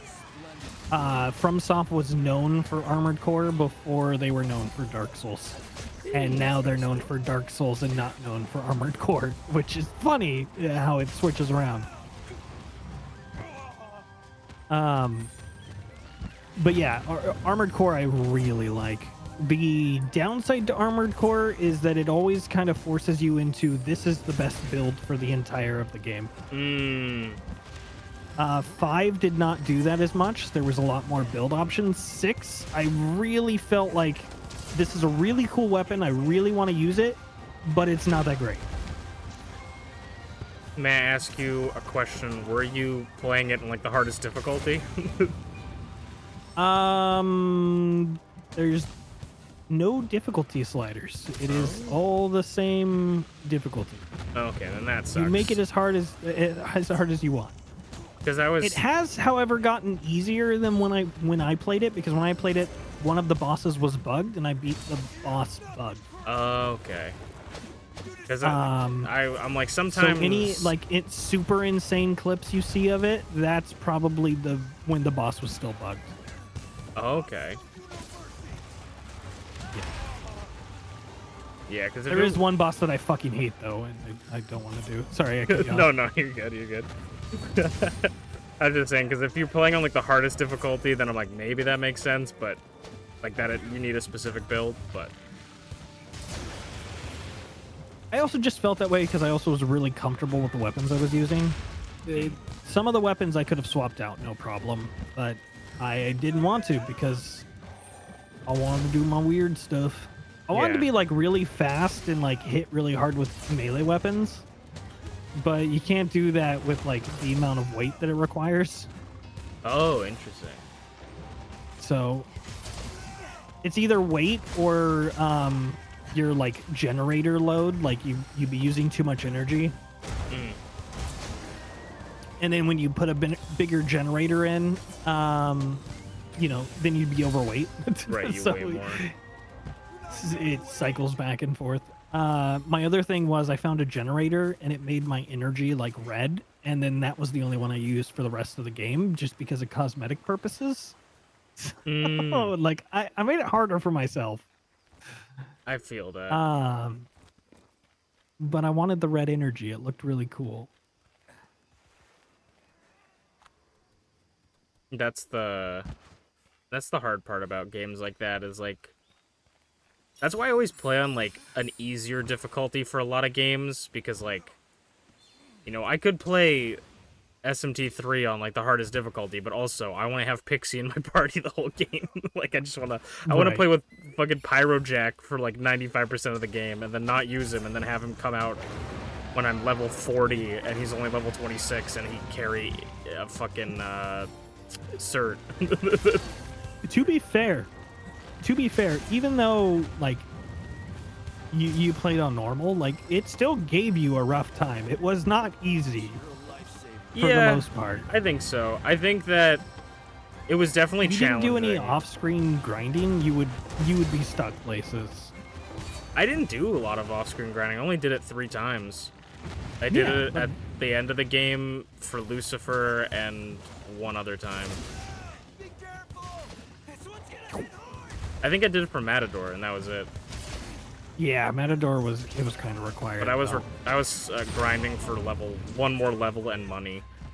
But yeah, I didn't have to grind too bad. The hardest part were the stupid fucking puzzle. Yeah. The stupid fucking idiotic puzzles. Hey, at least they didn't have 30 of the holy one game. I love that I used that Magatama exactly 0 times. My lord. I do kind of wish you would have done the optional dungeon before Lucifer, because the Magatama for it is really good for physical builds. Okay. And I think its only weaknesses are light and dark, but it literally gives you, as part of the level ups, the immunity to light and dark, I believe. And I don't think... Or one of them. I don't think Lucifer even uses light or dark. I think his attacks are all almighty, except for fire and ice. because he uses Prominence and the ice all hit, Yeah. and then everything else is just I actually think I needed. I mean, You know what? I I needed. wonder if the it's because you were Magatama. on normal that he didn't use Maybe. I don't know. I didn't see that anywhere listed on anything. It just said if I was playing on the difficulty that didn't have Dante. Supposedly, that's when he uses it, because they were specifying that. But I feel like a lot of the game guides are designed for, like, hard difficulty, because that's just how everybody plays. So, that could definitely be a thing. But I think I felt like I needed, and definitely after beating him, I kind of agree that I feel like I needed the one that nulled, nerve, and bind the Magatama. So even if I had that other Magatama, like maybe I would have taken some moves off of it, but I don't know what if I would have brought it in, because just not being able to be binded on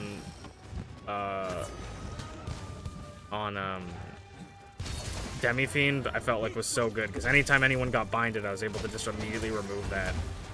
Yeah. And then the... You want to know something funny, too? Sure. Max level for Demi-Fiend is 255.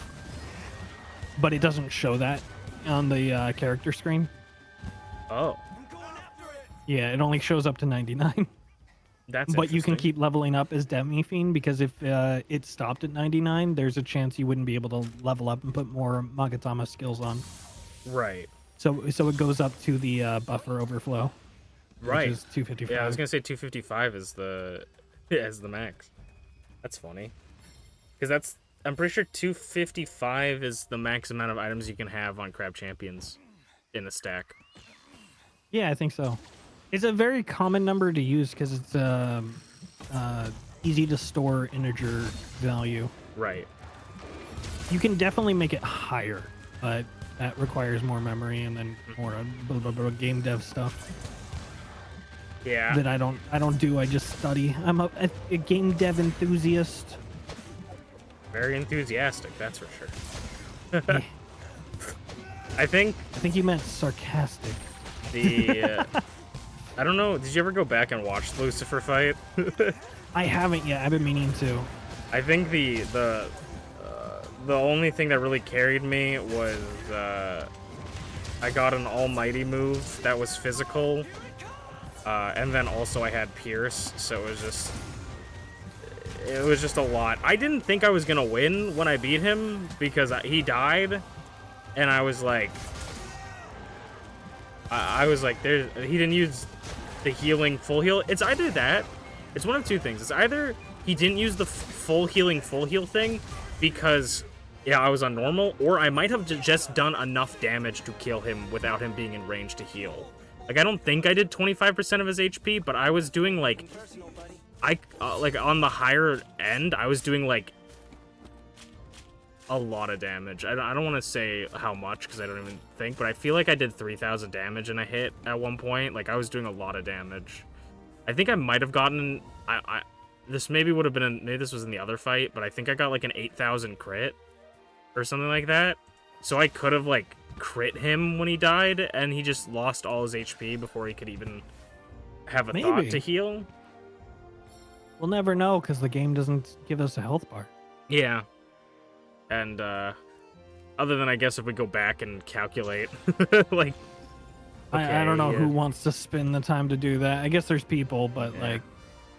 You beat him, that's all that matters. It was really scary, too, because I was looking up stuff about him, and, like, after the first stream, and I was like, for some reason, the internet does not understand that Shin Megami Tensei 3 is not Persona 3. So... I looked up like Lucifer Shin Megami Tensei 3, and they showed me a thing of like a completely different model, and I was like, oh my fucking god, he has a whole other stage. Oh my god, I'm gonna cry. He has a whole second stage. Oh my god. And I'm like, oh, that's Persona 3. Okay. Like, I was panicking because I was like, there's no way. And then it wasn't even that. That's so funny. Oh, but yeah, I beat him. I have got met the true demon. goggle wearing dude. Oh, Bahati. No clue yet. Probably. He's He's cool. checking out soil. I forgot we did the Anjanath fight, and that was where Bahari is. You meet him.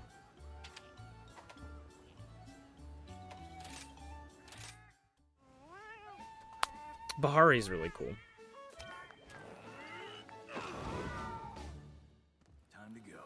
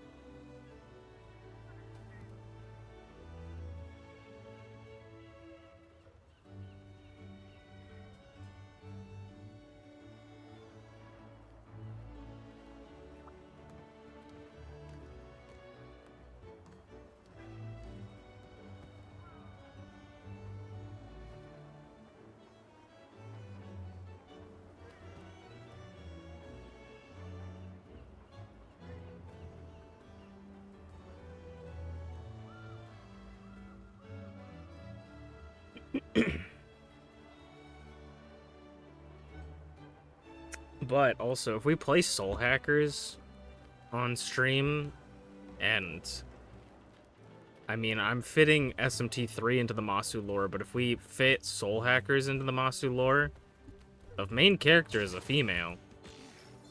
And she would be the first female Masu. I don't know if we give the females a different name. I don't know if I start naming my characters different names and not all Masu. Nah, That's it has to be something we'll have passed to down. It think. has to be inherited Masu. I'm thinking like Masu. Masu's a pretty gender neutral name to begin with. Yeah, I mean, yeah. I think I remember I was gonna have a female Masu in that one MMO everyone played for a little bit, like Lost Age or something like that. It wasn't Lost Worlds. It was something. Torum or whatever it was. Not Torum. It was something else. Oh, the Amazon one? Yeah, Amazon one. It was something Age or something, but Ty knows what it is. it was. I don't remember. There was a demon class thing where like you had a demon, and but you can only play as a female in that class, and so I named it Mazuri or something like that, like Masuri. That's a cute name, though. So I'm like, maybe we give the girls a different name, but I don't know. And I also, at this point, I feel like I'm classifying Masu as like a last name. Or a title. Because obviously not all these people are just going to be named Masu for... I mean, maybe they are, but... being named Masu for their entire life, so... It's the name of the bloodline, but not necessarily the name of the person. Well, it gets weird if I, like... Because, like... Torum Masu actually holds the entire lineage together. The one from Torum. I might replace him at some point, but Torum Masu has, like, 3 kids. And it's Starbound Masu, Rune Factory Masu. Actually, might only have 2. I think he might have a 3rd one, but I can't remember. And, but he's related to Starbound Masu and Rune Factory Masu. So it's like, would it make sense to name both your kids? Well, actually, I gave lore reason as to why both are named Masu, but, like, would you name both your kids the same name? Like, you wouldn't. So, it doesn't make sense if that... I gave them lore reason in my head, where he had Starbound Masu, who is, like ostensibly unnamed. I don't actually know his real name. But he had him, he didn't name him Masu. He had another son, which was Rune Factory Masu, named him Masu, and liked him better, treated him better, and etc. so forth. And so, the Starbound Masu leaves his family because he's being mistreated by his father. His father doesn't look up to him as much as the other kid. And he takes on his brother's name because that he was the favored child. And then he he meets up with a crashed spaceship of a person that worked for the that association in Starbound, gets taken in, goes to space, and is Masu in space. And then the other Masu lives on Earth.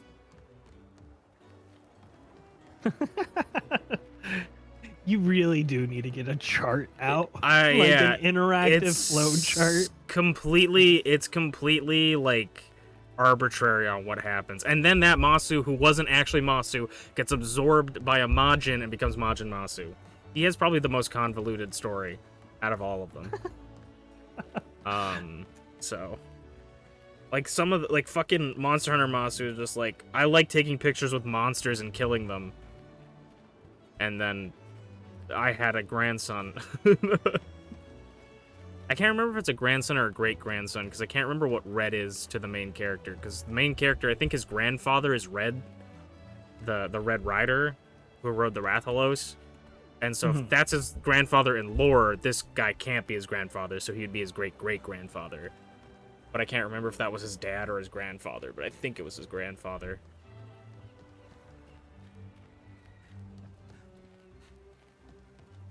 And Masu's... So many people to talk to. Yeah, you got all the side quests and stuff. And it's probably a couple more things because it'll be added from the updates. But the Masu lore runs deep, and I also consider it's weird because I consider a Masu Red from Monster Hunter Stories, the character Red, I would not consider a Masu because he's not one of our characters.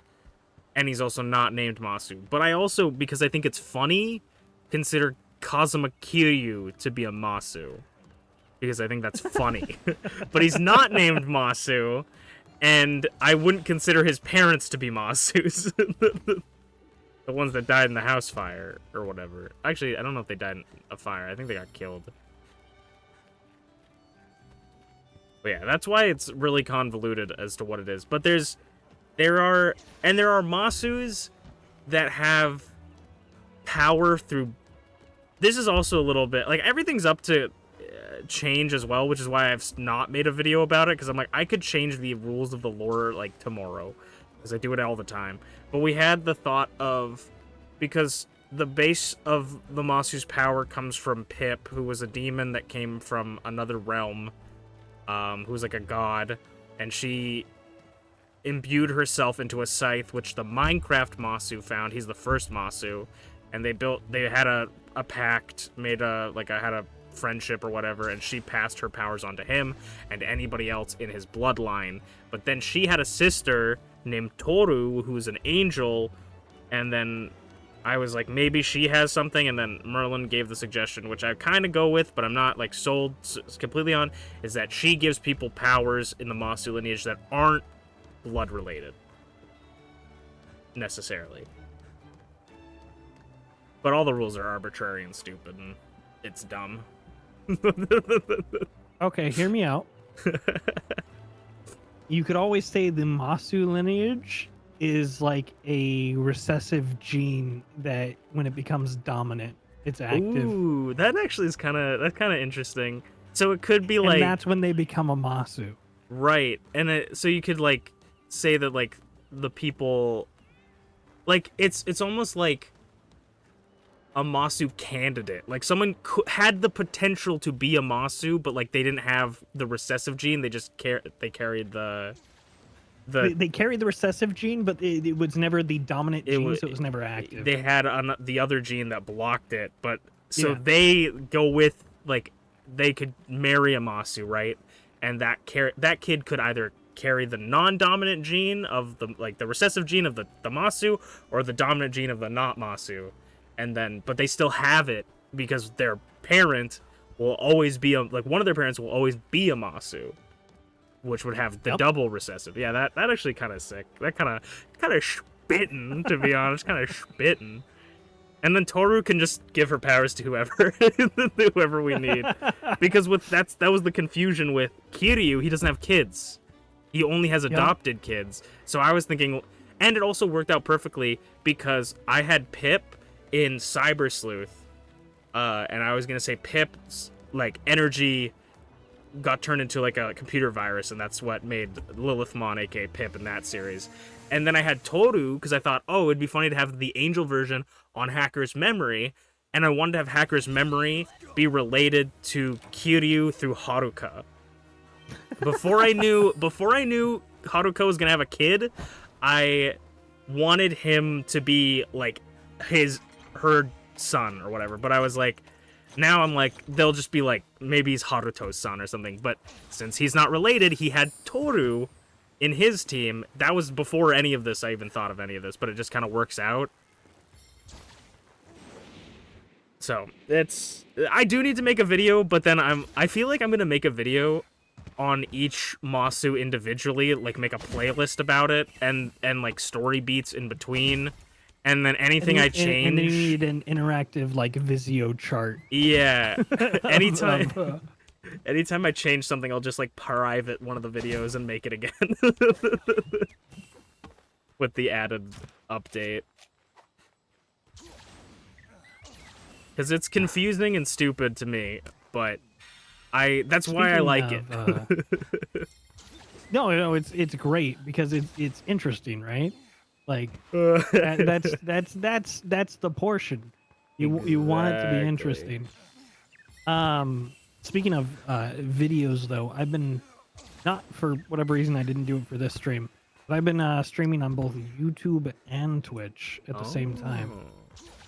This is the first stream I've done in a while where it's not both. That's pretty sick. I'll need to sub to your channel on YouTube.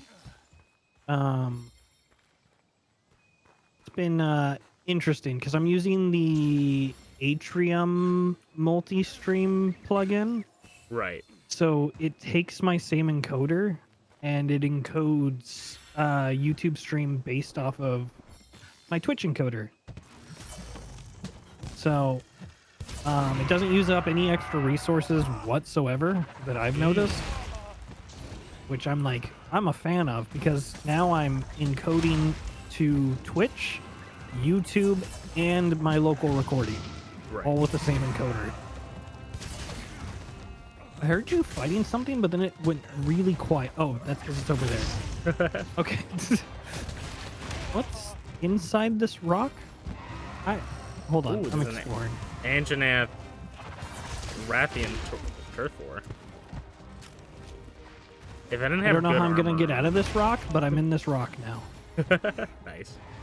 If I didn't have good armor on, I think I would have died to this Tobi Kadachi because he's just tossing me around. When I was hosting our D&D game, Neo really wanted a Tobi Kadachi, and so I found a D&D Monster Hunter guide, and I converted some of the stat blocks into like baby versions. Yeah, he got a Tobi Kadachi that was he was a ranger. He wasn't a Beastmaster ranger. So it ended up being his Beastmaster ranger, even though he wasn't. Right. So he like learned how to ride on top of the Tobi Kadachi and like learn how to fight with it. It was, yeah, it added a lot to it. That's kind of sick. I like taking things and like kind of retrofitting it. Like I have a like into your own thing. Like I have a D&D character I made for a game that we'll probably play at some point or never, but you know, that's how D&D usually happens. It's either yes or never. And he's a artificer, and I like to think that he's a little polar bear, but he like can talk like he's basically Chopper if he was a bear. But he like the artificer has like a subclass where it has like an armor or like a blacksmith where you wear like heavy magical armor, and so I'm like, this is his mech suit that he made. He has like a little mech suit that he gets into, and then there's a bunch of different spells like lightning whip or something like that where you can pull someone in, and then if they're within 10 feet of you, you can shock like everything around you within 10 feet, and so it's like a grappling, in my mind, it's a grappling hook. Then he pulls out a taser and like stuns them if they're within range of his mech. And I like thinking about that. So it's like you have like your baby Toby Kadachi, or you have your like your dog, but it's just like lore wise and a little bit stats wise homebrewy thing. Like it fits your character and is a lot of fun. It was also like one of my favorite decisions of the campaign because it ended up not just giving like Neo a pet. I ended up basically they were hunting down a Lich's phylactery or whatever the fuck it's called. I can't say the word properly 90% of the time. But they ended up in the underground sewer where they ended up finding like the Lich's like laboratory, and they ended up finding a bunch of rare creatures that are inside, basically powering his devices underground. Oh.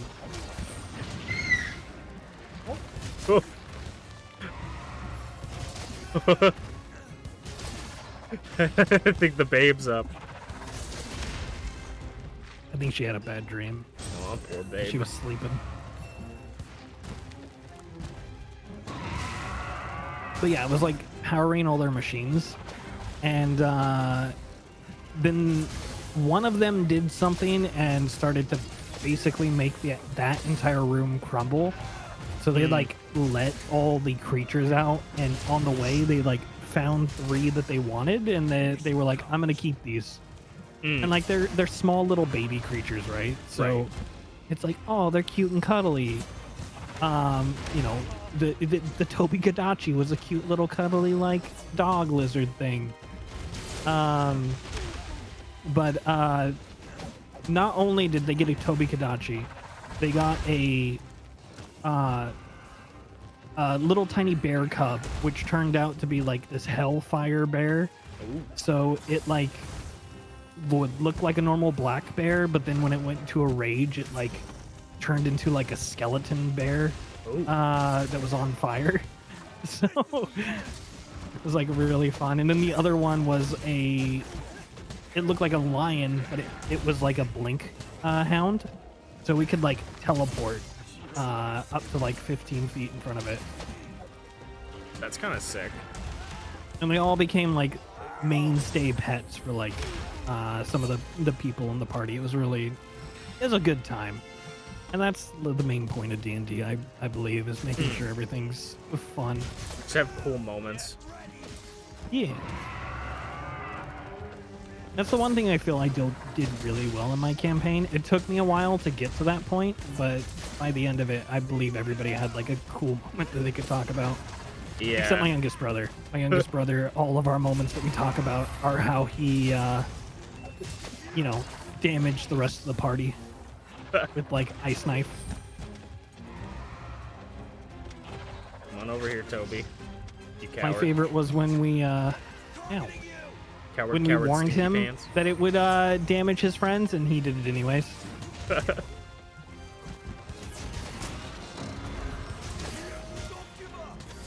That's really funny.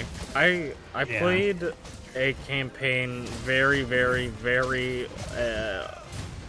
shortly with some VTuber friends way back in the day with like T and a bunch of people. And it was with Audie, also known as Cozy Soul. I don't know if they stream anymore, but their first action in the campaign was to attempt to steal from someone in the party. And our DM was like, okay, you understand that you're stealing from like someone that you're gonna end up being a party member with for the rest of the game. And they're like, yeah, and they're like, yeah, I would advise against targeting your potential party mates, because it could just like kind of ruin the time. It was just really funny. They're like, I'm not gonna like tell you to not do it, but I'm going to advise you to not do it. And it was really just funny. Please don't. Because it's like, this is like, I don't want this to become an issue. And it was literally like the first 10 seconds. It like, dude, we never played that again because it was like fucking pulling teeth. I think it was like 5 people that we needed to get. It was like pulling teeth to get everybody to come together. And the first time we did it, we played for like an hour, and then someone was like, it's really late for me, I need to go to bed. And we're like, but we just started. And they're like, yeah, but I'm exhausted. And then we stopped playing. And we're like, Yeah. okay, we'll have to pick it up again. And then I think it took us like a week to get it. And then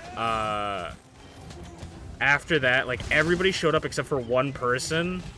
And we're like, where is this person? And then they were streaming, and we were like texting them like, hey, we went into the chat with like, hey, D&D tonight? And they're like, oh, I thought it was tomorrow. And we're like, no, it's literally never tomorrow. And they're like, oh, well, I'm not gonna do it today, or something like that. Like, they just never showed up. You were like, oh, okay. And then I was getting really annoying because I was like, I was showing up every single time. Like, I showed up like 3 times to it. And then it was always like, what days work for you? And like a bunch of the people that didn't show up would be like, oh, this day works for me. But it didn't work for me. And I would have been like, just do it those days and I'm okay with not showing up. And my DM was like, please no. Like, please You're the no. only one that's consistent. And I'm just like, yeah, because when someone asks me to do something, unless I have like legit something to do, like, I will either let you know I can't do it or I will be there. Unless like some crazy shit happens. But yeah, it was unfortunate times trying to get D&D. I would like to run a one-shot one of these days. I have like a one-shot written, but I don't know if I'll ever do it. Another great hunt. I have like a Scooby-Doo adventure one-shot in... Oh, Monster of the Week. Yeah, basically, for like a fantasy world, like not like Scooby-Doo, but like a Monster of the Week type, like... The basic concept is you're getting called in to a town that was once a very, very prolific, famous town that's now very run down, and because there's been a lot of missing people, and they think it's bears, and so you need to go hunt bears for them. But then shortly after you find out that it's not bears. I think it's called... It's a supplement book for 5e. I think it's called Acquisition Incorporated. Really fucking good for one-shots because you're basically somebody from the company that the company issues out equipment for, and then they send you out to go do a mission. But it's basically a Monster of the Week type deal. Oh. And you're there to do work for the company. Like, this is your corpo job to do. It's like you're going on a monster hunt. Yeah, basically. You're monster hunting. That sounds cool, though. Shmeep says... My rule for stealing from friends and the party members: don't take the money or the magic items, but small trinkets and baubles that to the PC means nothing. Oh, excuse me, nothing. But it's still fun and interesting for the characters. Yeah, I think definitely. I also think it depends on like who you're with. Right. Because if you're with, totally. like, your friends that you've played, like, 80 campaigns with, and you're like, I want to play a thief, and this is the kind of character that I'm going to play, and everybody's like, okay, that's the understanding. But if it's, like, I want to do it because I think it's funny kind of thing, like, if that's not the vibe of the town, like, because I've been in the... And it's also if it's, like, not a long campaign, and you want to just be, like... If you're trying to meme, you know, and it's a long campaign, then maybe. But I know... Like, because even back in the day, I played a D&D-like thing that wasn't super serious. It was just like a one-shot test, and I wanted to be a little bit of a memer during it. So I remember at one point I set a bear trap behind one of my campaign members as like a prank, and it was literally like they took a little bit of damage and it was a prank, and then it just became kind of like a thing. Like, it became a really stupid scenario within and outside the campaign for me, because we had like a 20-minute conversation about how the character in game would never know that I did that because I won all of my stealth checks, and then after the 20-minute conversation he immediately attacked me for it and ripped out my eye, and I was just so fed up with it I just let him rip my eye out.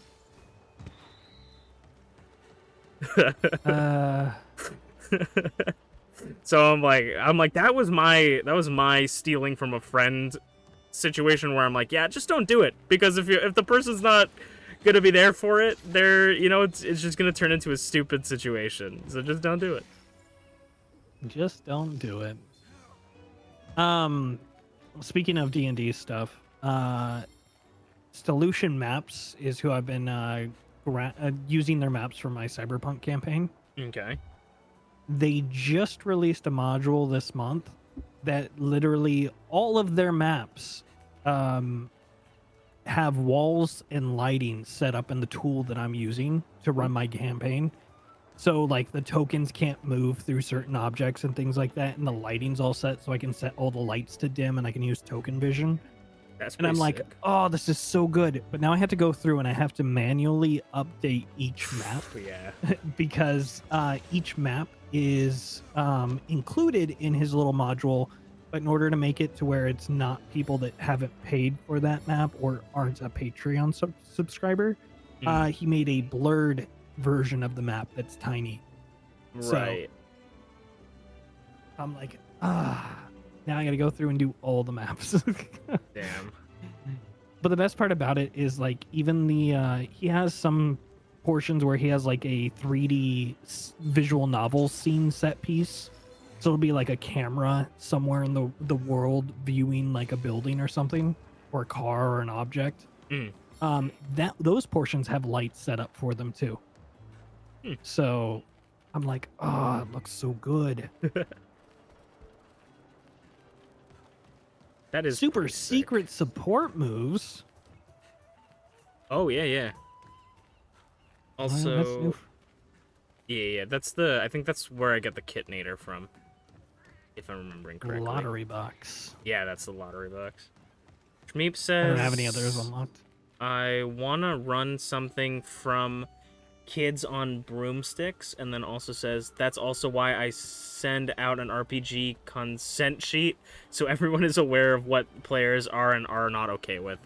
I think that's, yeah, as long as you have like an understanding of what people are okay with, then you can do stuff. I think it's also easier if you all like know each other and are close-knit friends to begin with. So like 3 of my players are or 2 of my players are literally my brothers, so like I know what they're going to be okay with and what they're not. And then the other person that I know really well, this is why I said 3, he's literally my brother, so I'm just going to include him in that. Right. Is Neo. So I have known him for 14 years at this point. We're getting to the point where we're going to have to have our second friend break up. Oh, damn. Yeah. Yeah. Go ahead. No, I was gonna say also, I think it also depends how many times people have played a table RPG, because if you've like never played it, and then you're like bullying the one person that's never played it, they're obviously not gonna have fun because it's their first experience. Yeah, with Soap, who's one of the players in Cyberpunk, this is their first time doing anything tabletop RPG related. They're still trying to get into like the habit of like the role play or whatnot, and I'm like you don't have to, like, Right. to have a fun time. You don't have to role play at all. Does it help? Sometimes. Does it make it worse? Also, sometimes. Yeah, for sure. I will say it does help keep your character in character. But that's only because you're kind of embodying a different mindset, which is very hard for people to do if you're not like a theater kid, and I'm not. But I took a theater class in high school, so. Yeah, if we do ever end up doing the campaign with my character, we'll have to see with my other campaign mates if they like it. But I want to do like a whole voice for my character and everything. Like I want to like stick into the, because I'm very bad at role playing in tabletop RPGs. I usually just like role play like myself, and then it usually ends up just devolving into me being like a memer the whole time. So I wanna this character, I wanna make it completely different from all the other characters I make. So I wanna make him not edgy. Like he's not like some like, my family were killed in the war. You know, He like doesn't have a tragic backstory, so he can't be the anime protagonist. he does have like a somewhat tragic backstory, but he just doesn't let it like keep him down, you know? Like he Yeah. doesn't care.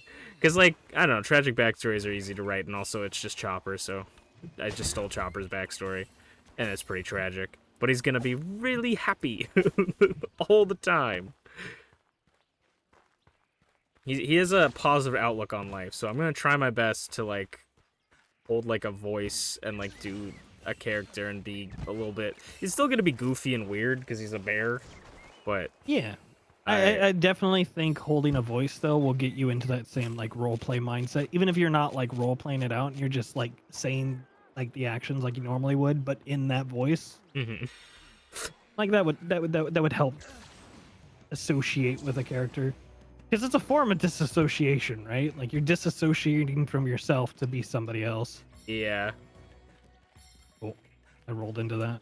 And Shmeeps says something that makes me laugh because when I'm thinking about, it's not just the one instance of the stealing. I think about a very other specific instance where, well, Shmeep, let me read what Shmeep said first. Shmeep says, I can't play D&D with my family. They are ... themselves. And I have had the fortunate or unfortunate, depending on how you take it, opportunity to play a tabletop RPG with Shmeeps and her family. And there was an instance, a little bit. There was an instance where her little brother, stole something from her character, and he rolled well. She did not roll well, and it was kind of an annoying thing of like, it was a very like, it was a rare item or something like that. And he's like, well, like, I'm just gonna steal it because that's my character. And I was like, but like, you're just stealing my really cool item. And it was a little bit of rough skis, you know. Yeah.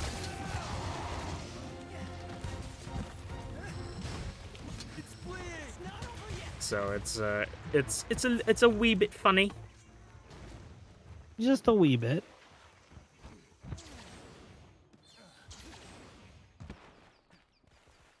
But I cannot wait until we play D&D at some point. If we do. I do want to DM one of these days, but I really don't want to DM. I don't want to be in charge of setting things up, and I also don't know how to play D&D. So it's kind of hard to DM the game that you don't know how to play, because like people would be doing roles, and I'd just be like my friends and I, we used to play this technically tabletop RPG called, that I named so aptly, The Game. And basically what it was just basically D&D, but I made my own rules for how rolling worked. And we basically just role played most of the time, but there was still some instances where things happened and you would have some sort of action and you'd have some sort of agency on what was going on, and it was every time I bring it up, it was widely remembered and regarded, as Shmeeps so aptly puts in all caps, oh my god, yes, The Game. I look back at it, especially towards the end, and I'm like, I cringe at the story I was trying to tell, because I was really just trying to force some, like, drama to happen. And then we never really, like, completed it. I was gonna switch up, like, how the whole game functioned. And so, like, I look back at, like, a lot of my friends look back at it and they go, oh yeah, that was such a fun time. I look back at it and go, I'm fucking cringe. But, that was, like, a whole separate thing. And so I was like, that was easier for me to DM, because I was just making up the rules as I went along, and my goal with it was, like, I'm not gonna let them like, they're not gonna be able to jump into a volcano and live. Like, they can't be stupid. But if they're like, I want to do this, this, and this, like, I'll make it happen in some way that feels like it makes sense and makes them feel cool. Like, yeah, I had to actually yell at Neo.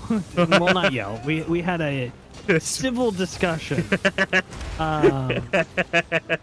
But when we started doing D&D, the reason we started doing it is both me and him started listening to Critical Role. Yep. And then the whole time that I was DMing, he was like, well, that's not the rule. This is what Critical Role says. And I was like, well, this is what I'm ruling. I'm like, this is what I'm ruling. So we had a discussion, and we were like, okay, you're not going to do that anymore. Just let me do what I'm doing. You'll have a good time. And he stopped doing that. He would correct me on some rules because he read the rule book as well. Because he was supposed to DM after me. Right. And he did for a couple sessions, but then he stopped because he wasn't able to schedule things, which is where I'm at with Cyberpunk. But I wasn't supposed to DM again. Regardless, I can DM more consistently than he can.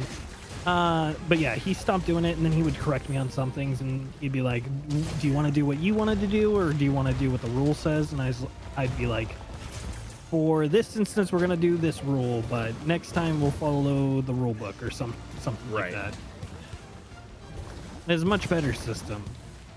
But like, if I didn't have the talk with him, like, it was burning me out. Like, I had to stop watching Critical Role, and I've never picked it back up since. That's really the hard part. You hear about the Matt Mercer effect a lot, and I feel bad it's called the Matt Mercer effect.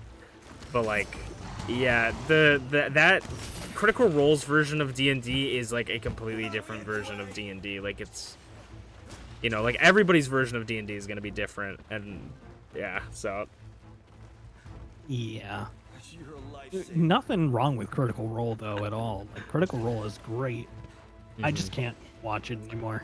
Shmeeps is a big fan of Critical Role and has said, I just want to know what campaign you were listening to. I started from the beginning. He started from the beginning. Yeah, whatever was the beginning on the podcast for Critical Role. Alright, because Shmeeps has to fight with MPW or Critical Role on Thursdays. And I usually lose. Well, that's not fair. I'm sorry, I can't be him. Nah, but it's like, it's great, you know. It's great when you get into it. I was there for one session. It was dope for the game. Yeah, Merlin was in the sequel to the game. That was a lot more creative. That one was with, it didn't have Shmeeps in that one, but it was with my friend Benjels, Merlin, and Draven. Merlin wasn't in the original game, but that one, I wanted to do it like a post, like after the events of the game, and I'm pretty sure Draven was like dating Colonel Sanders or something, was a plot point. Hell yeah. Merlin married, we all date Colonel Sanders or like in this house. Dated a god. Like, it was a very weird first campaign, and then we never went with it. It was a lot less me trying to tell a legitimate story and a lot more of me being like, wouldn't it be funny if this happened? Which is why it only lasted like one episode. So speaking of your game, yeah, when I was in I think it was early high school, definitely not freshman year me, but I made a WordPress site, and literally the WordPress site was a post by post role play session with my friends, and it ended up being, what was it? It was a mix of like medieval but future tech, but also Power Rangers because they had transformation sequences. So it was interesting. It didn't go for too long. It went for about like 3 or 4 months, and this was with like 6 people making a post. So it'd be like one person make a post, and then the rule was to give like 2 or 3 posts before you make your next one. Okay. Yeah, but it was a role play session where we basically all just got to decide what we want, make up the world that we want as we go. But the main premise was like you could transform into like a super powered knight. So basically like Power Ranger Mystic Force. Oh, Merlin, like that's Merlin's favorite season. comes the Power Ranger. Come the Power Ranger Mystic Force. All right, let's go in there and turn it out.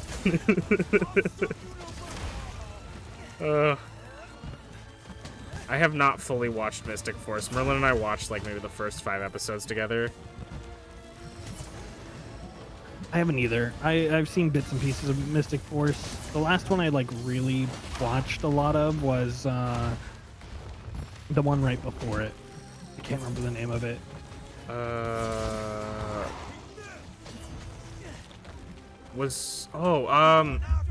know which one. Was it the spaceship one? The in space one or Yeah. something? Yeah. Yeah, I believe so. Something like that. It was around there.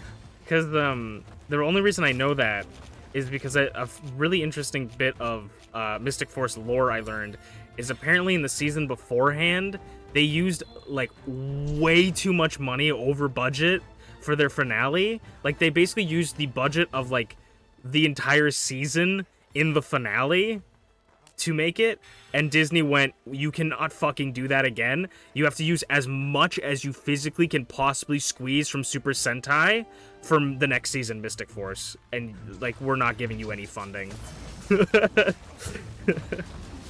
And so that's why a lot of it is like kind of 1-for-1 with the Super Sentai apparently, and then also I don't know if the lady that plays Rita Repulsa was in Mystic Force, like the Super Sentai, or I think the actress was in the Super Sentai version or something like that, but they brought her back in Mystic Force to play the same character, Rita Repulsa, but in the Super Sentai version, she was a different character entirely. She was just the same actress. And so, but they were like, we're going to call this back to the original Power Rangers, and it's going to be Rita Repulsa, but she's like good now.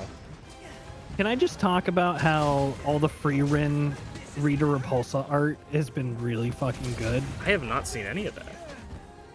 Yeah, so somebody made a comparison post where it was like white hairs in a pigtails, has a moon, half moon staff with a red orb in the middle.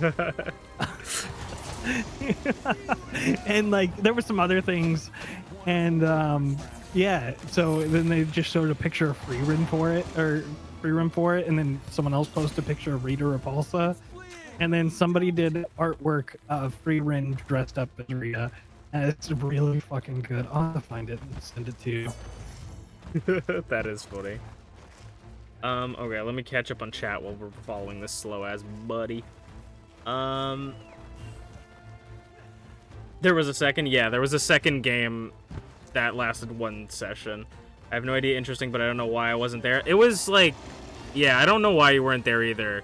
It was, I think it was sort of a thing that Draven wanted to do, and then I ended up inviting Benjels because I wanted to do something with Benjels forever.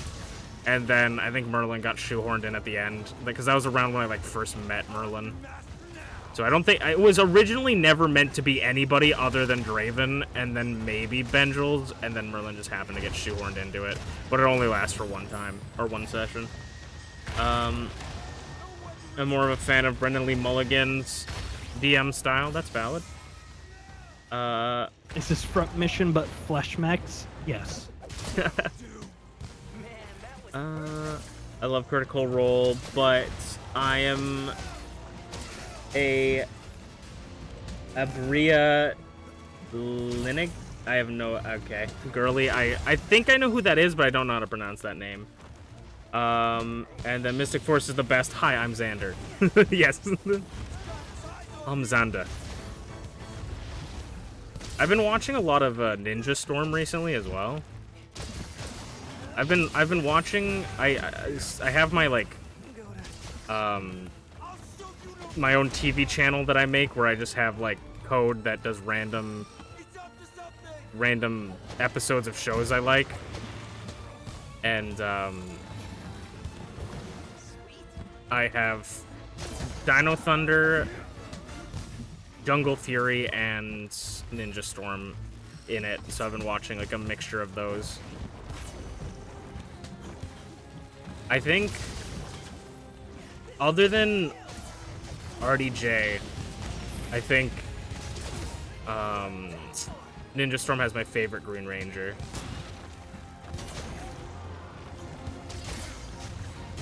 but nothing beats the original. No, it's pretty hard. You're a lifesaver. Because he's the reason Dino Thunder is my favorite, because he took my favorite Power Ranger, which was the Black Ranger, and he became the Black Ranger. Also, the Blue Ranger from Dino Thunder, I follow him on Twitter. He posts a lot, and he legitimately has not aged a day since that series. Like, he looks so good. Like, it's insane. He's the one where people are like, remember this fact? And he's like, no. He's like, this isn't true. Right? Oh, yeah. For some of his posts? I think one of the posts was like, you played this one character in this game, right? Or something like that. And he's like, I don't remember playing that character. And then there was like a clip of his voice. Yeah, I can't remember what character it was. he was like, I voiced these characters and apparently this one too. And then it shows like the interview clip. Is it from like a Persona game or something, or am I losing my mind? I have no clue. I can't remember what it is from, but I feel like that's right. I thought I dreamed that, to be honest. Oh, okay. You know the wildest thing, because earlier you said when you were searching Shin Megami Tensei 3, it kept coming up with Persona 3 shit. Right.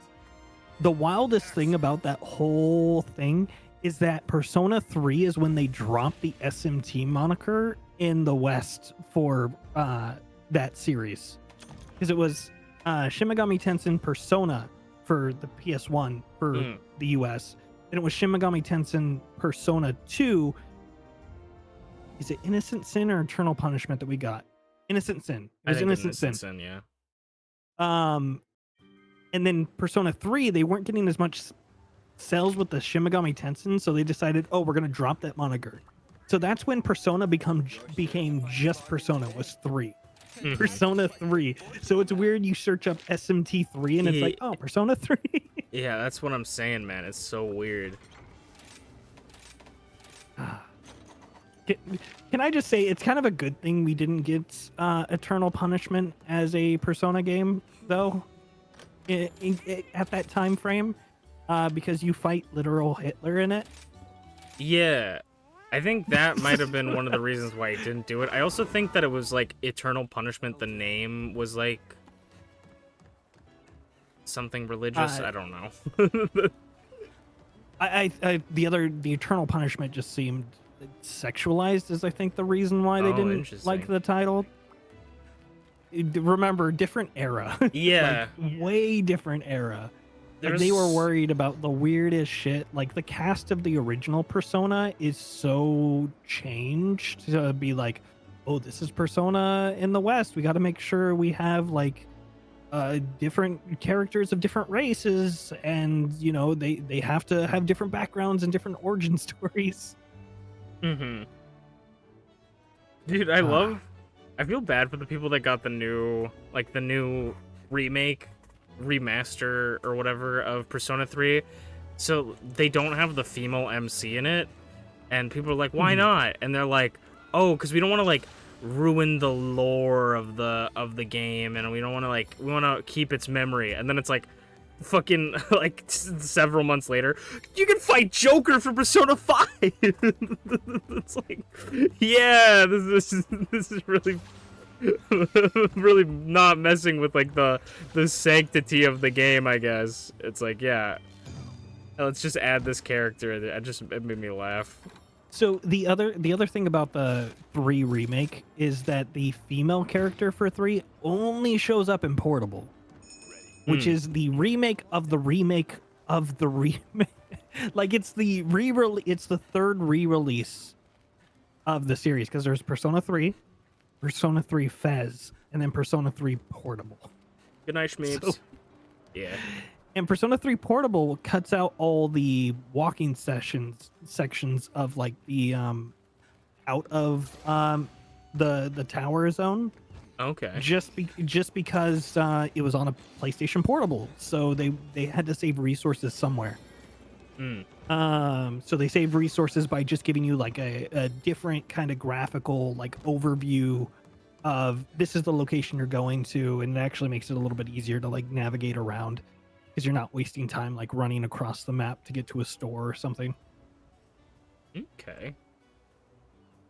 But Persona 3 Portable also has downsides. Like, people like it for some aspects, but then it also has downsides, and some people feels like you miss out on some character from the game. Like, not a character, but the game itself has character, and it kind of loses that with Portable.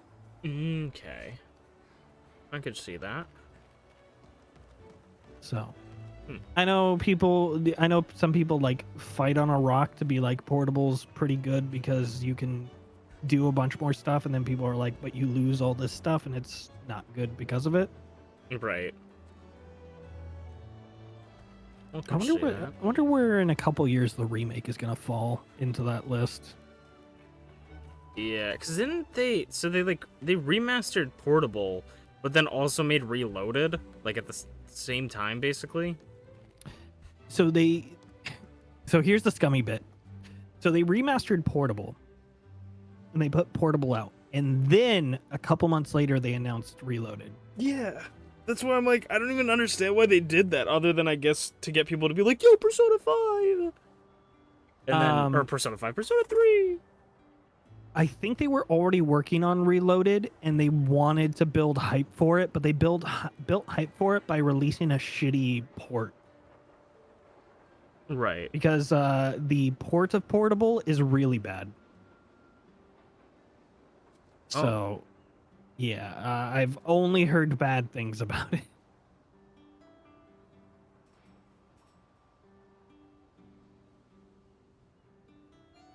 Glitchy over here trying to budget virus me constantly.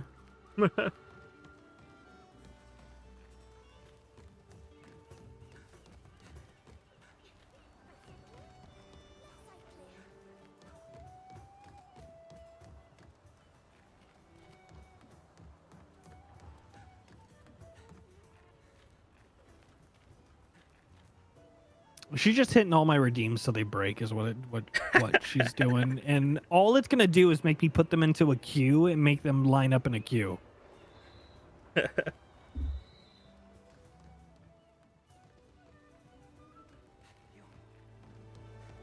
You gotta do,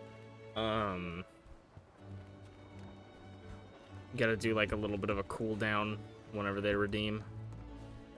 No, I'll just... What the hell?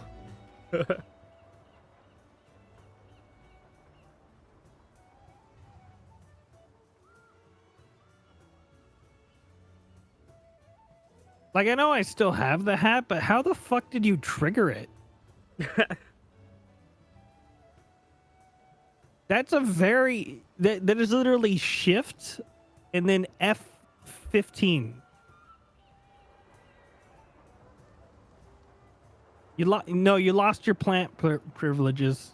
Oh, the plants. No, you redeemed it. You turned it off. It was already on.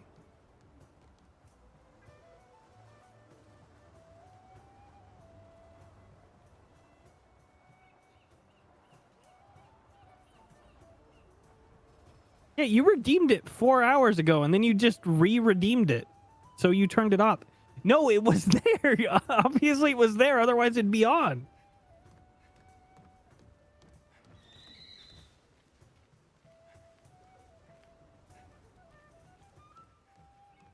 I'll give you your plant. Shane, this is probably gonna have to be my last one because it's killing my pinky. I feel you. My pinky is hurting. It is getting quite late as well. It wouldn't be bad if my left hand wasn't fucked up from that injury. It's just the pinky, and this game requires shift a lot. You gotta grab what is it called? You gotta, the people making like extra limbs, you gotta get the extra limb attachment. I gotta go to the doctors and just be like, re-break my finger. And I don't want to do that. I'm not gonna lie.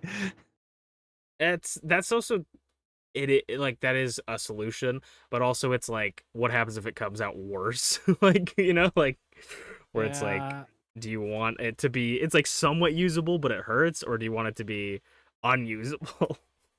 Well, it's weird because I've lost like some ability to like bend it slowly. Like at a certain point, it's either up or down. Like it doesn't bend in between. Like if I go slowly, like it juts downwards. So I'm like, okay. Like, it also comes from me being stupid and not wanting to go to the doctors when I broke it, and I didn't realize it's broken. I thought I just like jammed it. Right. I We're in a wonder. really long loading screen. We are in quite a while. I guess it's loading the cutscene, Oh, it might be. but it's sort of like the way you talk about how it like is either up or down. It's kind of like when you try to like hold your pinky down, like the other fingers curl as well, but like you can't like like I wonder if it's that thing. But if you like hold your pinky down, you can like move them straight. I don't know if that's just me, but like if I put my my pinky down, the finger right next to it is half open. Like it won't. I can't push it any further.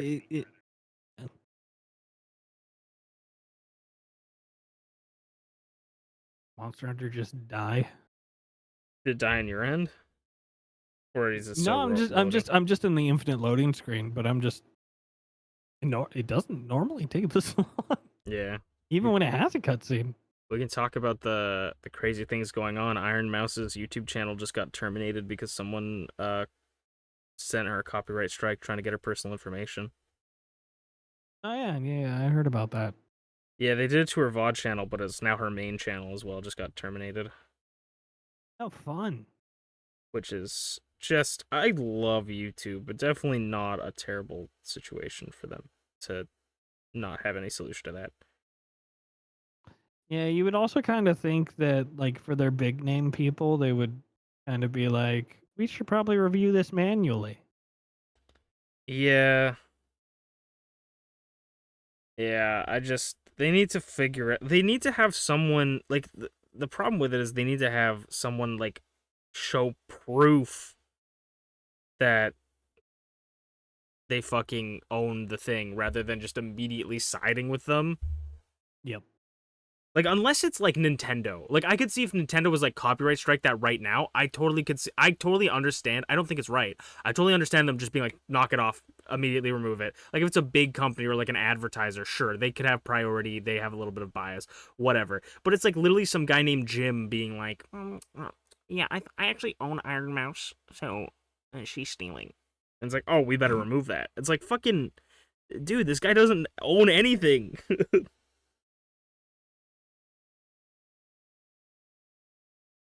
Maybe that was our last hunt. Maybe this is Yeah, I'm kind of like thinking that. Like, I don't know what's going on. this is so weird.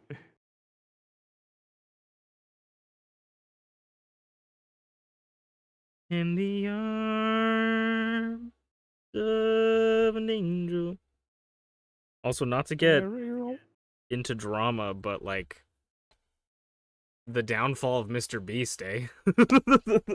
I was just thinking that, but I was like, I don't know if I want to bring that up. I've never been a fan of his to begin with. Like, I've never been like, I never watched Mr. Beast videos. Like, I never, like, I mean, well, I mean disrespect now. Maybe before I didn't mean disrespect, but I always thought they were kind of just like slop. And so I was like, whatever, Mr. Beast videos, I don't care. But I was like, you know what? He's a good guy. He's curing the blind or whatever. I'm like, that's cool. But never really cared for him. And then now he's just like speed running, like destroying his career, I guess. Like, He's I doing don't, a pretty good job at it. I don't know. I just like the new like Logan Paul, KSI, Dan TDM drama with him, where they're making like shitty foods, allegedly, allegedly shitty foods, in my estimation, allegedly.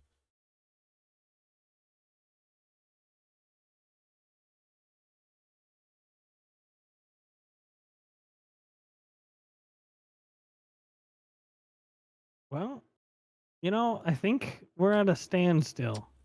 We start looking for people to raid. I think so. I'm gonna see. Maybe both my SSDs are having problems. This could also just be Monster Hunter. Sometimes Monster Hunter just shits the bed. Maybe, but I think Monster Hunter is on my S drive. Let me double check.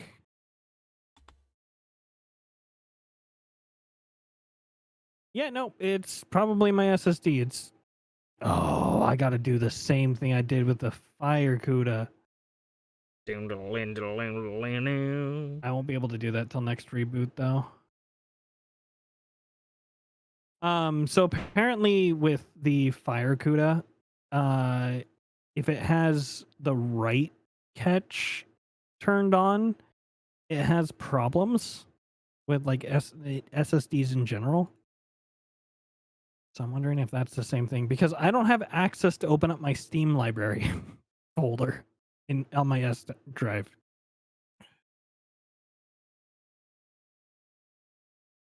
Okay. So I gotta even look up where I have to go to do that.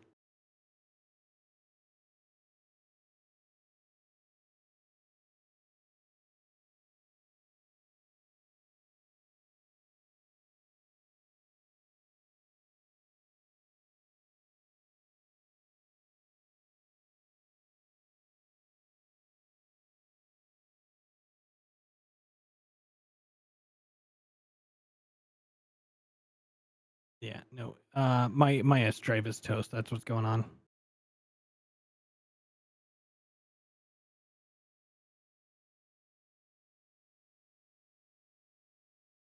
Well, So Alt F4?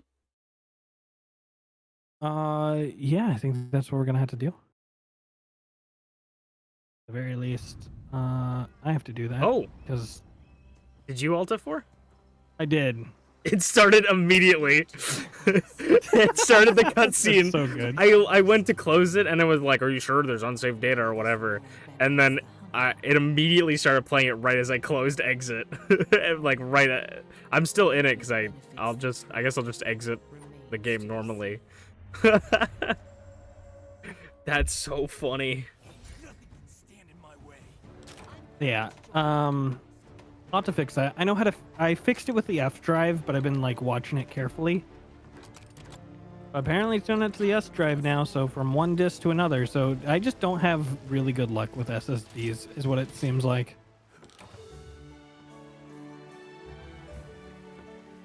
That's fair. Let's try that again. It's trying to. I disconnected the S drives in hope that computer performance would increase, and now it's like struggling. So switching the disk offline made it worse. All right. I believe Tyranno is still going. Oh, is Tyranno on? Tyranno, not Tyranno Maximum, but Or- Tyranno's sub channel, Tyranno Time. Oh, Are you Tyranno. watching Dracula? I don't think I have Tyranno. They're relatively new channel for like their secret art streams, and they want to be like low quality, like either no microphone, no model, that kind of thing. That's where it is. Oh, I see. Should I give them a warning shot by following? Yeah. I'm gonna knock. Dude, No, I'm just kidding. I'm just kidding. That would be so fucked up. I'm tempted. Oh no. Now I'm tempted. Let me raid. Let me raid first. Let me not type raid in the random chat I'm lurking on. Imagine. Did I give it to my chat? It wasn't my decision, Ty. I didn't make it. I'm just just think, Ty, if we get you to affiliate on your other channel, that's 2 times the amount of emote slots. Double the emote slots. Double the emote slots. And if Ty really doesn't want us to, I don't have anybody. Nobody's on for me. I have like 14. No, I have 1, 2. You've been I've been going just at it, following finding new streamers. people. I've just been following streamers. I have like 2. Actually, just 2, I think. No, 3. 3. So if Ty really doesn't want us to raid, I have someone playing American Truck Simulator, another person playing Party Animals, and another person playing Still Walks the Deep. Still Wakes the Deep. I don't know what that is. It might be a horror game. I still say we raid. I think it would but be funny to I raid will Ty. leave it up to you. I think it'll be funny to raid Ty. So we'll Let's raid do Ty. it then. I'm gonna start it up. I already have.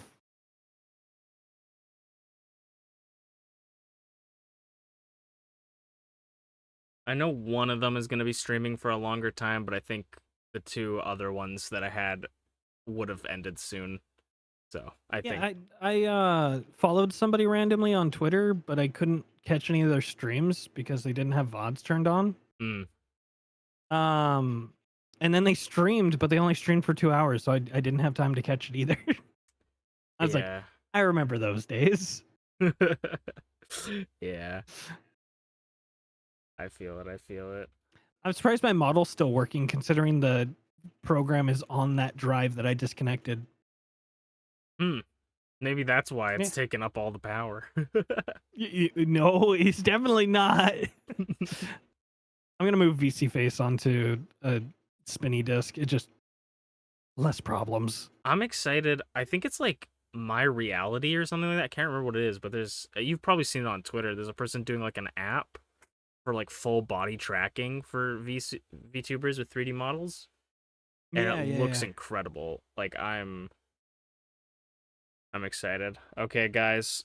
You guys are about to be sent over to Ty's other channel. 9 seconds on my end. Yeah, it's 4 on mine. Bye. Bye.